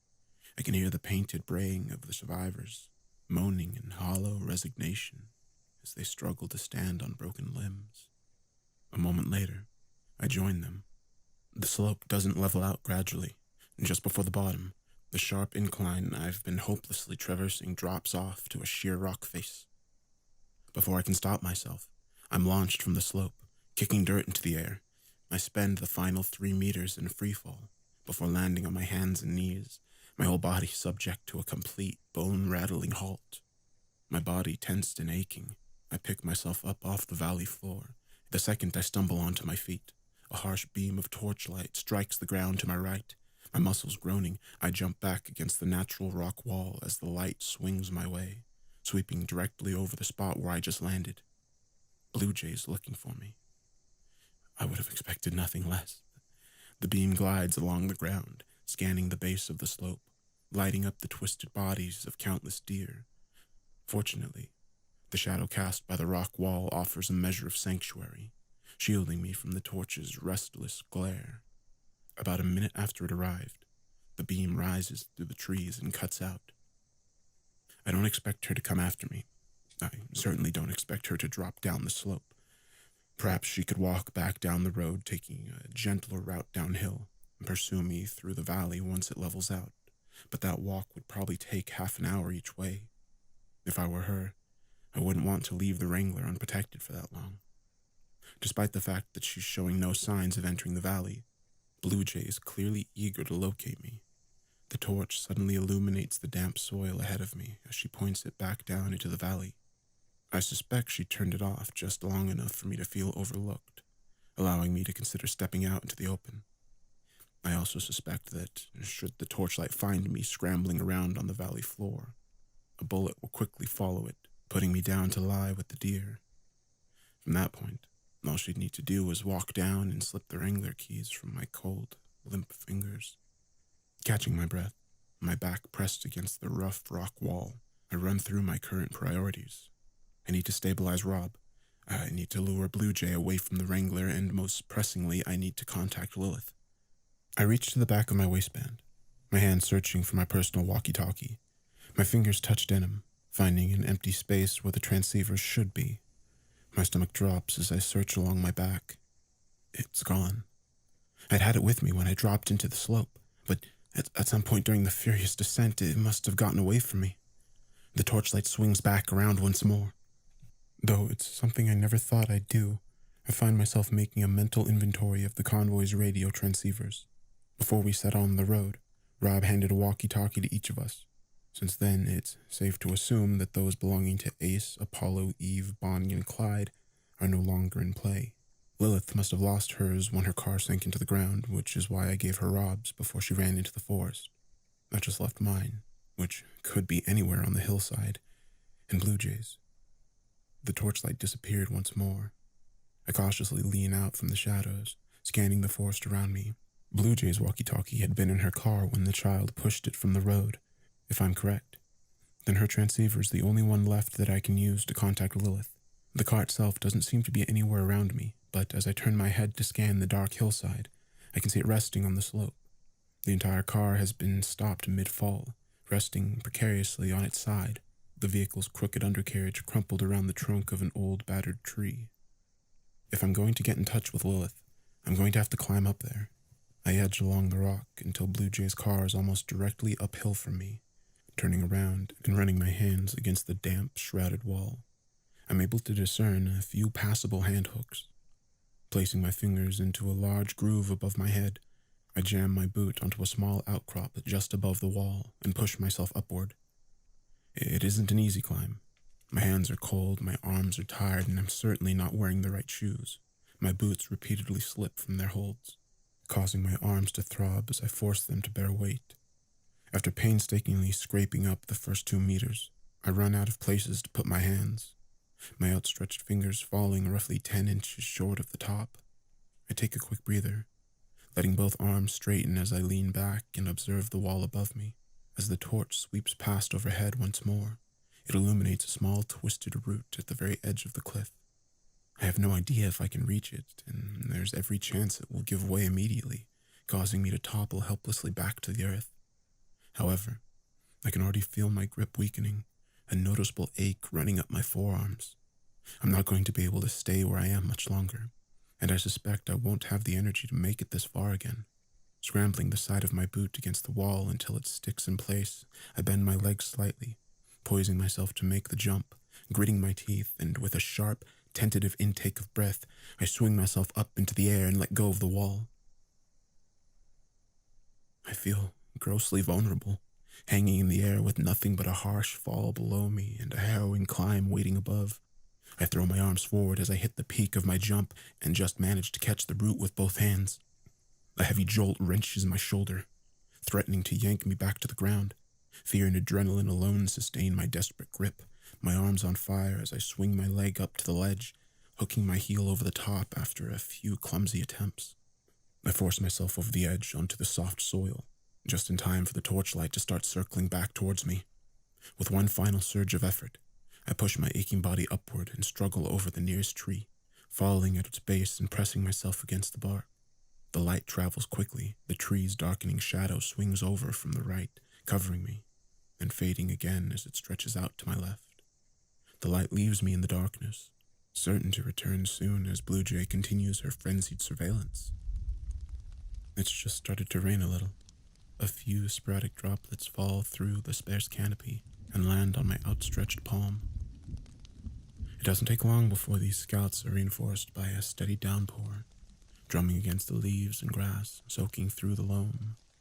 The already punishing incline is going to prove completely unclimbable if the rain has enough time to slicken the grass and pound the soil into mud.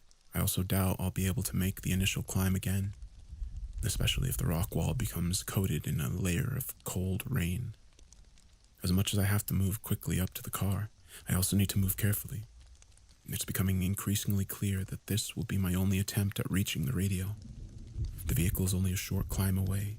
I can see its undercarriage laying against a tree, the entire left side of the vehicle pressed into the ground.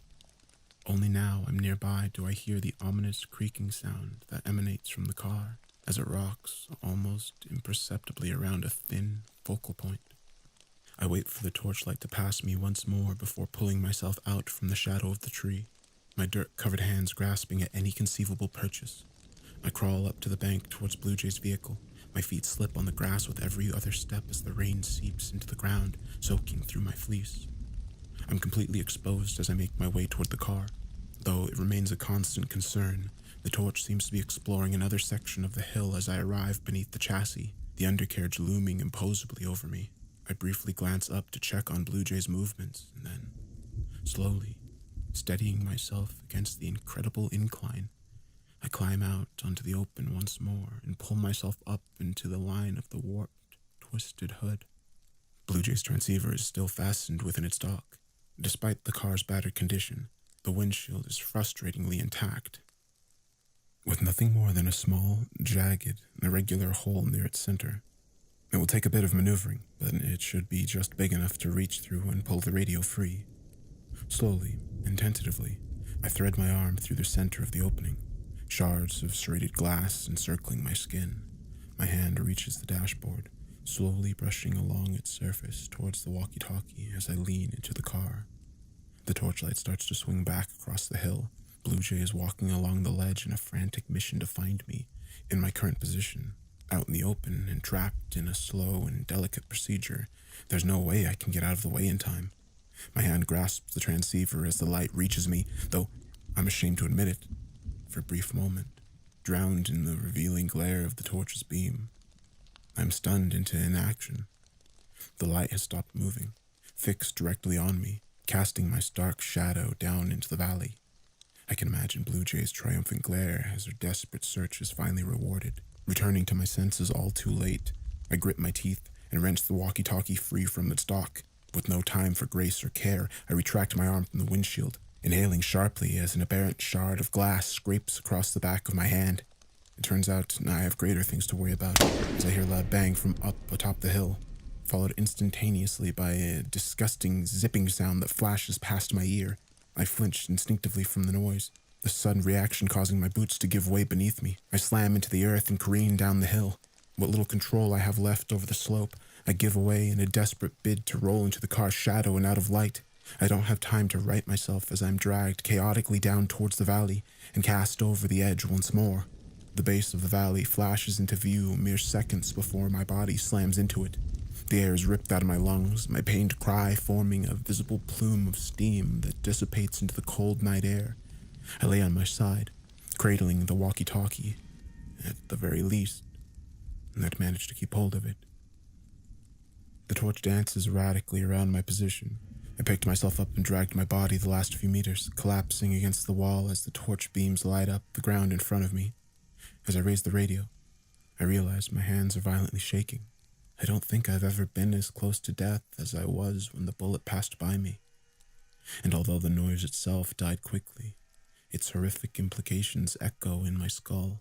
Blue Jay shot Rob as a bargaining chip. To drag us out of the Wrangler, it was a show of force, a power play. The bullet she just fired in my direction had no nuance, no pretense, no objective other than its primary function. Blue Jay's prepared to kill me, which means that she's prepared to kill any of us. I raise the transceiver and switch through the channels until I find Rob's frequency. This is Bristol to Lilith. Bristol to Lilith.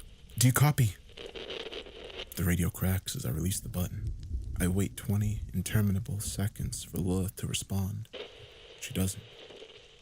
This is Bristol to Lilith. Can you hear me? This time I let a minute pass. Still nothing. Everything I've been struggling for since I jumped out into the valley has come up against the wall of silence.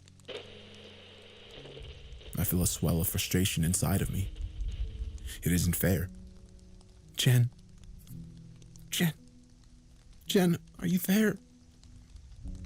Another minute goes by. I sit in silence the whole time, watching as the radio I risked my life to collect transforms into a useless hunk of plastic. After a while, I loosen my grip and let it drop into the wet soil. I bring my legs up to my body, wrap my arms around them, and rest my head against my knees. In a moment of rest, my breathing becomes shallow. A set of fresh tears well up behind my eyes, spilling out down my face. The rain falls around me as I quietly cry, sitting in the middle of a dark forest, muddied, injured, and alone. I'm ripped out of my melancholy as the rain is blasted in every conceivable direction, whipping against my face and splattering against the rock with incredible force. The air is whipped into a furious maelstrom, and a familiar, booming sound crashes through the ether. I've watched you struggle. As soon as it arrives, the voice is gone. The wind quiets down and the rain begins to drop vertically once again. Hello! Who is that? The air is still, absent of everything but the rain. I wipe the tears from my face as I call out to the air. Can you help? Please, can you help? Just... The voice has disappeared. I suspect I won't be hearing it again anytime soon. Perhaps it just wants me to know it's watching. One thing is certain. If the voice is attempting to bring me comfort or make me feel less alone, then its methods are horribly misguided. Alice, are you there? My eyes fixate on the crackling radio. Alice, are you still there? I'm sorry, I couldn't. Jen, are you okay? Are you safe? Yeah, I'm okay. I thought you were... What happened to you? I jumped down the hill. Got Blue Jay's walkie-talkie. She shot at me. How have you been? She's gotten fucking crazy. I made it to a clearing in the woods. It's straight on from the car, or at least I hope it is. I still haven't seen that thing anywhere. Well, it's a big forest. Maybe it's gone. Can you stay near the clearing? Yeah, I can keep hidden nearby. What are you gonna do? I'm gonna make my way to you, and we're gonna get Blue Jay away from the Wrangler. How? I'm still working on that. I'm about a half hour away. Keep your volume down, but stay in touch, all right? Yeah, okay. Okay, will do. I'm glad you're all right, Alice. Yeah. You too, Jen. I fasten the radio to my waistband. My body still aches from the fall, blood dripping slowly from my hand, and my fingers are almost numb from the cold. Yet, hearing Lilith's voice on the other end of the radio has brought back something I lost in the valley. A sense of resolve that jumpstarts my tired muscles, pushes me off my feet, and sets me off to rejoin the road. I'm still stuck in the middle of the dark forest. I'm still muddied, bloodied, and injured, but I'm no longer alone. It isn't long before my boots hit asphalt. I follow the road, sticking to the tree line as I work my way back up the hill. I'm reluctant to place myself within sight of the Wrangler, where Blue Jay will almost certainly be camped out and waiting. Unfortunately, it's the only point of reference in an otherwise unknowable forest. The only location from where Lilith's location can be divined. Once the road levels out, I take the precaution of heading deeper into the woods. The road is almost impossible to see now, but I'll need the cover if Blue Jay is still on the lookout. Even though I'm only a few meters deep, the woods fill me with a palpable sense of unease. Every shadow feels predatory. Every twig that snaps underneath my foot sounds like a crack of a whip. When the Wrangler comes into view, Blue Jay's nowhere to be seen. Curiosity getting the better of me, I creep closer to the road, observing the scene as the trees thin out. The place is deserted, with neither Blue Jay or Rob anywhere to be seen. I have no idea what could have forced her to move him. Perhaps he managed to get away. Something is wrong. Creeping up to the Wrangler, I find the passenger seat window broken, 1,000 splinters of glass spilled across the ground, trotted into the mud. The glove box has been left open, the box of ammunition either emptied or removed. The next thing I notice makes my blood run cold and forces me to curse my own stupidity. The light on the CB radio is on.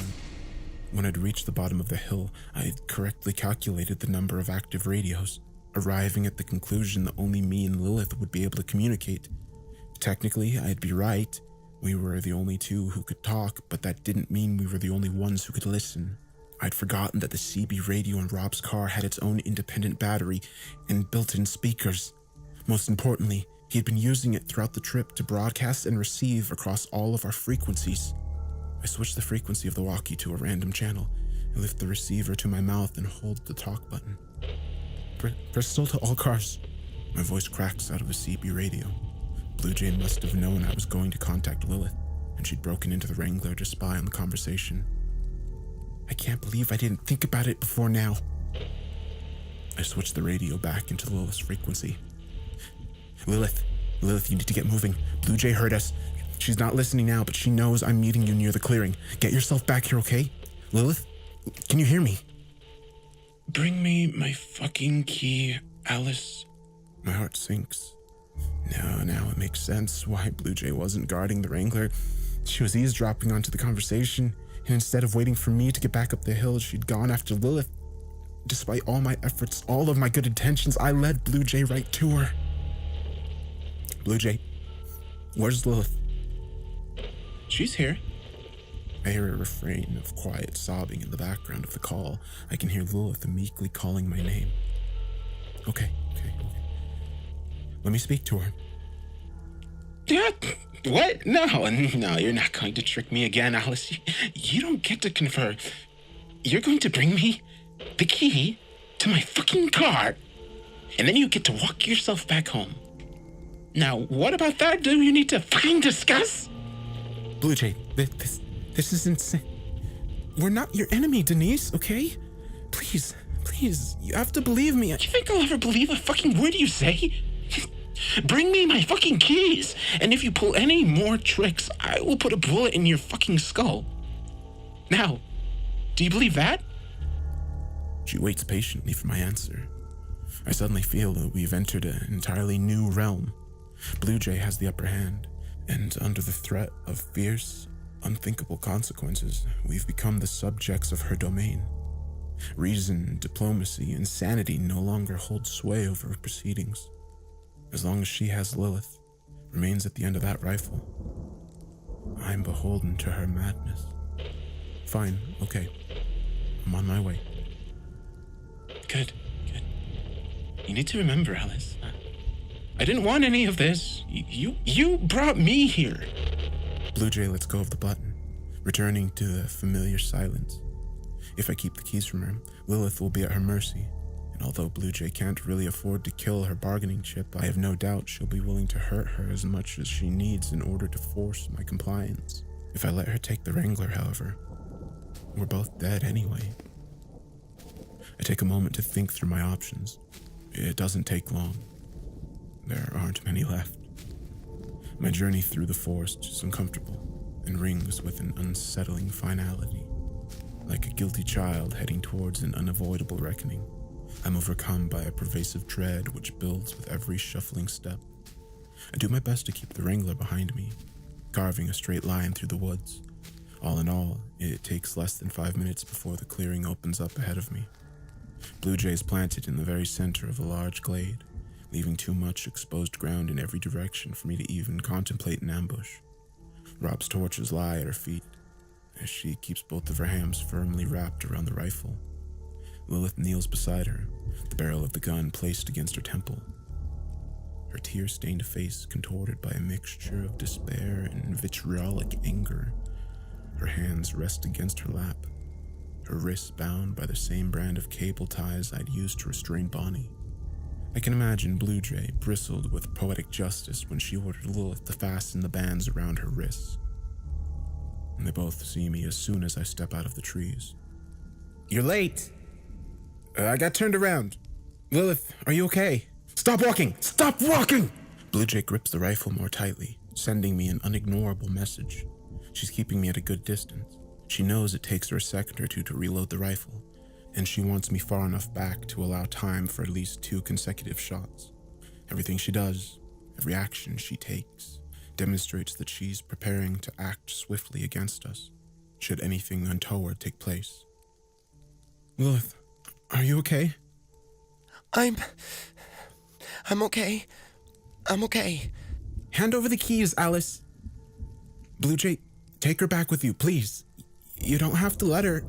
You can drop her off at the police station as soon as you're home. Just take her home. Hand me the fucking keys. Fine. I have them in my bag. Let me, Hey, what are you doing? Blue Jay snaps at me as I reach into my bag, pointedly jabbing the rifle against Lilith. Lilith cries with distress as the barrel repeatedly prods her temple. I take my hand out of my bag and slip it slowly from my shoulder. Every move I make is being considered a potential act of subterfuge. Fine. Here. I swing my bag in a slow arc and throw it over to Blue Jay. It lands in the wet dirt about a meter in front of her. That's better. Blue Jay steps forward, momentarily letting the gun's barrel slip from Lilith's temple. She quickly bends down and places the bag over her shoulder, reaching in, extracting the keys to the Wrangler and placing it in her jacket pocket. In the fleeting seconds of distraction, I watch Lilith raise her hands high above her head and swing her elbows down to her sides in a single fluid motion.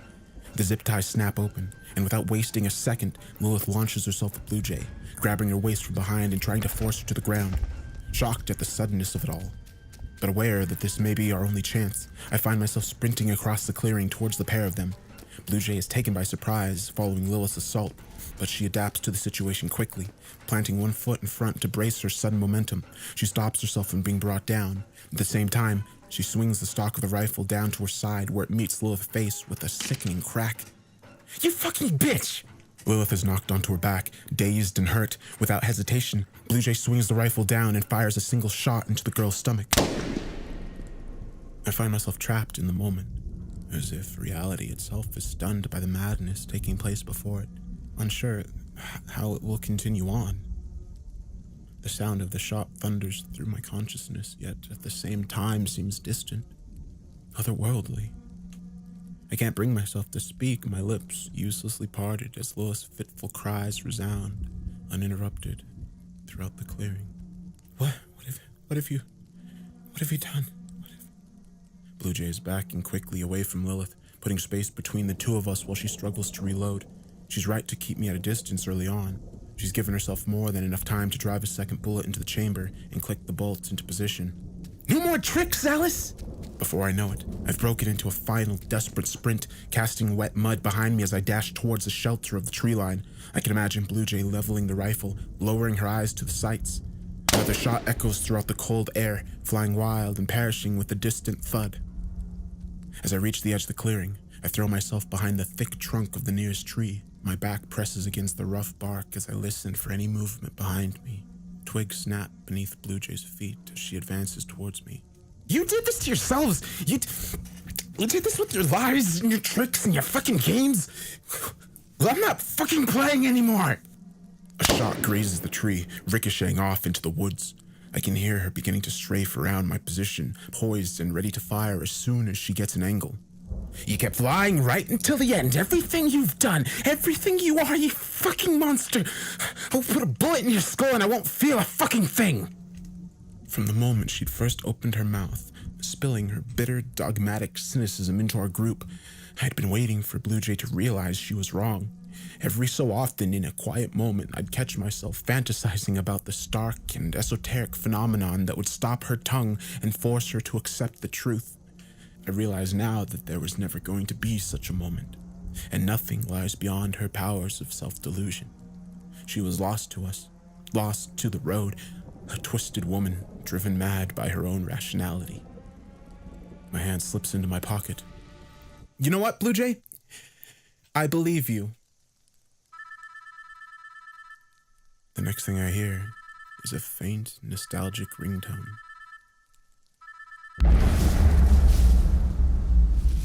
A sudden, deafening bang.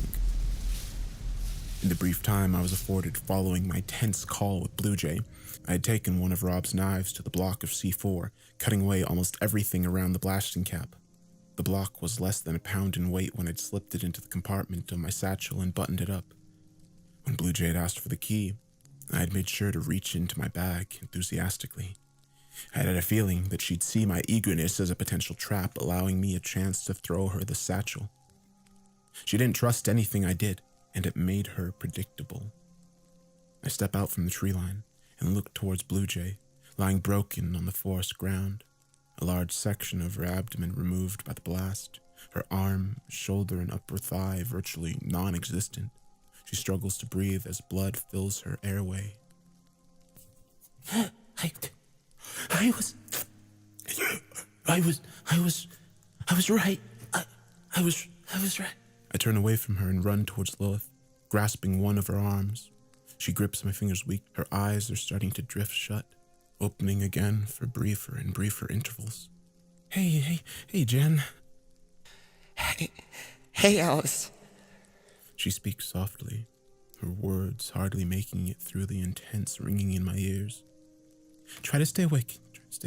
You're going to be all right, okay? We'll stop the bleeding. We'll get you patched up back at the Wrangler. We've got Roswell in the spring. Once you get better, we're gonna go there, okay? Okay, Jen? Jen? When she manages to open her eyes once more, the look she gives me is kind and heartbreakingly knowing. I can't help but think back to our time on the cliffside, overlooking the vast ocean of fields. She'd asked me how many people had died being told comforting lies. She asked me how many of them knew. I can't speak for anyone else, but as she stares up at me, hushing me with a look, I can tell that she does. I wish we could have been friends for longer. I can't bring myself to speak. Every word seemed too small, too insubstantial, too wholly insignificant to be the last thing she might hear. All I can do is stare into Lilith's eyes as her faltering breath rises in clouds of pale steam, clouds that grow slowly thinner and thinner until nothing rises at all. I lay her hand on the ground and let her fingers slip gently from my grasp. My legs carry me over to Blue Jay. My hand reaches into her pocket and lifts out the key to the Wrangler. The metal is irreparably bent, with no hope of fitting back into the ignition. This was a potential outcome that had rendered the C4 a last resort, only to be used if my life was in immediate danger. It had done its job. I was alive, but I was also stuck in this forest. I can't bring myself to care about that right now. My mind is numb to the concept of future suffering, with no space left to contemplate tomorrow's potential trials. The horrors of the present are hard enough to face. My mind eclipsed by more darkness than I can process. The only glimmering shred of solace I can muster comes from the wistful belief that I've now seen all the terrors this night has to offer. As I turn towards the Wrangler, I find myself proven wrong once again. I stand stock still as the child's crooked form staggers out from the tree line. It looks markedly different. Now a patchwork malformation of adolescence, adulthood, and old age. The face, however, is still juvenile and filled with innocent sorrow as it lurches towards Blue Jay on uneven feet. It doesn't seem to notice me. I back away from Blue Jay and step slowly towards Lilith, where Rob's LED torch still lies on the ground. The child reaches Blue Jay, observing her silent, mangled frame. Through my dampened hearing, I can make out a heartbroken whine. I continue to back away as it lifts Blue Jay's limp arm, shaking it wildly as it attempts to imbue it with some semblance of animation. Frustrated tears dripping freely from its chin, the child throws Blue Jay's wrist back down against the ground. As it looks away from her broken body, it turns to face me. I watch as the soft, innocent features contract into a scowl of juvenile rage, signifying the inceptive throes of a tantrum that could eviscerate anything in its path. In the last few seconds of calm, I feel my boot brush up against the torch. Bending slowly, keeping my eyes on the child for as long as I can, I reach down with my right hand and lift it from the ground. My hopes that I wouldn't have to use it are dashed instantly. The child drops onto its hands and legs, letting out a tortured, furious scream, and races towards me with staggering velocity. I dodge out of the way at the last possible moment, hitting the soft dirt as the child skitters to a stop behind me. In the time it takes to turn itself around, I've already switched on the torch. Once again, the child is hit by a powerful beam of light. Its body lurches in spasms, its skin pulsing and stretching over elongated bones, crying out in pain, its voice deepening with every passing second. Its disjointed figure dashes in my direction, clasping my right arm with its hand and slamming me down onto the ground. The torch swings wildly as the creature climbs on top of me, tearing the fabric from my right sleeve, digging its nails into my skin just above my elbow. It doesn't stop at the skin. I feel the hot electric agony of scraped nerve endings, hearing the sickening snap of breaking bone. Before I lose my chance forever, I throw the torch weakly from my right hand and catch it in my left, pressing the beam directly into the child's face. It screams a scream of decades. The child's eyes roll back into its head, overpowered by the brutal onslaught the light has wrought. I look on as its face melts and flickers through adolescence, through adulthood and middle age. The tortured screams grow hoarse and weak as its skin wrinkles and sags, rushing beyond human years into an untouched realm of decrepitude.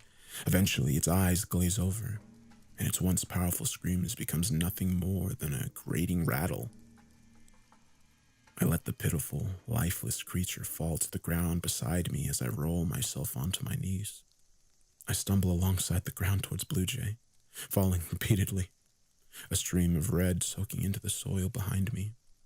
Once I reach her, I use my left hand to unfasten the rifle's leather shoulder strap. I clumsily form the strap into a loop, passing it behind my right shoulder. My head feels light, struggling to maintain focus. I grab a stick from the ground and place it through a knot of a loop, using my teeth to draw the knot securely closed around it. My left hand twists the stick over and over, each time tightening the leather strap until it bites into my skin. The bleeding lessens, but not nearly enough. Picking up my tired frame, barely able to keep myself upright, I place one foot painstakingly in front of the other, struggling over the damp ground, out of the clearing and into the trees. I need to get back to the Wrangler. I can feel everything starting to fade. Even the ringing in my ears is dulled. My vision is blurry. I lock the stick under my armpit, freeing up my left hand to brace me as I start to stumble against the tree. The more I lose of my facilities, the less capable I am of perceiving their decline. But I know they're slipping away all too quickly. As I struggle further through the woods, a figure steps out from the trees, stopping me in my tracks. I sway on my feet as I try to identify what I'm seeing. The very act of standing now requiring constant dogged attention. I've never seen the figure before. It seems to be composed of a constantly shifting maelstrom of cracking monochromic sparks. An electric cloud of black and white and gray formed into a humanoid shape. As soon as it sees me, the humanoid creature falls backwards, scrabbling away from me across the ground, more terrified of me than I am of him. I don't know if the identity is malignant or benign, but I am in my current state, my mind softly screaming against the dying light. I can't make the distinction. As it backs up against a mound of earth, I try to ask it for help. The requisite words have already been lost to the advancing fog. All I can do is reach out my hands toward him, attempting to entreat some spark of humanity within the fizzling, shifting figure. In response to my vague plea, the entity scampers off into the forest, tripping over itself before disappearing from view. As I watch it leave, a single dim beam ignites in the far corners of my swiftly vanishing mind. A single light, whose implications kickstart my fading reason and force me on through the forest. I can see the Wrangler through the trees. It's close by, yet at the same time impossibly far away. There's something wrong with my eyes. The car's shifting in and out of focus, but every time it comes back into view, the image is less sharp until it exists as a pulsing dark green blur against a dull, slowly swaying backdrop. My boots kick up against one another, a final stumble that brings me down to the earth. When I try to get up again, I find that I am incapable. I'm completely unable. There's no strength left in my body, and no amount of resolve can raise me back to my feet. Though it may be my imagination, I think I can hear a steady rustling through the undergrowth, as if something were making its way toward me. Soon after, my senses start to die away, leaving me with nothing more than the cold and the silence for company. The dim light shines until the end, however, the single strand of revelation, a solitary thought that I attempt to hold aloft from the all-consuming fog. It's a memory, a vague recollection from my first interview with Rob. It was the day we met, the day that he told me about his long and meandering life.